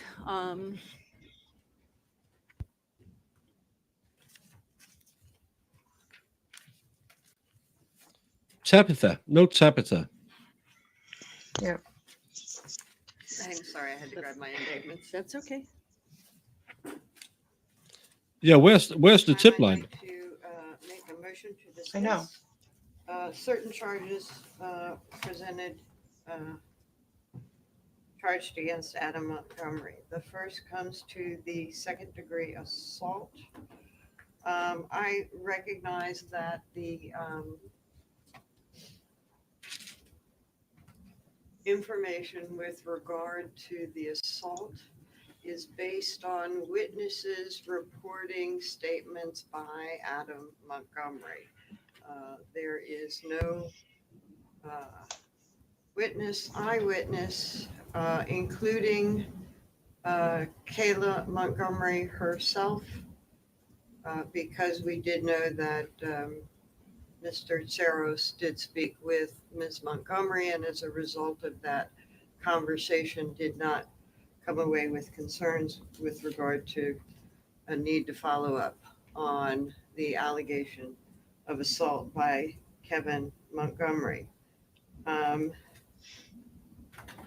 That no follow-up was deemed necessary. This allegation was investigated.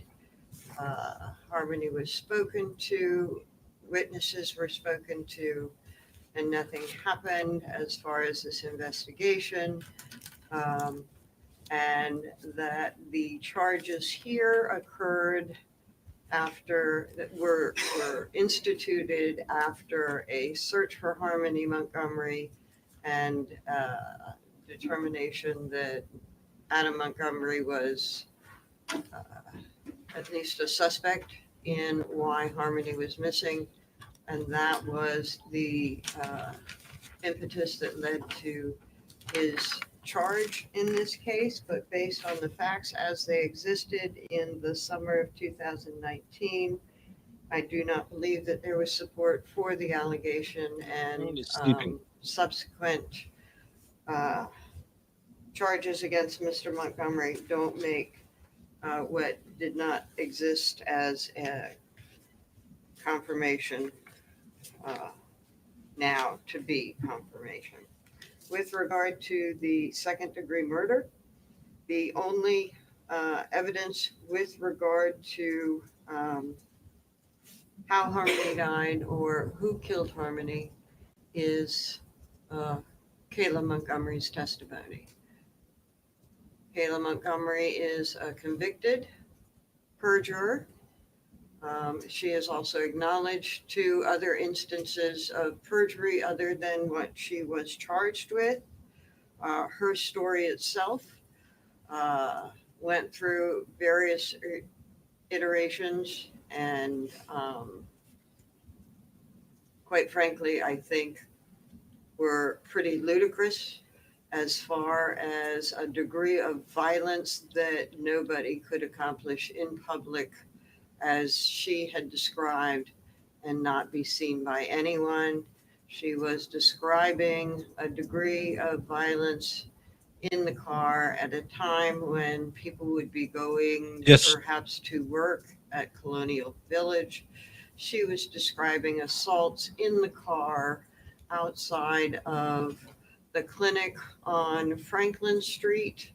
And you may recall the testimony that at one point prior to that,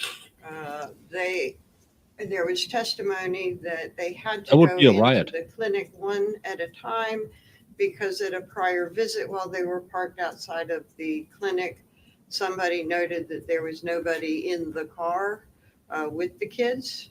And so that's why they changed their behavior to one person at a time. This was the regular hours of the clinic with people going in and out of the clinic. Very, very public area. The jury was at the scene. Obstructions for the car outside of the clinic didn't exist. Then there is allegations of at traffic lights from the clinic to And we never saw Burger any King, of the surveillance they talked about. assaults. She claims at every traffic light. She claims that Mr. I know. Montgomery was at those traffic lights leaning over and striking Harmony in the back seat several times through each. We are doing a directed verdict right now. This is when the state rests. She asked, they didn't prove anything. There's nothing in it. So the judge can say, no, the state didn't prove it and no reasonable person will find him guilty. He's free to go. That's what she's arguing for right now. That's why she's telling they didn't prove this, they didn't prove that, they didn't prove anything. But Jamie sees you when you're sleeping. Oh, me? No. Perhaps each traffic light, and that the last time was Gracias. pulling into the Burger King parking lot. Again, the jury saw the Burger King parking lot, no obstructions, at a time when other people would be going in and out of the Burger King parking lot. And she described that based on that final assault, he became worried that something perhaps was wrong. And then she describes pulling into the drive-in, having communication and direct contact with a clerk who he is providing money to receive, or however it was paid. She thought cash, but couldn't say definitively. And then receiving the food as the clerk is handing it out to him while he is sitting in the car. I just think it defies logic, reason, and any sort of credibility. The changes that she went through with regard to those events, that although she started out saying that these assaults to the jury started at in the morning before going to the clinic, on cross-examination, said that they actually started between 2 and 3 in the morning, with about Harmony being struck about 15 times. Well, and one of the other things in the Burger King parking lot, that she thought the boys were asleep throughout this time. She wasn't sure. I think her credibility with regard to that information is just, she has no credibility, and therefore there is no evidence of how Harmony died and who caused her death. And I would move to dismiss the second-degree murder charge for insufficient evidence, even taking the evidence Maybe in the the light state most should reasonable. tell them State. that With regard to would arrest falsifying him. physical evidence, I have no motion. With regard to abuse of a corpse, I have no motion. With regard to tampering with the witness, Kayla testified that upon discovering Harmony's death, she and Adam spoke about what to do. They spoke to. No, this is the motion to dismiss that you always get, mostly always get from the defense after the state rests. And Liz, she's only asking for a dismissal of the second-degree assault, the second-degree murder, and the tampering with witnesses. The two things she pled guilty to, she's not asking to dismiss. So, and yeah, she is awful, but actually, this is the most prepared she ever sounded. Together about concerns that DCYF would take the children, that was her concern as well, that they made plans together to hide the body, to not tell about Harmony's death. And her description on cross, because I understand on direct, it was different, but on cross, she acknowledged a plan and a communication as a partnership and conspirator rather than being a victim of witness tampering. So I would move to dismiss that charge as insufficient evidence taken in the light most reasonable to the state.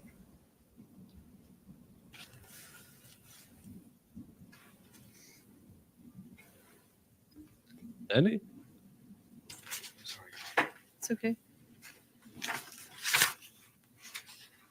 It's a public defender. What defies logic, reason, and credibility is to argue that taking the evidence in the light most favorable to the state, that this matter should not go on to the juries. The defendant's motion to now should be dismissed. I'd like to remind the court with regards to the testimony of the second-degree assault that occurred. Kevin Montgomery testified about how he came home from his trip to Florida to see Harmony in the kitchen the day that he returns in July, in the time period alleged between July 7th and July 22nd, and that he sees the black eye on Harmony. Plain visual assurance and seeing that this injury occurred on a 5-year-old girl at the time, and that what was the defendant's response? I bashed her around the fucking house. This statement about the defendant having struck Harmony during that time period was confirmed by the testimony of Ms. Katie Morin, Courtney Garcia, by Kayla Montgomery herself, by Nicholas Ahern, who all either saw the injury or heard the defendant say one of his variations. 1, admitting that he struck Harmony. 2, saying that Harmony got hurt in a soccer incident. Or 3, admitting that he struck Harmony and that he was angry at the time. Mr. Demetrius Saros, the DCYF investigator who responded, was able to get there over a week later after the defendant had spirited Harmony away at the time of the very first visit, and even he still saw the mark on Harmony's face weeks later. The fact that the defense counsel just pointed out that this charge came forward post the original search for Harmony going missing is completely irrelevant. The statute of limitations allows this charge to be brought anytime within the time frame for an ordinary felony. Specifically here also, when you have a child, there's an extension to the statute of limitations that would go out for felony level conduct. There is no basis in law nor in fact of any of the witnesses who have testified to be able to dismiss this charge. With regard to the second-degree murder, again, the testimony of Kayla Montgomery alone is sufficient for this matter to go forward to the jury for their consideration, but it is not alone. It is accompanied by copious amounts of corroboration from various different witnesses, physical evidence that's been provided, from testimonial evidence about records, that what she said happened to happened to Harmony did in fact happen. And that even though the defendant now has stated to the jury in the opening arguments that they can and should find him guilty of falsifying physical evidence, it's falsifying physical evidence that would have shown that he committed the crime of second-degree murder against her. Not that something happened in the middle of the night, but that he struck her on December 7th. His words, I think I heard her this time. I think I did something. According to That's her. something that's been testified to, that the Kayla Montgomery testified and talked about in the very first proffer, that the first punching happened before the sun came up. So representations that though the beginning of the assault must have been seen by somebody else that was there on a cold, dark December morning. Do not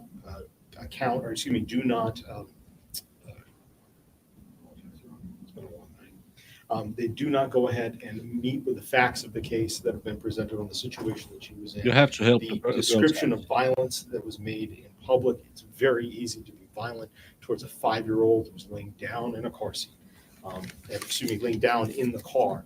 And that is in fact the position that Kayla Montgomery puts Harmony in, which is behind her seat, behind the passenger seat, in the rear, down against the door. With regards to the witness tampering charge, Your Honor, for that, not only does a picture speak 1,000 words over the fact that the defendant abused Kayla Montgomery physically to make sure that she stuck to the story, but that abuse has been testified to was witnessed by Nicole Giles as early as January 2020, as well as later on in 2021 by Tara Hilbert. The testimony of Kayla Montgomery has been that that was done to make sure that she stuck to the story that the defendant created, that she did not come out. And she stuck to that story so well, she went ahead and committed perjury as part of that story. So to say that there's no evidence that in the light, when looking at the evidence in the light most favorable to the state, to say that there is no evidence for these 3 charges to go forward does not coincide with the facts that we've actually heard in this courtroom. And as a result, the defendant's motion should be dismissed. All right. To succeed on a sufficiency of the evidence claim, the defendant must show that viewing the evidence in the light most favorable to the state, no rational trier of fact could find guilt beyond a reasonable doubt. All reasonable inferences derived from the evidence are viewed in the light most favorable to the state. With regard to the second-degree assault charge, Kevin Montgomery testified that he saw the black eye. The defendant, according to the testimony, the defendant admitted that he had bashed Harmony around the house. Kayla also heard the statements. Others also saw the bruising on Harmony. Mr.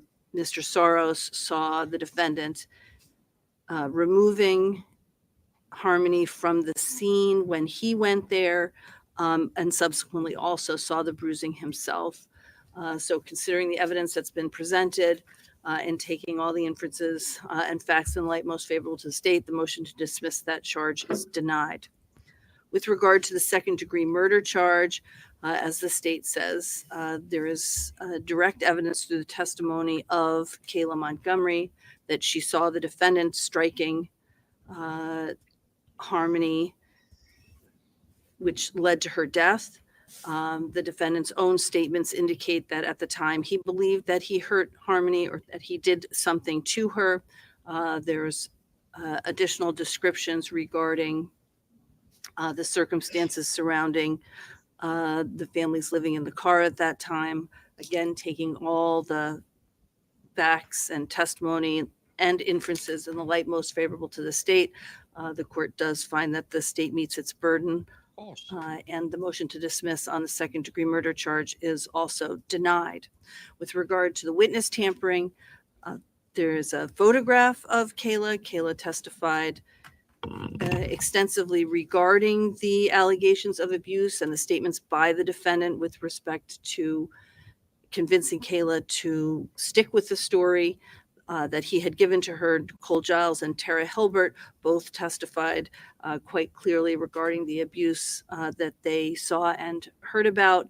And again, there is sufficient evidence that to show that the state has met its burden on the witness tampering charge as well. And so the motion to dismiss on that claim is also denied. All right. So the motions to dismiss have been denied. I think we're ready to go forward tomorrow with the defense presentation of evidence if they wish to present any. Attorney Smith, it may be useful for the court and for the state for us, if you know in advance about whether or not we're going to be moving right into closings or whether you anticipate presentation of evidence, if you're comfortable with it. you can let the state and the court know. Otherwise, they what I will should, have you right? do is be here no later than 8:30 tomorrow Yeah, morning. because that they we probably know, didn't know the state was going to rest where today. this is headed. Should the defendant We should refuse have to be known. transported tomorrow, the court would deem that a waiver of his right both to be present and a waiver of his right to testify. So I want to be clear on that, as I said to him when I did colloquy him on this issue of his absence. If he doesn't get on the transport in the morning, he will be waiving both his right to be present and his right to testify. Any question about that? No, Your Honor. Okay. And if Why there is didn't any they issue Friday? with your ability to see him, please inform the court immediately. Okay. With regard to the pending motion that was filed over the weekend, Attorney, I'm comfortable just ultimately making a ruling on that. Since I just got the state's objection this morning, I don't want to rule on it from the bench right now. But I think you can all be prepared as you would for closings. With regard to that motion, I did want to point out something in light of the state's objection. Okay. That it is not while we put in the motion, the court's order on sequestration, this motion, and disagree with it, this motion is about the exculpatory evidence, Brady violation. Also, we did have a transcript so that when we put something in quotes, it is our from the recording, not from notes. They changed it to 3.5 weeks. Finally, that But again, it's 9 days now, so that's a week and a half. there was one thing where a representation that But again, they had over 140 not witnesses sure about to whether begin or with. not he received some of the information from another source, his wife. In our transcript as well, he is quite clear that the issue of being asked to alert Kayla on being alone, as we put in our motion, that he was quite clear on that. And he was not clear about the second issue that he may have gotten it from his wife about conceding the other charges. And I guess the only issue that I suppose I'll give you a chance to clarify now is your notion of what is exculpatory. Why don't you tell me in your own words rather than have me attempt to state it exactly what is exculpatory? The fact that she was specifically guided towards an area and so that she might prepare. And in fact, she did say that when she got the information, she used that information to... So the fact that she was informed by the state that you were going to, that essentially you were going to suggest that she was the one who killed Harmony. That's what you consider to be... We don't consider that to be new information to her. Right. However, that the specific direction was being alone in the car that night with the children. So essentially what you think is exculpatory is the preparation of a witness subsequent to opening statements. Yes. Okay. And not disclosing it, especially because the state prepared a question based on their own request to Attorney Garrity, and then said they were surprised at her answer, where it's clear that they anticipated that answer, and then failed to disclose that that guidance had actually been requested. Okay.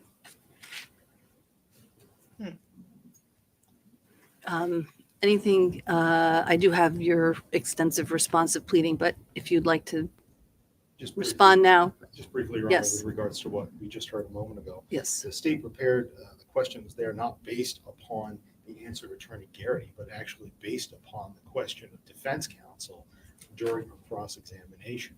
And in that, she made a statement to Kayla Montgomery to say that basically You went ahead and you agreed, and you had to come up big time to get rid of bigger charges and agreed that you committed lesser charges. That is the prompting for why the state asked its question on redirect, to point out that that was the same legal theory that the defendant was using himself, so that defense counsel was very familiar with the theory. It wasn't about a conversation that was had with Attorney Garrity. It was about the defendant's questioning on cross-examination the day before. When we came back. Can you repeat that, the defendant's questioning? Yes, Your Honor. And I apologize. I don't have that right in front of me, and I should have printed it out. But at one point in time, actually, excuse me for a second, Your Honor, I believe I may have taken a note on this. So it was the defense's fault that they talked to a sequestered witness. I guess. Do you have a Gremlins cup? I do. My grandma's cup. Oh, yeah. Got it made for me.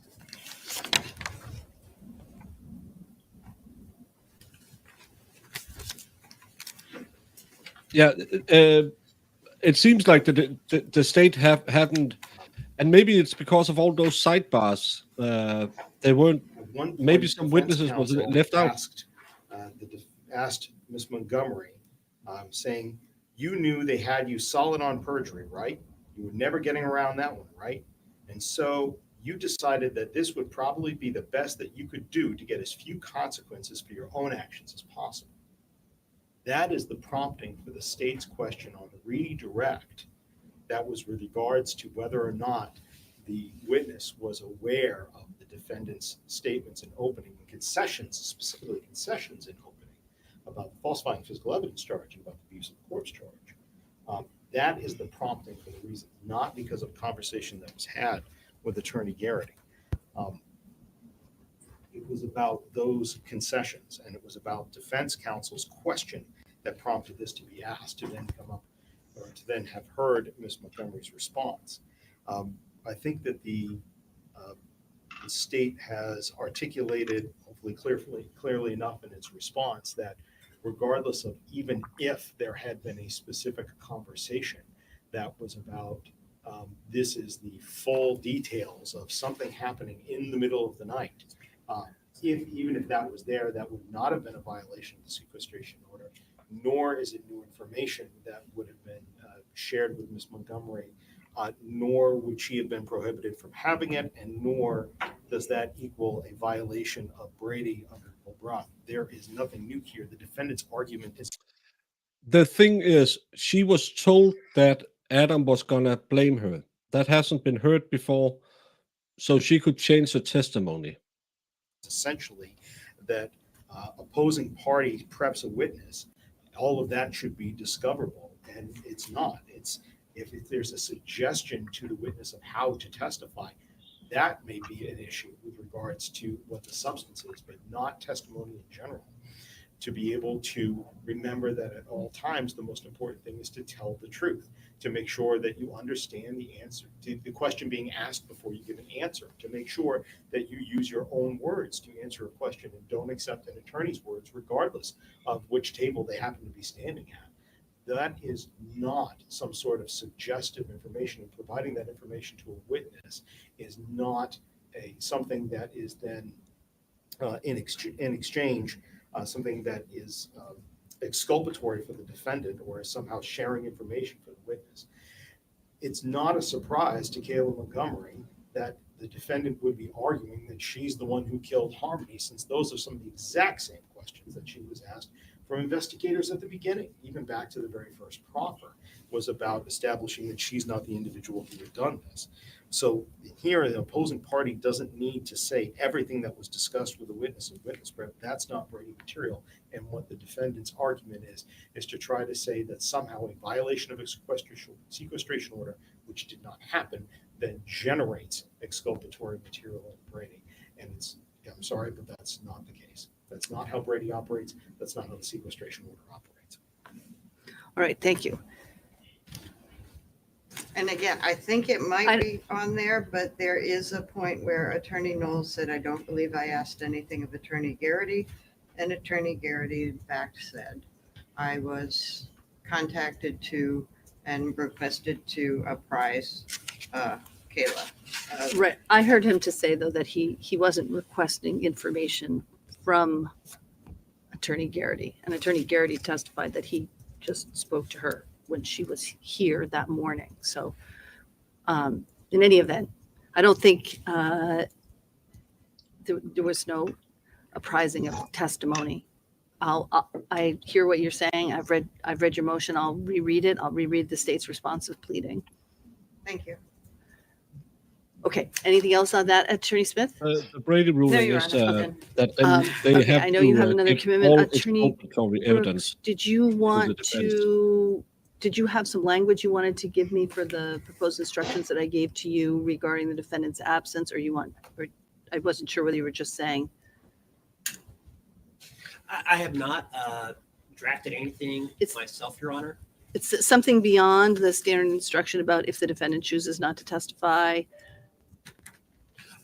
Oh, you want something specific to his his absenting himself That throughout should the play trial? no role in the jury's consideration. That itself does not constitute evidence, and the jury should not speculate. Here is we start tomorrow at 10. That's fine with the state, Your Honor. We have no objection to adding that language. Okay, was there anything else other than that you wanted changed? No, Your Honor. Okay, and you've reviewed the charges the instructions on the charges Yeah. themselves. This judge won't have this on her board. Let Anything from the appeals have it. state other than that? No, not at all, Your Honor. We reviewed the instructions ourselves. We reviewed the jury verdict form. We have no other suggestions or alterations. Thank you. Okay. Well, they are 99% of the time. Just see, I just want to make sure that I've covered. Okay. Yeah, it seems like he's not going to testify, and then he's No. chosen. I know you do have to accomplish something. Okay, can you just approach for just one more moment? What the F are you doing?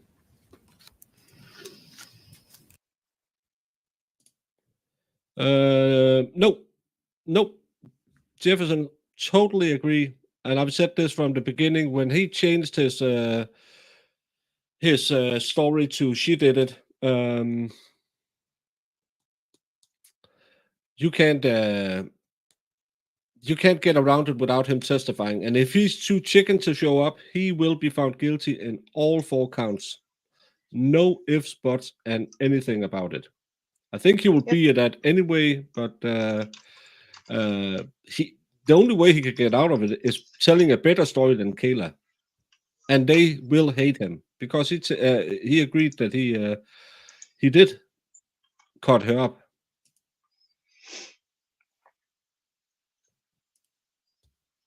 Yeah, the judge is just saying, not my problem. Appeals have to do it.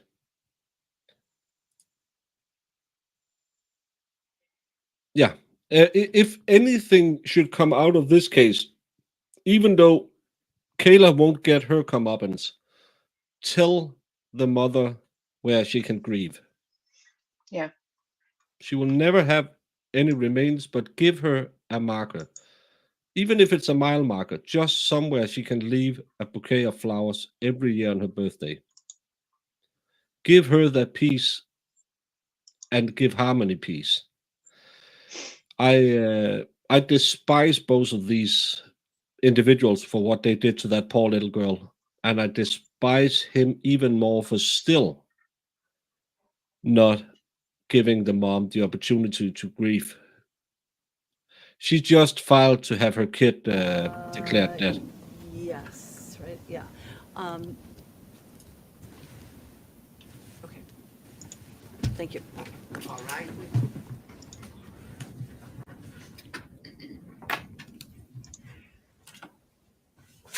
Yeah.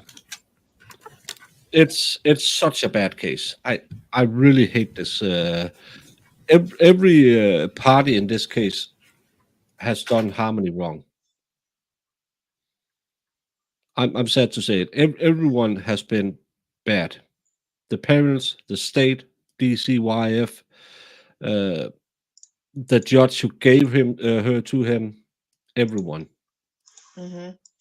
So yeah, but I can see there won't be any live coverage from the Jody Hildebrandt. So I think I'm gonna make myself some dinner, make a new stream later when we have a ruling, and then I'll go over it there. I hope that's okay with you, Jamie. Yeah. Yeah, I have to check with you. You're the boss. Not the boss. And so cool, your boy like how we dress in Denmark. I think most of us looks like hobos. There's no remains to be found. I'm pretty sure of that. And Marshland has a lot of critters who will eat those kind of things. But still, you could say, this is where I left her. So you have somewhere you can mourn her. Mm-hmm. If he doesn't show in the morning, he won't be able to testify. Yeah, he won't come tomorrow. You could hear in the judge when she asked the defense attorney if he wanted some special part in the jury instructions. Yeah, it's pretty ridiculous that they have nothing ready to go. Well, have fun at the Draconian. I really haven't followed that case. Mm-hmm. Hope we'll be back later for when we got something in the Hildebrandt case. Yeah. But so far they're just standing outside the courtroom. There's no cameras allowed inside, so I don't want to just sit here and wait for Law and Crime to tell us the verdict. Mm-hmm.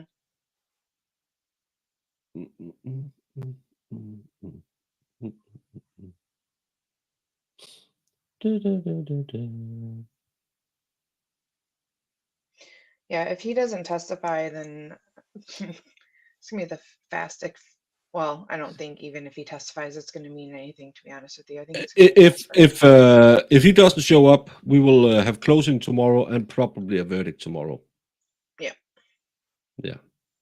But everyone, I'm sending you over to Recovery Addict. If you're a member, you can join the Discord where you get the updates whenever I go live. And you can see all of the shenanigans. I'll probably hang out there, do a voice chat later tonight as well. If you want to talk to me, some people do. We are having a fun little group coming together. Irish has the best stories of all of us. No, she does. But I'm going to make my soup, get something to eat, and keep an eye on the Hildebrandt. And tomorrow, 10 a.m., we'll be going again. So hasta la vista. You harass me all the time. I don't... People are so mean to me today, Jamie. Oh, stop it, guys. Yeah, please. Everyone, thank you so much for joining in today. And hopefully you'll be back later. See you tomorrow. That was the wrong one. Your Honor, I apologize. What exhibit are you referring to? I'm going to make this 100, Your Honor. 100. Because it is 100% correct. Objection, Your Honor. Sorry, Jamie, we're back. What? Sorry, we're back. What's going on?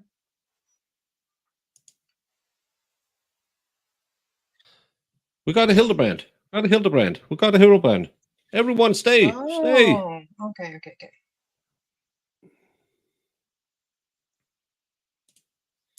Are they doing it live? We're doing it live. It looks like they're doing it live. I'm just going to find where we go to the courtroom.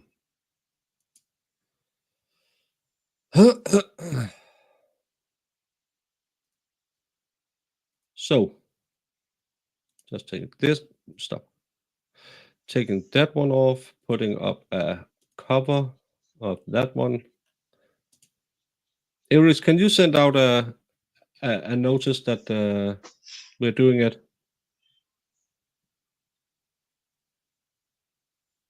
Yeah, that Barbie phone case. Come on. You're You should, 35 years old. oh, you should see mine. But I would not be like on TV with that, trying to be a professional. Yeah, but we'll take it as That's funny. maybe start a new stream for notifications. Yeah, but then everyone will leave and not come back. But I can do this. I'll just put it on X that we got Frankie, and hopefully Eris can blast it on Discord.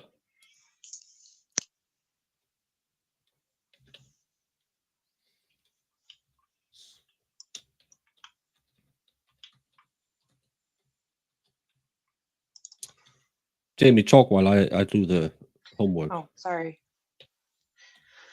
I mean, what do you think she's gonna get, everybody? Up to, I believe, 60 years is the maximum. 60 years? Yeah. Oh, I didn't realize it could be that. Four it could charges be and that 15 years, I believe. I didn't realize it could be that. Don't spoil it, Holly. Don't spoil it. We are a little behind. Don't spoil it, Holly. Don't spoil it. Did Iris do the thing? I don't know. I don't understand how to do it. Okay. She did. Thank you, Iris. You are a star. I'm willing to serve a prison sentence as long as it takes to leave. But I do this. State of Utah versus Ruby Franke. Ms. Franke is here with Mr. Windward. Mr. Clark and Mr. Sham are here for the state of Utah. And we are ready to proceed with sentencing. We are. Yes, Your Honor. Counsel, the terms of the sentence were agreed to as part of the plea agreement, correct? That is correct. There is a pre-sentence investigation report in the matter. I have reviewed that. Everyone has seen it? Yes. So before we move on with other matters. We'd like to leave that open at this time, Your Honor.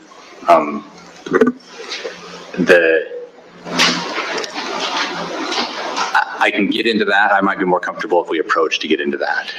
Is there an agreement that restitution, that we reserve that and for what period of time? 8 months is what we're anticipating, but I haven't talked to the defendant's counsel about that. We haven't discussed that, Your Honor. Is there any objection? No. All right. What's the state's position regarding sentencing?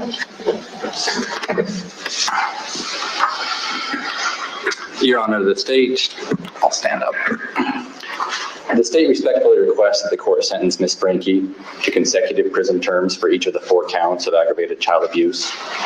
The sentence was agreed to by Ms. Franke in her plea agreement and is also recommended by adult probation and parole. She committed horrible acts of child abuse.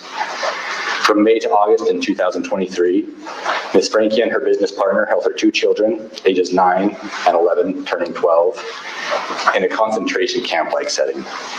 The children were regularly denied food, water, beds to sleep in, and virtually all forms of entertainment. They were isolated from others and were hidden when people came to visit the house where the children and the defendants were staying.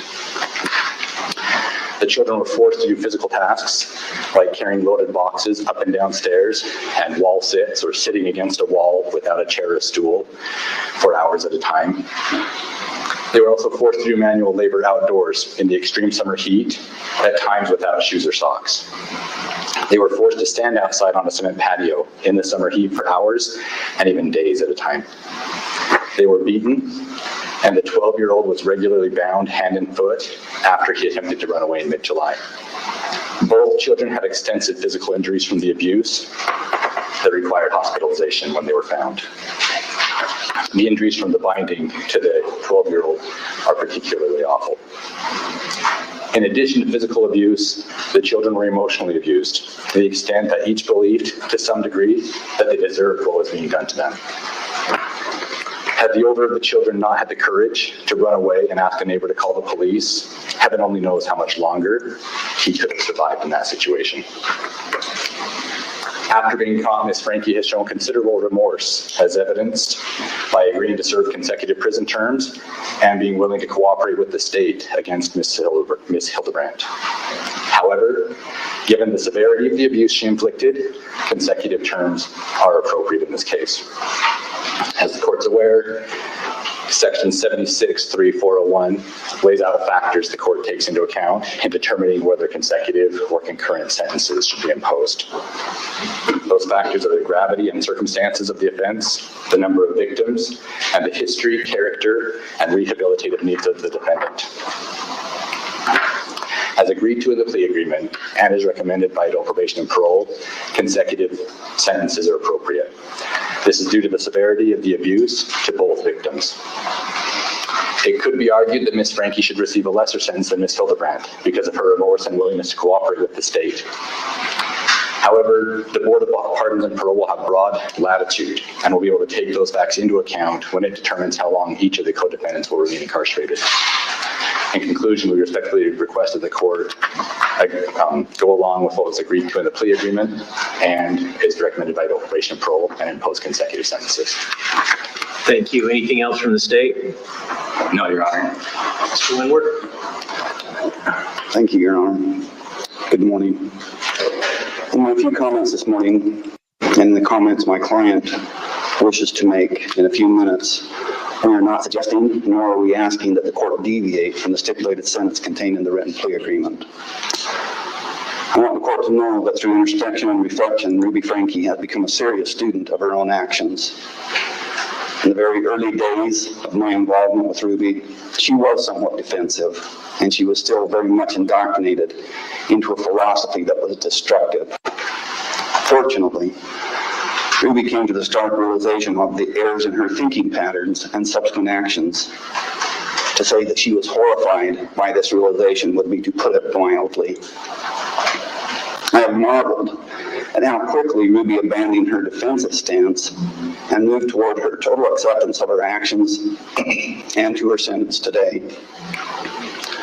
So far, she has used her time in jail to unwrap the layers upon layers of deceit and deception foisted upon her over the last 4 years by an unscrupulous individual.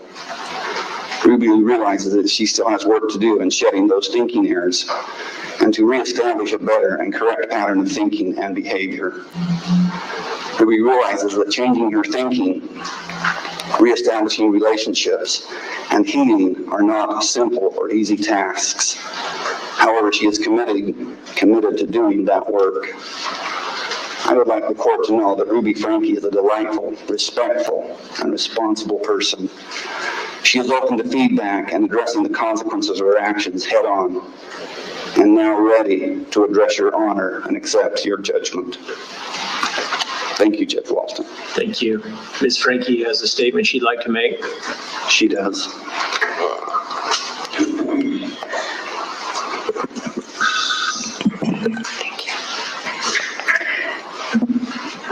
Judge Walsh. You don't have to bend down. Okay, thank you. I would like to make a statement without any intent to change my stipulated sentence. For the past 4 years, I've chosen to follow counsel and guidance that has led me into a dark delusion. My distorted version of reality went largely unchecked as I would isolate from anyone who challenged me.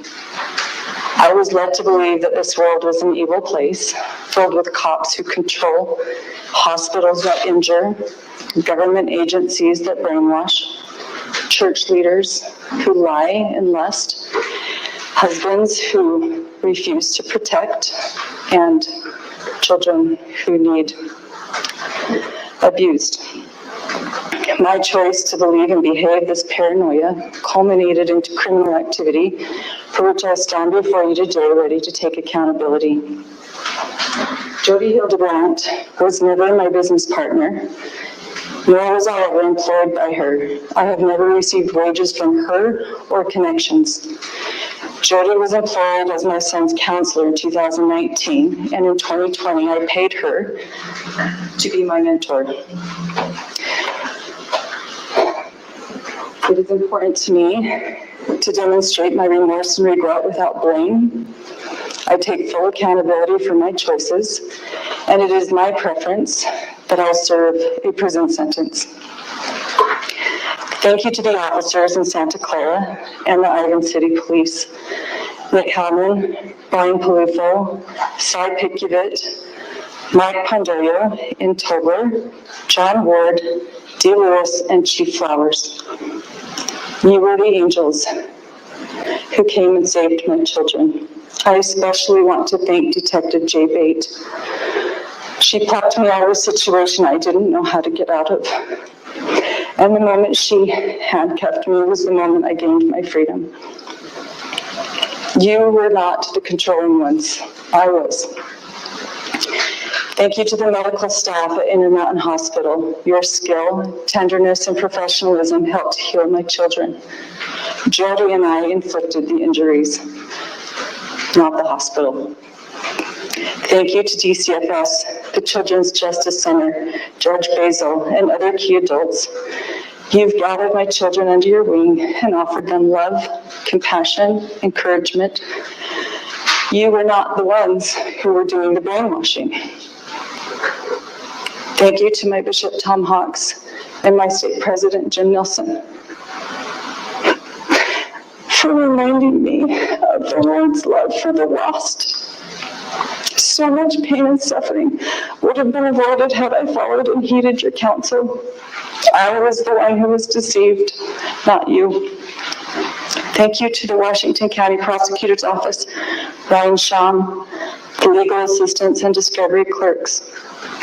Eric Clark, you exemplified to me how justice and mercy are meant to coexist. My charges are just. They offer safety to my family, accountability to the public, and they did show mercy to me. Thank you to my attorney, Lamar Winward, and his staff. This I is would written not by be her lawyer. where I am today without them. Thank you to Randy Kester for your limitless energy in healing my family. My dear friends, Pam and Roy, I'm so sorry for letting you down. Because of your association with me, your innocence was called into question. My mother-in-law, father-in-law, Kevin's family, my cousins, aunts, uncles, nieces, nephews, and neighbors, you all saw the warning signs long before I did, and you did what you could. You wanted to help, but I pushed you away. My mother and father, I have been utterly wretched to you. You have offered me unconditional love, and for that I have offered you unconditional contempt. My siblings and their spouses, because of my decision to roll around in a pigsty, I have dragged your families through the mud in public. Yet, when I desired to return as a prodigal sister, unlike the prodigal's brother in the Bible, you synced step with my parents and ran out to greet me. Your capacity to love is unprecedented. Kevin, my husband of more than 23 years, you are the love of my life. I'm so sorry to leave to you to finish what we both started together. The ending of our marriage is a tragedy. You are wrapped around my heart, and now I'll never be able to undo. To my babies, my 6 little chicks, you were part of me. I was the mama duck who was consistently watering you to safety. I can see now, over the past 4 years, I was in a deep undercurrent that led us to danger. I remember launching into darkness knowingly. I was so disoriented that I believed dark was light and light was wrong. I would do anything in this world for you. My willingness to sacrifice all feelings masterfully manipulated into something very ugly. I took from you all that was soft and safe and good. I took from you your mother. how terrifying this must have been for you. And I'm still crying for having returned your souls. You're so precious to me. I'm sorry. My choice to live in fear of the world has created a great vulnerability and a blind spot for me, where I have broken hearts and I've caused people to suffer and I have betrayed sacred trust. Watching my community respond to my charges with justice and mercy and grace and love is all the evidence to me how wrong I've been. I don't even, This world is full of really good people. she's the worst. I'm sorry for twisting God's word and distorting his doctrines.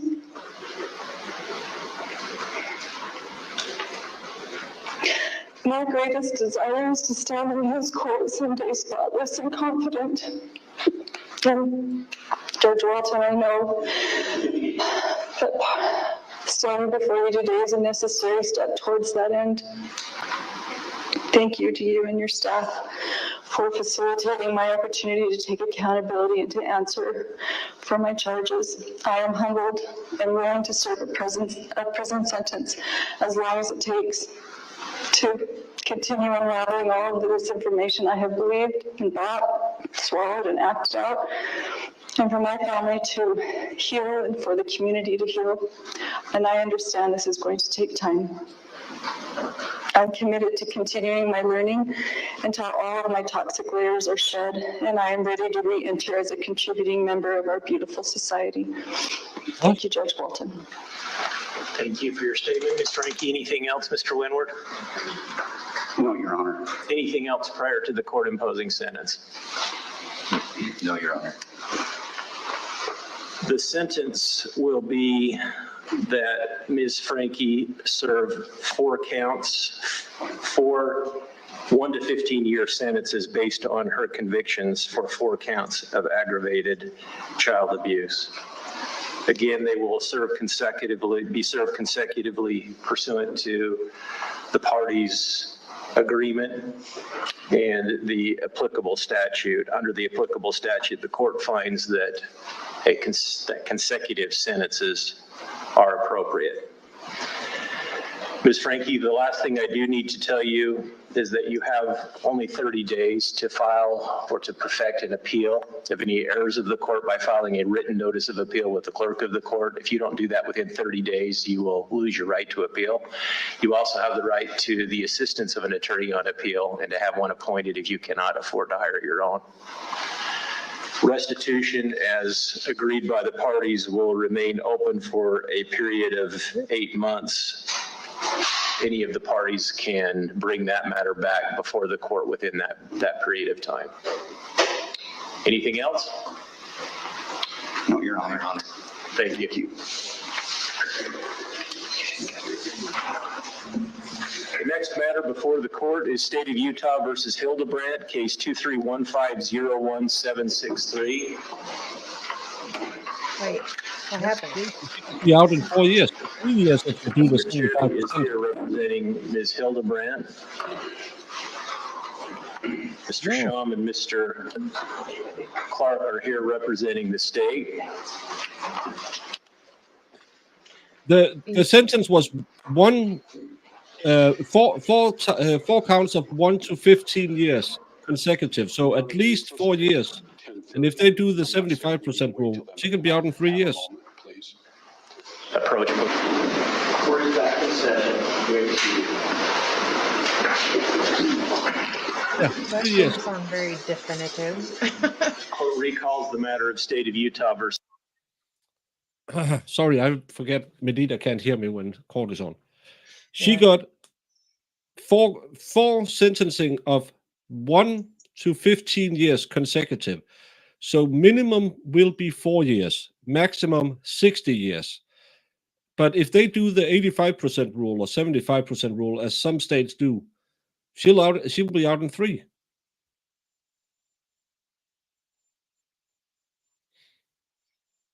It's I don't, that's kind of dumb. Like, I've never seen them sentence somebody. Have I seen something be sentenced like that? Where they just throw no. that out there? Usually they say you're getting up to, but you know. Yeah, no, 4 years, but no, 50 years, but no less than 20 years. Yeah. That was weird. Yes, She's the this worst. is the sentencing. This is the sentencing. But he said according to the plea agreement you made. So I don't. Thank you, Rachel, because I was like confused. Yeah, I never heard it before that he, because these are the mandatory findings, 1 to 15 years. We talked about it when we covered the plea deal. So there's no minimum other than 1 year per sentence, and consecutive. So it's minimum of 4 years, maximum of 60 years. So it's up to the parole board. But normally they would say, well, you get 4 counts of minimum this and maximum that. Why keep the full scope of it open from 1 to 15? Yeah. Yeah. That was I never heard this one. Adam, that's her husband, I think. Yeah, I caught it right as I played my outro, so I'm just in.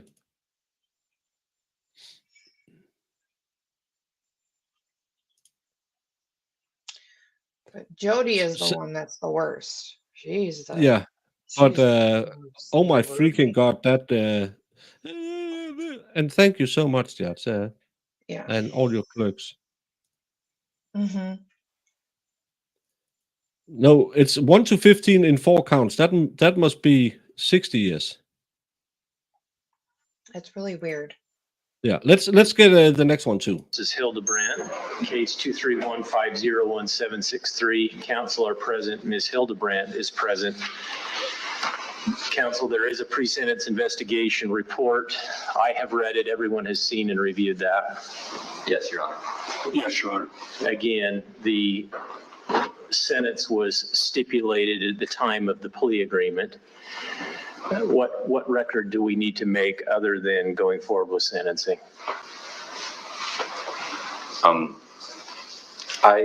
Your Honor, it would be repetitive. I had the same statement, just with the last few paragraphs where I was differentiating between Ms. Franke and Ms. Hildebrandt. Okay, let's talk about housekeeping matters first. What about restitution? We've stipulated to keep that open for 8 months. It is appropriate, Your Honor, since we don't have any evidence with respect to restitution, and that's because it is still in the process of being gathered by the county attorney's office. It's completely appropriate for the court to make no orders with respect to restitution, other than to reserve all issues regarding restitution, and we have no issue with the eight-month time frame. And the injunction that was previously issued by the court will remain in effect? It will. At least until that time? It will remain in effect until further order of this court. All right. Mr. Clark?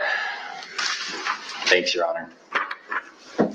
The state of Utah respectfully requests that the court sentence Ms. Hildebrandt to consecutive prison terms for each of the 4 counts of aggravated child abuse to which she has pleaded guilty. The sentence was agreed to her in her plea agreement and is also recommended by adult probation and parole. Ms. Hildebrandt committed awful acts of child abuse. From May to August 2023, she and her business partner held 2 children, ages 9 and 11, turning 12, in a concentration camp-like setting in her house in Ivan City.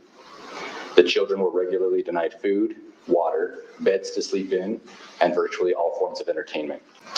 They were isolated from others and were hidden when people came to visit the house. They were forced to do physical tasks like carrying loaded boxes up and down stairs and doing wall sits or sitting against a wall without assistance of a chair or stool for hours at a time. They were forced to do manual labor outdoors in the extreme summer heat, often without shoes or socks. And they were also forced to stand outside on a cement patio in the summer heat for hours and even days. They were beaten, and the 12-year-old was regularly bound hand and foot after he attempted to run away in mid-July. Both children had extensive physical injuries from the abuse that required hospitalization to treat. Thank you for watching us. The injuries from the binding are particularly bad. In addition to the physical abuse, the children were emotionally abused.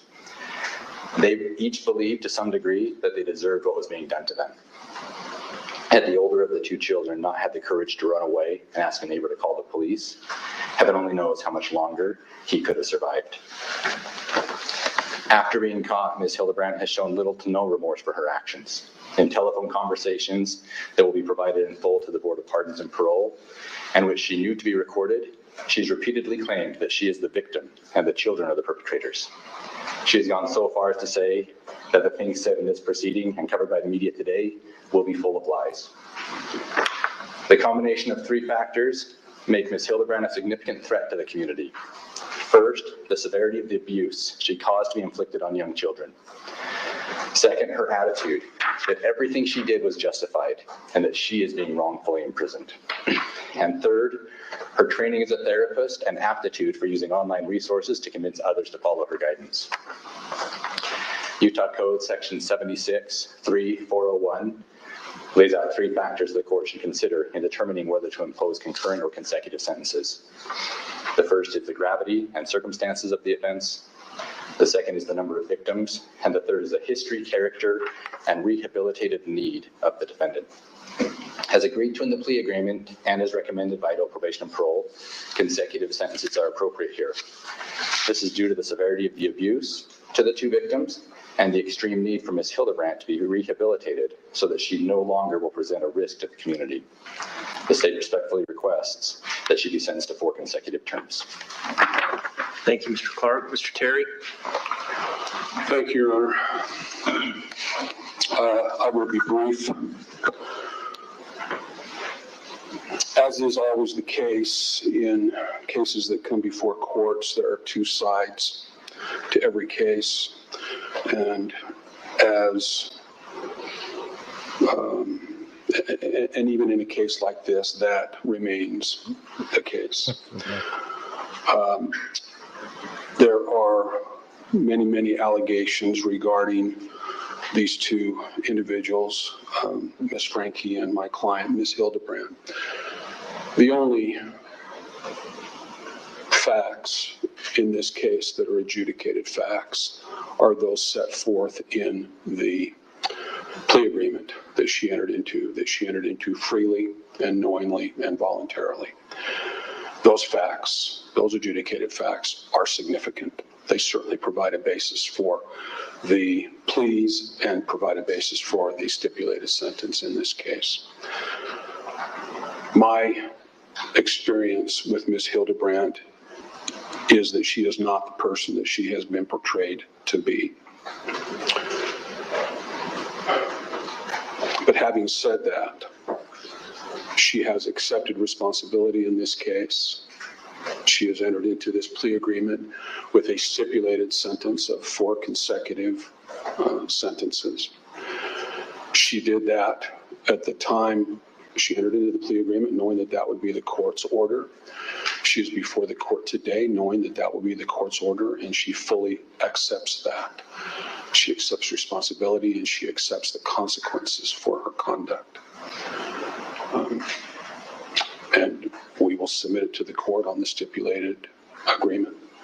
Mr. Terry, you suggested that there are two sides to every case. I generally agree with you. Ms. Hildebrandt didn't make a statement to AP&P in the course of the pre-sentence investigation report.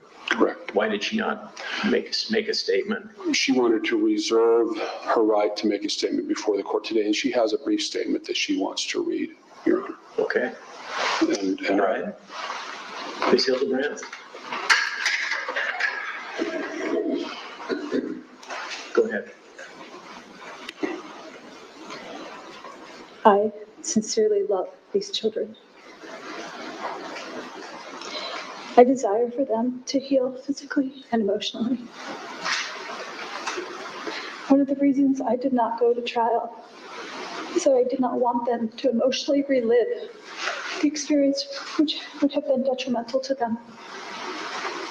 My hope and prayer is that they will heal and move forward to have beautiful lives. I am willing to submit to what the state feels would be an appropriate amount of time served to make retribution as an outcome. And in answer to your question, Your Honor, I knew that whatever she might say to the author of the pre-sentence report would probably sound hollow and self-serving, and perhaps it does today. But I know that my client, in the statement that she makes to the court today, that statement is absolutely sincere. Not just Hildebrandt recognize that it's her behavior that caused the harm to the children that she's referred to in her statement? Your Honor, she recognizes that she was, along with Miss Franke, that she made decisions with respect to the discipline of those children that were wrong, that caused harm to those children. She fully recognizes that and accepts responsibility for that. All right, anything else? No, Your Honor. No, Your Honor. Okay.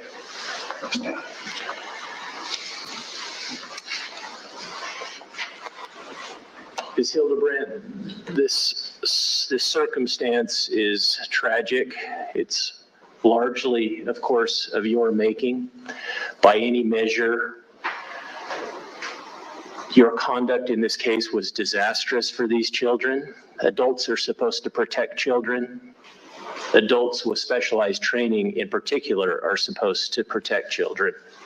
You didn't do that in this case. In this case, you terrorized children, and the results have been tragic. It's what happened to these children, and your philosophy in dealing with them frankly seems detached from reality or any objective standard of decency or even common sense. And the court finds that it is appropriate that you serve a prison sentence. The court finds under the statute, Utah Code 76-3-401, that given the gravity and circumstances of the offenses, the number of victims, and the history and character and needs of the defendant, that consecutive sentences are appropriate. The court imposes 4 1 to 15-year sentences to be again served consecutively for each of the 4 counts of aggravated child abuse. The last thing I do need to tell you is that you only have 30 days to file or perfect an appeal of any error of the court by filing a written notice of appeal with the clerk of the court.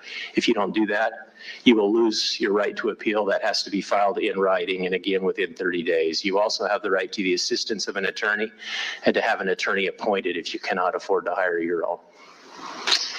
Thank you. We're in recess. Thank you, Ron. Sean Bird, I covered this trial because both of them entered a plea agreement. The plea agreement just states that the defendant agrees to plead guilty on count 1, 3, 5, and 6. I have covered this too. And they dismissed the defendant shall submit a pre-sentence investigation with adult probation and parole. The defendant agrees to serve a prison term. The defendant agrees to testify truthfully against Jody Hildebrandt. So this is the Franke. And in the return, the Washington County Attorney's Office agreed to remain neutral regarding future hearings before the Utah Board of Pardons and Parole. And as someone stated in the chat, the reason he's just giving them a 1 to 16 or 15 is because it's the Board of Pardons and Parole who sets the time frame, and it looks like there's something from outside of the court. But I tell you, this is, I think, what the problem on paper was excellent. Let's go to it. Actively hiding things, and because the abuse was horrific, and it would have been apparent to anybody that would have seen the kids that something was wrong here. Is this some of the worst child abuse you've seen in your career? Yes, it's not just in my career, but in our office's career, in our institutional memory, this is one of the worst child abuse cases we've seen. You consider this precedent setting? Can you, in terms of the actual sentence they end up serving? No, because I think the board takes everything into account so specifically. Do you think Jody's going to end up serving more? I hope so. I hope that Jody does serve more. I think that would only be fair. I think that Ruby should serve. So the sentence that they got is basically 4 to 30 years today, right? The full 1 year minimum stat, and then in Utah you're capped at 30 years. I think that a 4 year minimum for Ruby's actions are entirely appropriate. I hope that Jody serves more time than that, and I hope that she isn't out of prison until everybody is completely confident that she's no longer a risk. And to get there, she's going to have to acknowledge that she has done wrong, and that you can't use religion as a means to justify your crazy behavior. Do you think, I'm just trying to understand, why would the mother, in your opinion, deserve less time when she's torturing her kids versus a stranger? Wouldn't you hold a parent more accountable? And again, so they both got the same deal, right? Like we didn't give her less of a minimum time. Part of the mission of what we do when we incarcerate people, I'll obviously want to see justice done. It's a mandatory and a mother sentence. abusing her children in this way is awful. And people should go to prison for that. Something that is really important is that people shouldn't be released from prison unless they've hit the maximum amount of time they should be in, or they've done enough that justice is served, and it's clear that they're no longer a risk to the community. And I'm super concerned that Jody, if she were released today, is a significant risk to gather followers. Ruby was essentially a follower of Jody. We saw the videos. She's gathering people and then convincing them to do this kind of thing, that's a huge risk. And those type of people shouldn't be walking the streets when they've committed these kind of crimes. There was some back and forth with the restitution piece of this. Can you explain where you are with that? So there were a couple of motions filed over the course of the last month about that, and we anticipate a restitution claim coming in that will cover ongoing therapy and physical care, physical recovery if needed, of the victims of these crimes. The state hasn't submitted a claim for restitution yet, and we want to make sure that there's plenty of time for all of that to be kind of analyzed and brought in before we close out restitution. And that should be the same for both defendants, right? Like both of them will end up with restitution orders against them. The state has them. No, the sister, the oldest sister. Yep, I have a written statement that kind of recapsulates some of what I said in there and just talks a little bit about this. You guys are welcome to have that. We'll email that out also. Thank you. And thanks, you guys. Thank you. The talking head. About their communication levels. Before I'm headed off to prison. Thank you, everyone. And then you see Jody, and they state, even when she was being, would not take risk. You notice that, and I am the difference. We do. Because that's why the judge said at the end that she was detached from reality. That happened over many years. It is not one that can be adequately told in one setting, let alone at a press conference.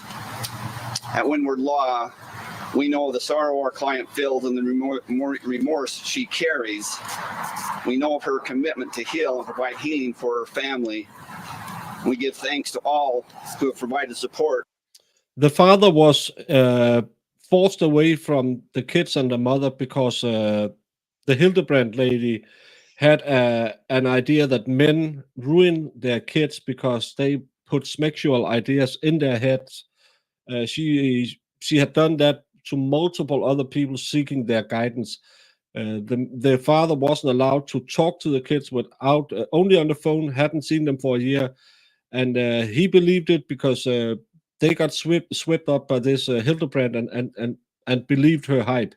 He even filed charges against his oldest daughter for stealing electronic devices. I don't like the dad either. And Hildebrandt clearly is a bad egg. During this very difficult process. Thank you. She addressed her. So the judge talked very differently to defendant Hildebrandt versus your client. Do you have any comment on that? I'll just leave it at what Judge Walton said. I think he was very accurate. She addressed her husband and children in her statement, yet she never turned around to look at them, not even when she left. What do you know about their communication levels at this point? I don't, because her husband and family have attorneys, it's difficult for communication to happen except through attorneys. That's an unfortunate consequence sometimes of our legal system in domestic cases. But she didn't even turn around and look at him. That's probably by design. We're addressing the court in that proceeding, even though we address family. What do you expect for the future of her relationship with her children? I'm hoping that that healing will happen, and that not just physically, but emotionally and family-wise, that will be a source of positive in the future. Has she had any family visitors in her time while she's been incarcerated? Different family members have reached out through the local jail and communicated with her, yes. But not Kevin? Not to my knowledge. Yeah. Are her children that are older and above 18? Not to my knowledge. Thank you all. What do you think a fair sentence for her is, ultimately, the time served? I have to leave that to the Board of Pardons because that is their entire province, and mine would be a pure guess. How does that complicate things based on today? Pardon? How does that complicate things based on today? I mean, you hear a sentencing, it's very similar to what was already described in court. How does the Board of Pardons and Parole fit into this entire nuance here and kind of drag out the process a little bit? They ultimately have the ultimate decision-making to determine what is the adequate sentence after periods of time have elapsed. The prosecution said this is the worst Nicholas job and these Dave. case office has ever seen. What's it like on the other side? We are just covering the Ruby Franke. Jody Hildebrandt has been sentenced in the fourth. They pled guilty to 4 charges of CA against Ruby Franke's 2 youngest kids. They have to serve no less than 1 year and no less than 4 years and no more than 30 years. So no 1 to 30, sorry, and this is just the defender talking. I don't think it's the worst. It's bad, but it's not the worst. Thank you all. We have another statement from Jody's attorney.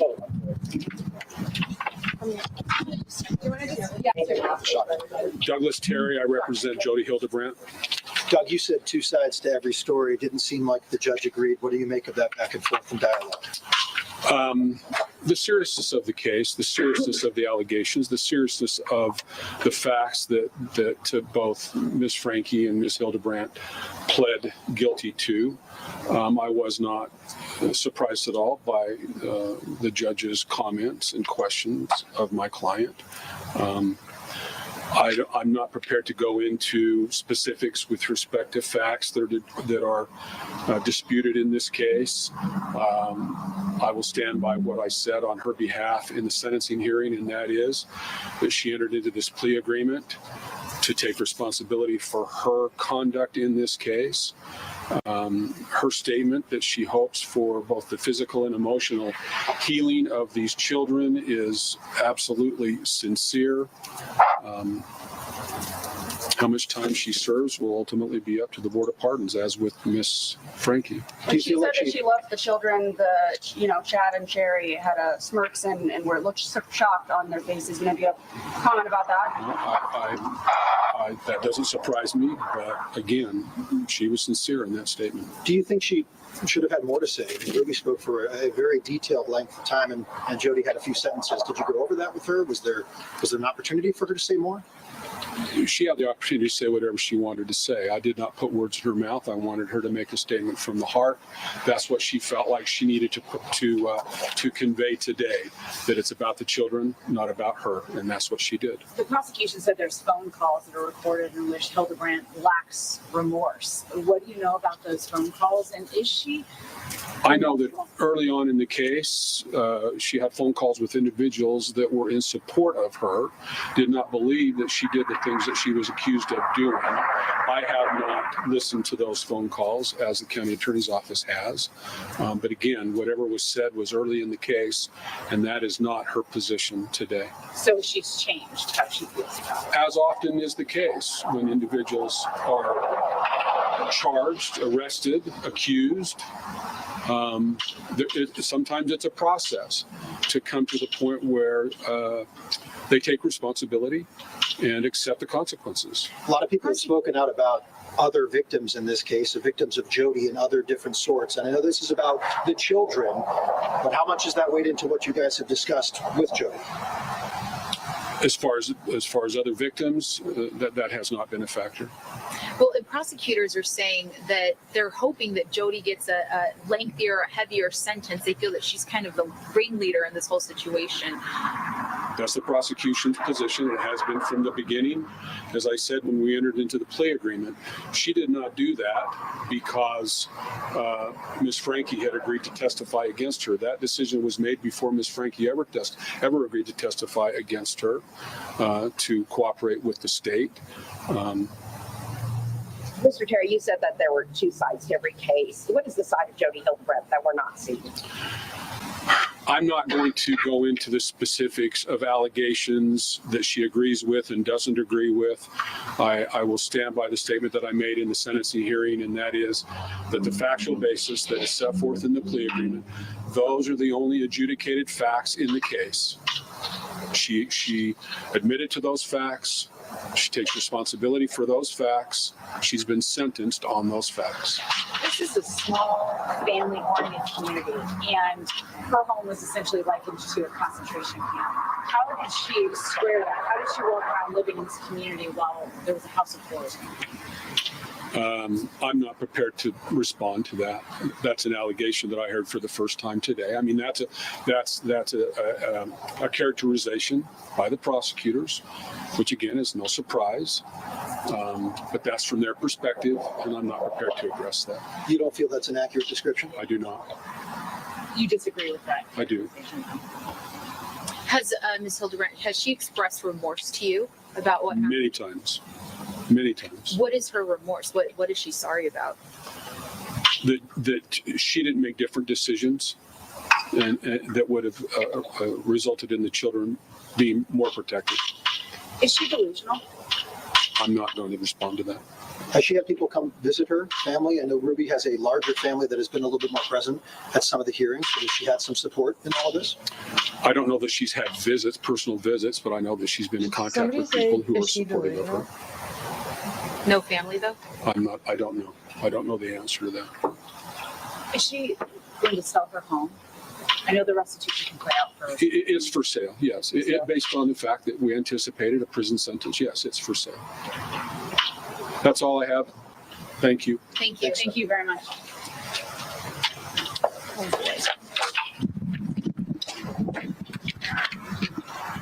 Hi there. Okay, we've got another interview. You guys want to know who Jody Hildebrandt is? Oh, Here, I'll answer your guy. questions. He's her attorney. He can't answer them. My name's Adam Paul Steed, and if you guys want to know who Jody Hildebrandt is, I'll answer tons of questions about her. I know my dad. Hey, Dad, come here. Come here. My dad has a file at home that's probably about 2,500 pages of records from court filings and just huge amount of documentation about Jody Hildebrandt that we will share with everybody. I want you to know the same court that has ordered us not to share these documents is covering up this racket that Jody Hildebrandt had with the Mormon Church in the 4th District Utah County Court. She abused my children the same way Almost. Even in a different type of abuse, I think it could be argued worse. And that was 15 years ago. And I fought against Jodi Hildebrandt with my family and everybody to stop this monster of a lady. And Jodi went after me. She went after me, destroyed my life in the craziest way you could ever think of possible. Like, I was a victim of sexual abuse at Boy Scouts of America, Camp Little Lemhi in Idaho. My dad helped us stop a predator. You can read it in the national press and everything. We changed the laws of sexual abuse so victims could come forward. We got rid of the criminal and civil statute limitations. The Mormon Church knew who we were. And Elder Helam, Richard G. Helam, was like he was the president of the First Quorum of the 70, the top probably executive functioning leader of the whole Mormon Church. And he sat with Jodi Hildebrandt as they destroyed my life in this court racket, like they've destroyed countless other people's lives. And they even had the gall to order my Mormon Stories thing where I brought some documentation off the internet saying that they didn't want me to say bad things to my children or in front of the children about my ex-wife. Well, if you're accused of sexual abuse by Jodi Hildebrandt, and if your ex-wife performed a falsification of sexual abuse, that professionals looked at the documentation and said, this is sexual abuse. This is sexual abuse. We have documentation for sexual abuse of my children by Jodi Hildebrandt and my ex-wife. And, you know, this stuff was redacted in the Doppel paperwork. It was so horrible that it was redacted. And the courts just recently said I couldn't talk about my family or my ex-wife or anything. But if you have children, if your children were trained to think that your dad was sexual predator and a monster. So I'm sorry, we came in a little bit late. Why is it that you wanted to be here? Okay, so there are tons, and it's not Jodi Hildebrandt is the tip of the iceberg. The Mormon Church was doing this operation where they were using religious beliefs and they were using ethical therapists to enforce them. And it was an area of exploitation. And it was a horrific area. It was exploitation because it created horrible divorces that should have been normal divorces. We're talking about hundreds and thousands of families going through these courts. And Jodi was like an icon, her doctrine. Okay, so here's the problem. Everybody. So today it sounds like was a little bit of like justice for you too. Oh, Jodi, yeah, Ruby Frank, when I saw Ruby Frank, I saw my ex-wife sitting there saying the exact same thing. That my ex-wife would have said the exact same thing Ruby Franke said today. And a lot of other women would have said the same thing. You have no idea how many victims are out there that their minds have been messed up so much with this. The prosecutor said that he said that the children thought it was their fault. All of the adult men think it's their fault. All of the women think it's their fault. I have had countless emails and messages. Sorry, what was your name? I'm Adam Paul Steed. I'm the guy that got Jodi's license from Doppel removed. Well, my dad and mom get the credit. But, you know, and they said that the Doppel department said, we have evidence here for criminal charges against Jodi. This is 13 years ago. It's identical stuff. So I almost like fell over in the courtroom when I heard Jodi say that she loved those children. Jodi doesn't love children. Jodi's like Ted Bundy. In fact, one time I was in a Do you feel that she should have a longer sentence than Jodi, here's the problem. Somebody hits a person and runs. That's like two variables, a car and someone running. They catch them. Jodi's got like 30 variables, including a huge issue with the Mormon Church racketing. They're all ducking low and covering. In fact, I looked at an email, and I can show this to you guys. This is factual evidence, where it should have been a neutral person in the courts. Kelly Peterson, the guardian ad litem, when they were punishing me in the family custody courts, This man just randomly walked up and took the mic, John. He has nothing to do with this case. Said that my act to turn Jodi Hildebrandt in was an act of vengeance, and they took my kids away from me because I performed an act of vengeance. That's in this court was sitting there completely in bed with Jodi. They've done it. I talked to Doug Thayer's daughter. She saw relations. I mean, these aggressive attorneys working with Jodi, Commissioner Patton. All these people know about Jodi. The BYU Honor Code office before they kicked me out of school. for being a whistleblower on child abuse, I guess. Jody Hildebrandt went there and told them I was the most dangerous man she'd ever met in her lifetime. We have hundreds of pages of this stuff, of Jody Hildebrandt working with top church leaders to dispel me. I got kicked out of school my senior year. This lady, we've got all this documentation of how she talks, how she walks. Now, here's what I do want to say. I don't like Ruby Franke, but I don't know her. I just think you have to be a selfish person to fall for Jody's stuff. She's got a certain kind of carrot that gets certain kind of people. But Ruby Franke would have never done any of this stuff if Jody Hildebrandt hadn't been the mastermind and just completely created this. Ruby Franke's not dangerous in the sense she's not going to go out and do this to more kids, but Jody Hildebrandt will.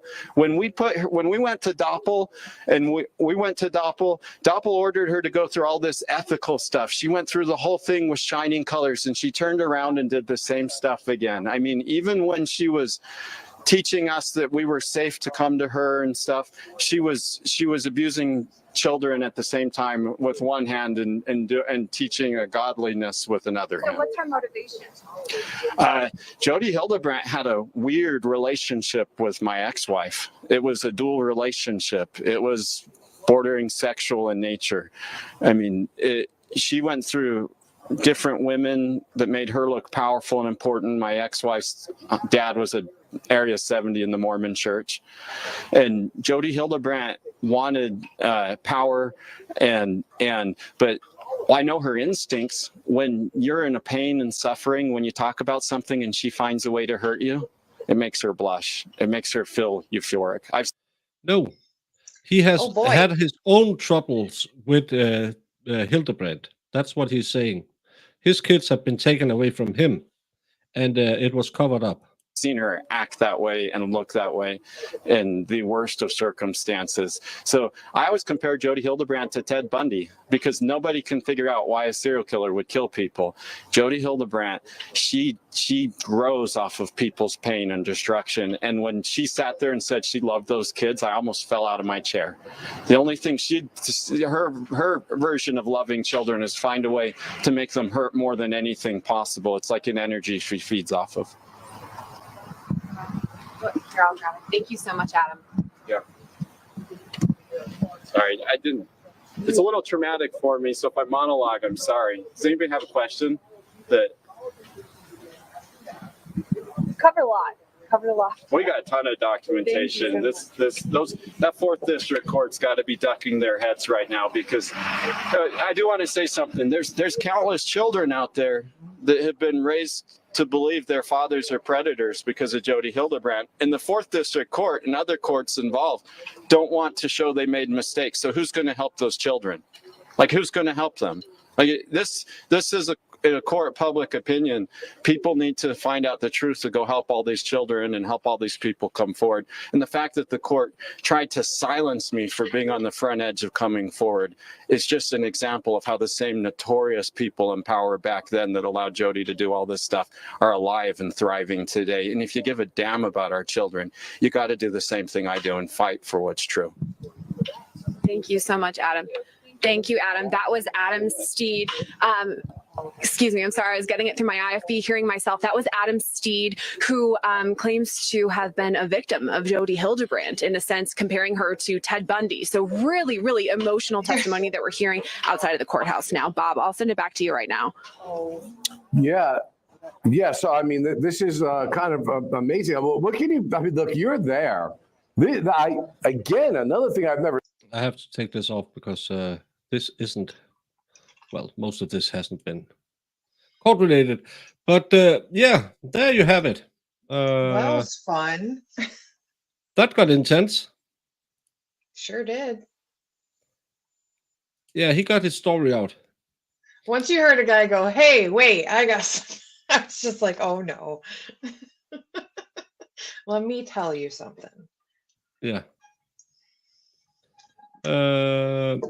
Nope. A random guy calling Jody Hildebrandt Ted Bundy wasn't on my bingo card this morning as well. No. So, yeah. Exactly, Haley. When you hear somebody come up and say, you want to hear some stuff about Jody? Sure I do. What do you got? He did Kanye the press conference. He did. Oh my God, Val. That's funny. Give me the mic.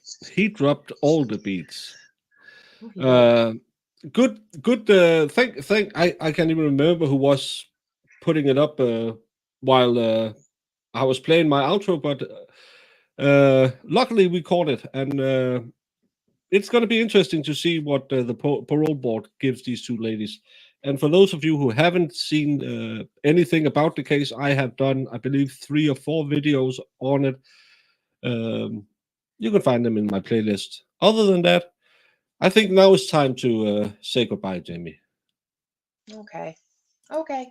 Then we don't have to come back later. I can unpack my laptop and see if I can get it to work. Ooh, yeah. You got to do that. So we can get back to Baker baking and Baker Baker coloring. streaming. Yeah. Oh. Yeah, that was wild. Yeah, I believe him too. He seemed very upset because he's been through a lot. But and he had like, you want to see the paperwork? He was like ready to go. yeah, but apparently the district court had said he couldn't share that. But well, he was interesting. gonna. But now it's soup time. I will be hanging out in. I have to cut some shorts out of the stream for today, so I'll be hanging out in voice chat a bit later. If anyone wants to talk about anything, we can talk about lashes. We can talk about whatever you want. Now it's time to say good. What exhibit are you referring to? I'm going to make this 100, Your Honor. 100. Because it is 100% correct. Objection, Your Honor. You see the lawyer's face? Okay, we have to go back and widower case. Did you, whether it's true or not, believe that Mr. Randolph had slept with your wife? I wouldn't care. You wouldn't have cared? No. Did you believe he had slept with your wife? No. Did you believe he slept with your mother-in-law? Probably did. Wait a minute, I need this story time. Everybody has.